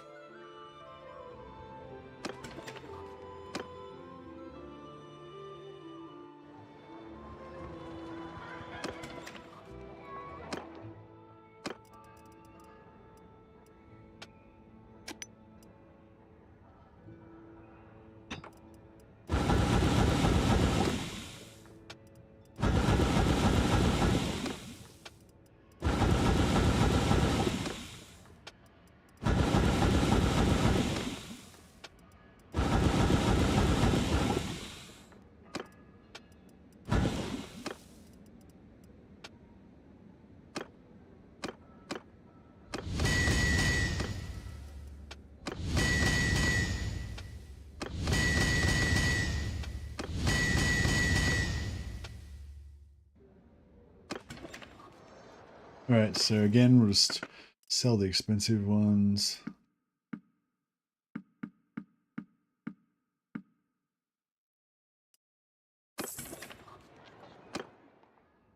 And then we'll, yeah, smelt the rest.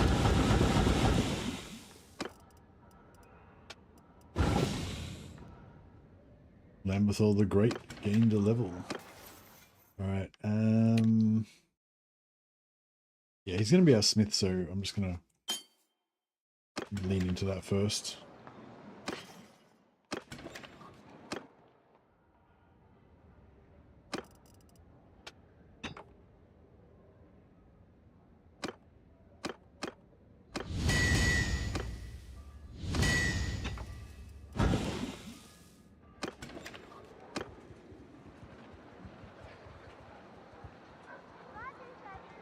How much money? I got 70k, so we can buy like 3 spells.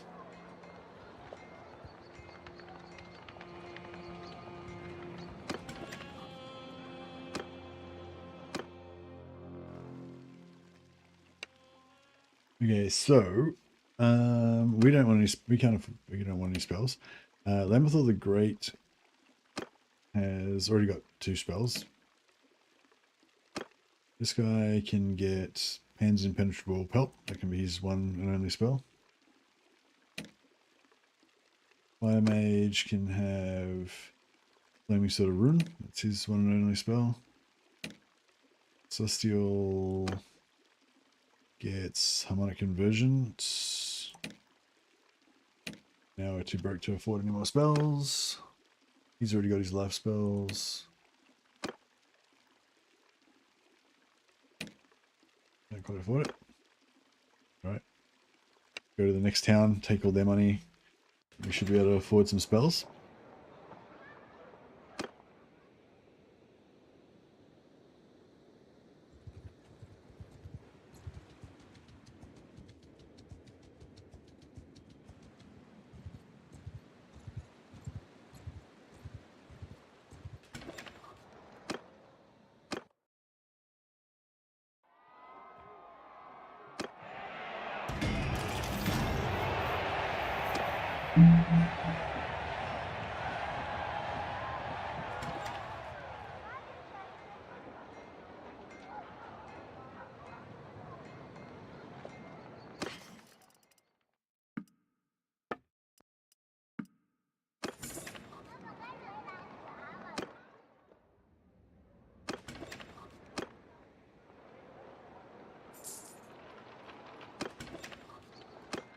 Alrighty then.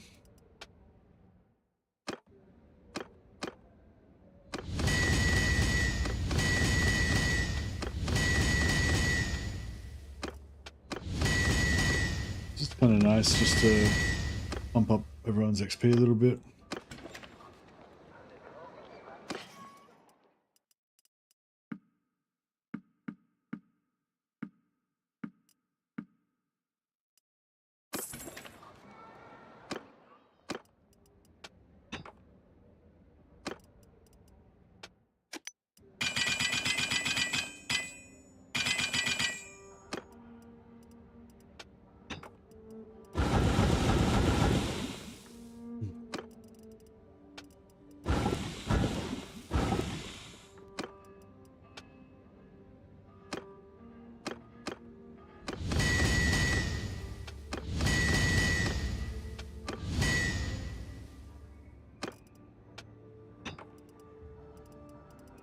Right.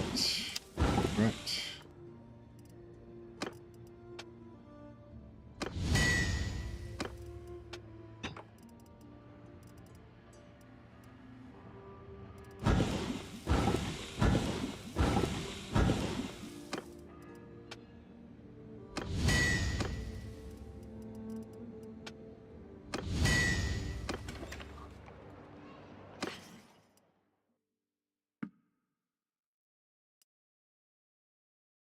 How much of it now? 63.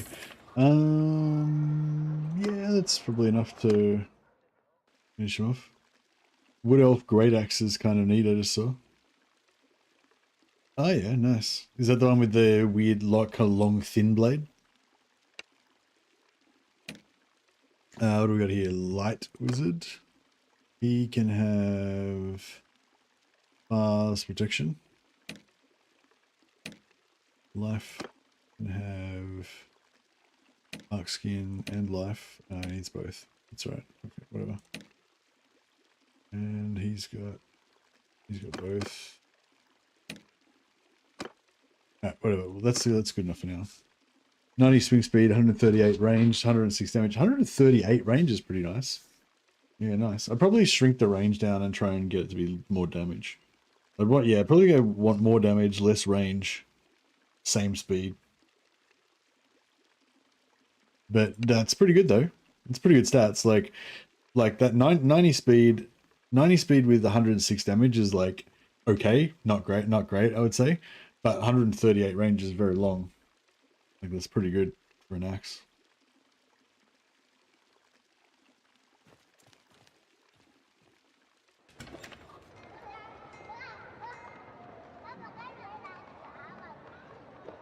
But yeah, if it was like 90, with like 100 range or 105 range, but it did 120 damage, I'd probably be happier.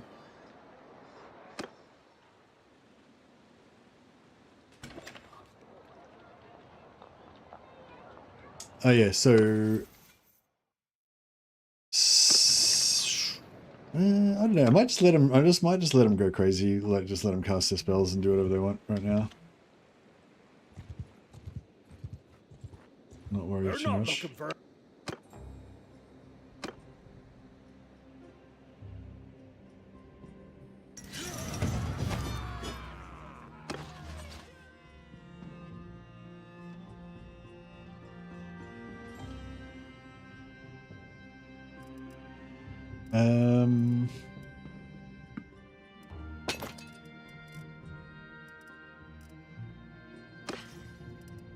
Stitched leather vest. Oh, that's pretty good. Lambethal the Great can have a stitched leather vest. That'll keep him out of trouble. It's a good weight per weight for armor ratio. All right, now we need to find a lord to hang around with and pump up our spellcraft to 125.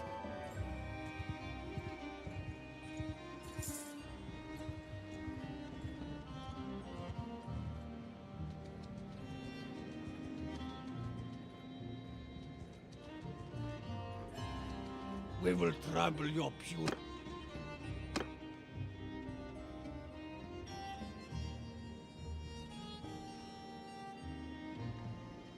I'm going to dump all these troops anyway, so I don't particularly care if they die. Look at all the experience points. All of our lobby characters getting heaps of experience.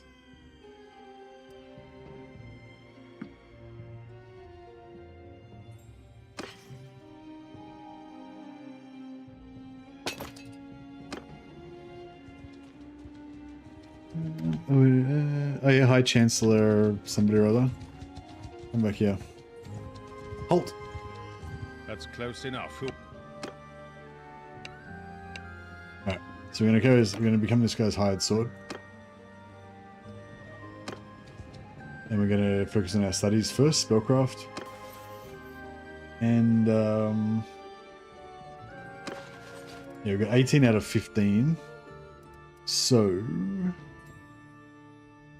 we'll get rid of 3 of these guys. And that way once we're finished being a mercenary, we can just pop out with like 15 guys.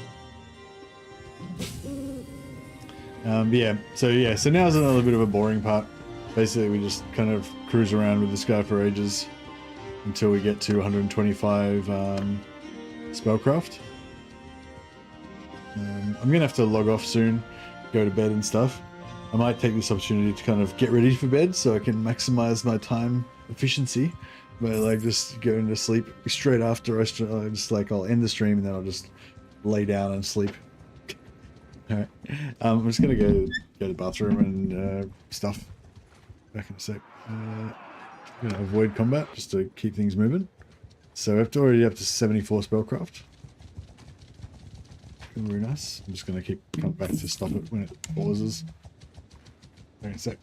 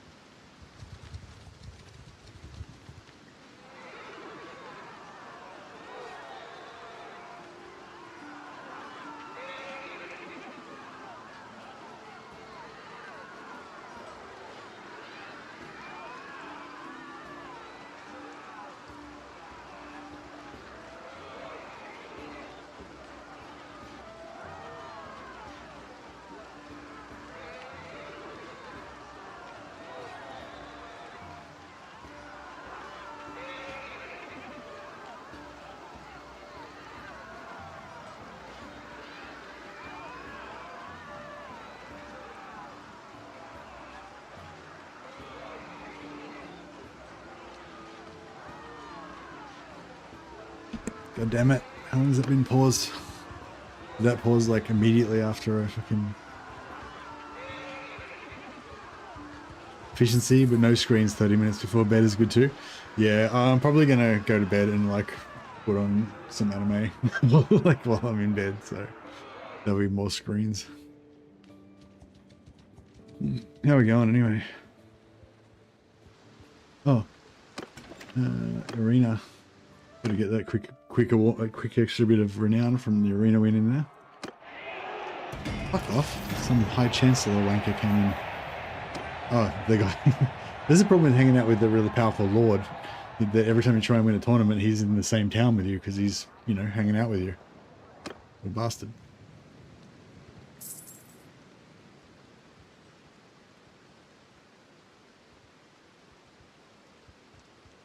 Good night, Wells Paul. I'm going soon. All right, keep doing that. How much? I just wanted to see how much spellcraft we got. 88. Ah, fuck. So we haven't really got that much. We're getting there though. See, I want to get to 125. It's a little bit like, you know, it takes a little while, but it's really nice to get to 125 because then you get double experience from reading books. So then you can just read a heap of books, get shitloads more, even more spellcraft, shitloads on top of that, and then what do you call it? And yeah, and get all your companions. Actually, I might just read the books now. I've got enough money. But hold the phone. Hold the phone. We could be reading books while we're doing this. Can we...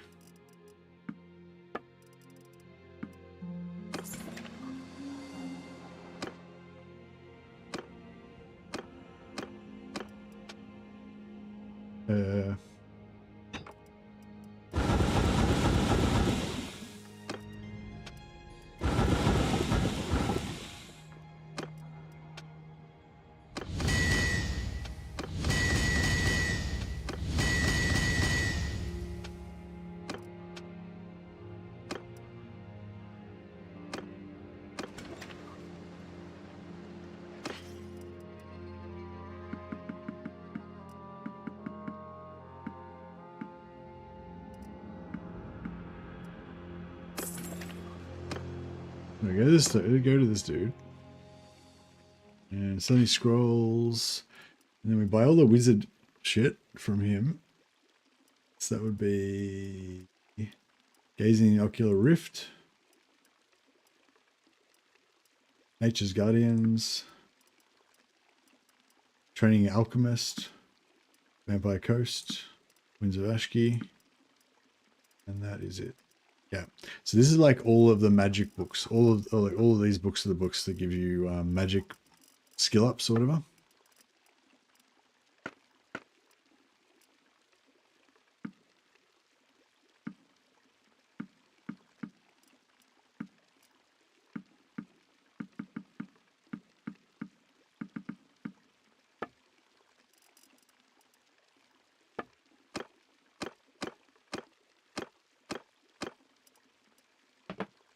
He's got some shields.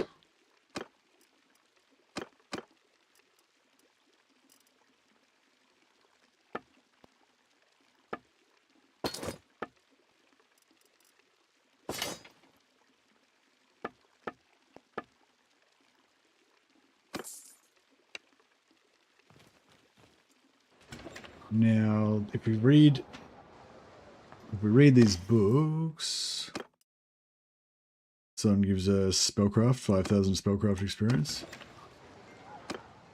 So now we can be reading these books and getting spellcraft experience from him at the same time. So spellcraft will just power up, hopefully super fast. We'll hit 125 real quick.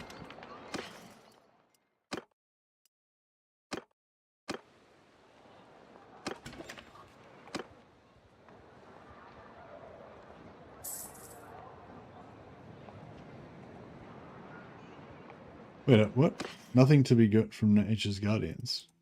Oh, did I click on the wrong one? Oh, okay.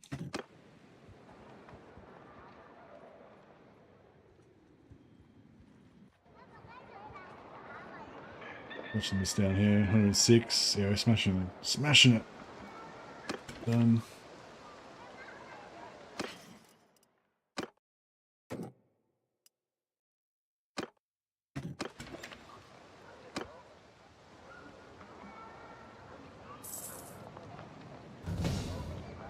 Level up. So immediately after this, we're going to do medicine.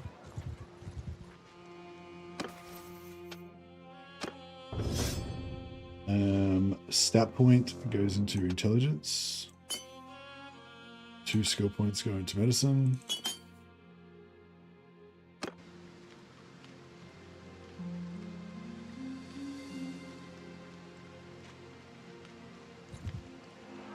Avoid combat.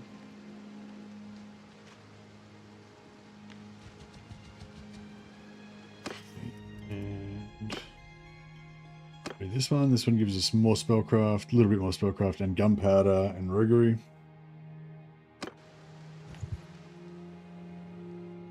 Oh yeah, we should have more. Should have more smithing XP by now, so you can, if you want to double up, you can go in here and.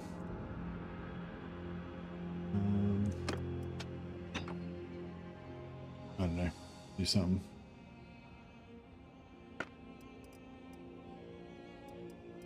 Tor greatswords? Oh yeah, Tor greatswords. That would work probably. No. No.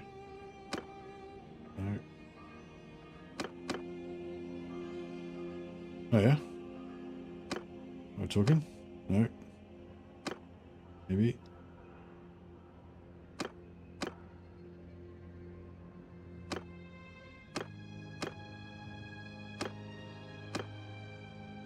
Sure. We're looking 90 speed, 81, 82, 91. Oh, that's super short, doesn't do much damage. I'll just make a ginormous one so we can sell it for gold.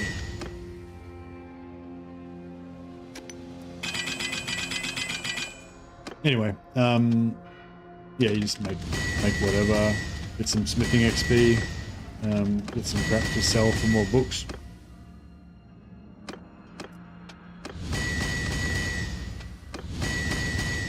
Was the lady? Dude, making swords was the lady.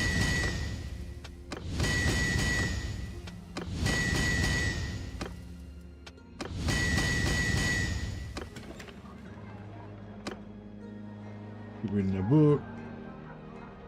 Done. Winds of Ashki is another double. It's 5,000 purely for magic. So it should level up magic good. 119, 120, 21, 22, 23. Alright, so we're nearly there. Once we get to 125, we get double XP. So we don't really want to read any more books just yet.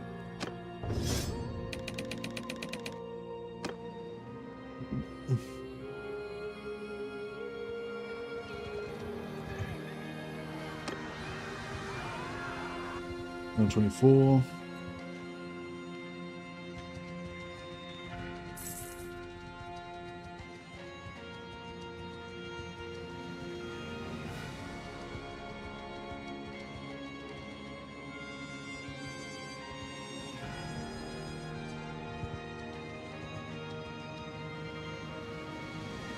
Must be getting close.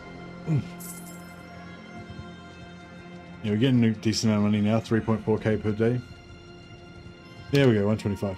So I want to get, the reason I want to get to 125 is for this storyteller, so I give all my companions XP. But first we're going to do this for double book reading XP, and we'll read all the rest of the books in the world, get another 3 or 4 levels of character experience up, and then we'll respec into that one and just leave it on that for the rest of the campaign. But yeah, that's pretty much like phase 1 of getting the band together and getting ready to roll. But yeah, I don't know. Yeah, fun character idea. Haven't really got to see it come to fruition too much yet, but yeah, the idea is to try and get into engineering and get like max cannons and mortars and stuff like that. So yeah, I'm looking forward to trying that out. We'll see how it goes. But yeah, I better get some sleep. I got to get up in like 6 hours. So yeah, thanks so much, fucking guys. You guys have been crazy tonight. You've got a whole bunch of Prime subs on Twitch. Thanks, Benjamin, Action Man. I think there's somebody else as well. Maybe not. I don't know, maybe not on Twitch, but yeah, and obviously on YouTube as well. You guys have been super generous, crazy generous. So thanks so much. Yeah, special thanks to Jonathan Lamb and Bradman, the backup plan. You guys are awesome. Don't know if I missed anybody, but you know, appreciate you all. And I gotta go to bed. All right. Yeah, so probably no stream tomorrow. Should be streaming the day after that. Hopefully with some Warhammer campaign, and I'm excited to get back to this campaign too. Don't know when episode 2 will be yet, but yeah, I'm excited about this idea. Hopefully it's gonna be good. Thanks for the ID, Jay Evans. All right, see you guys. You guys all have a good time. I'll catch you next time.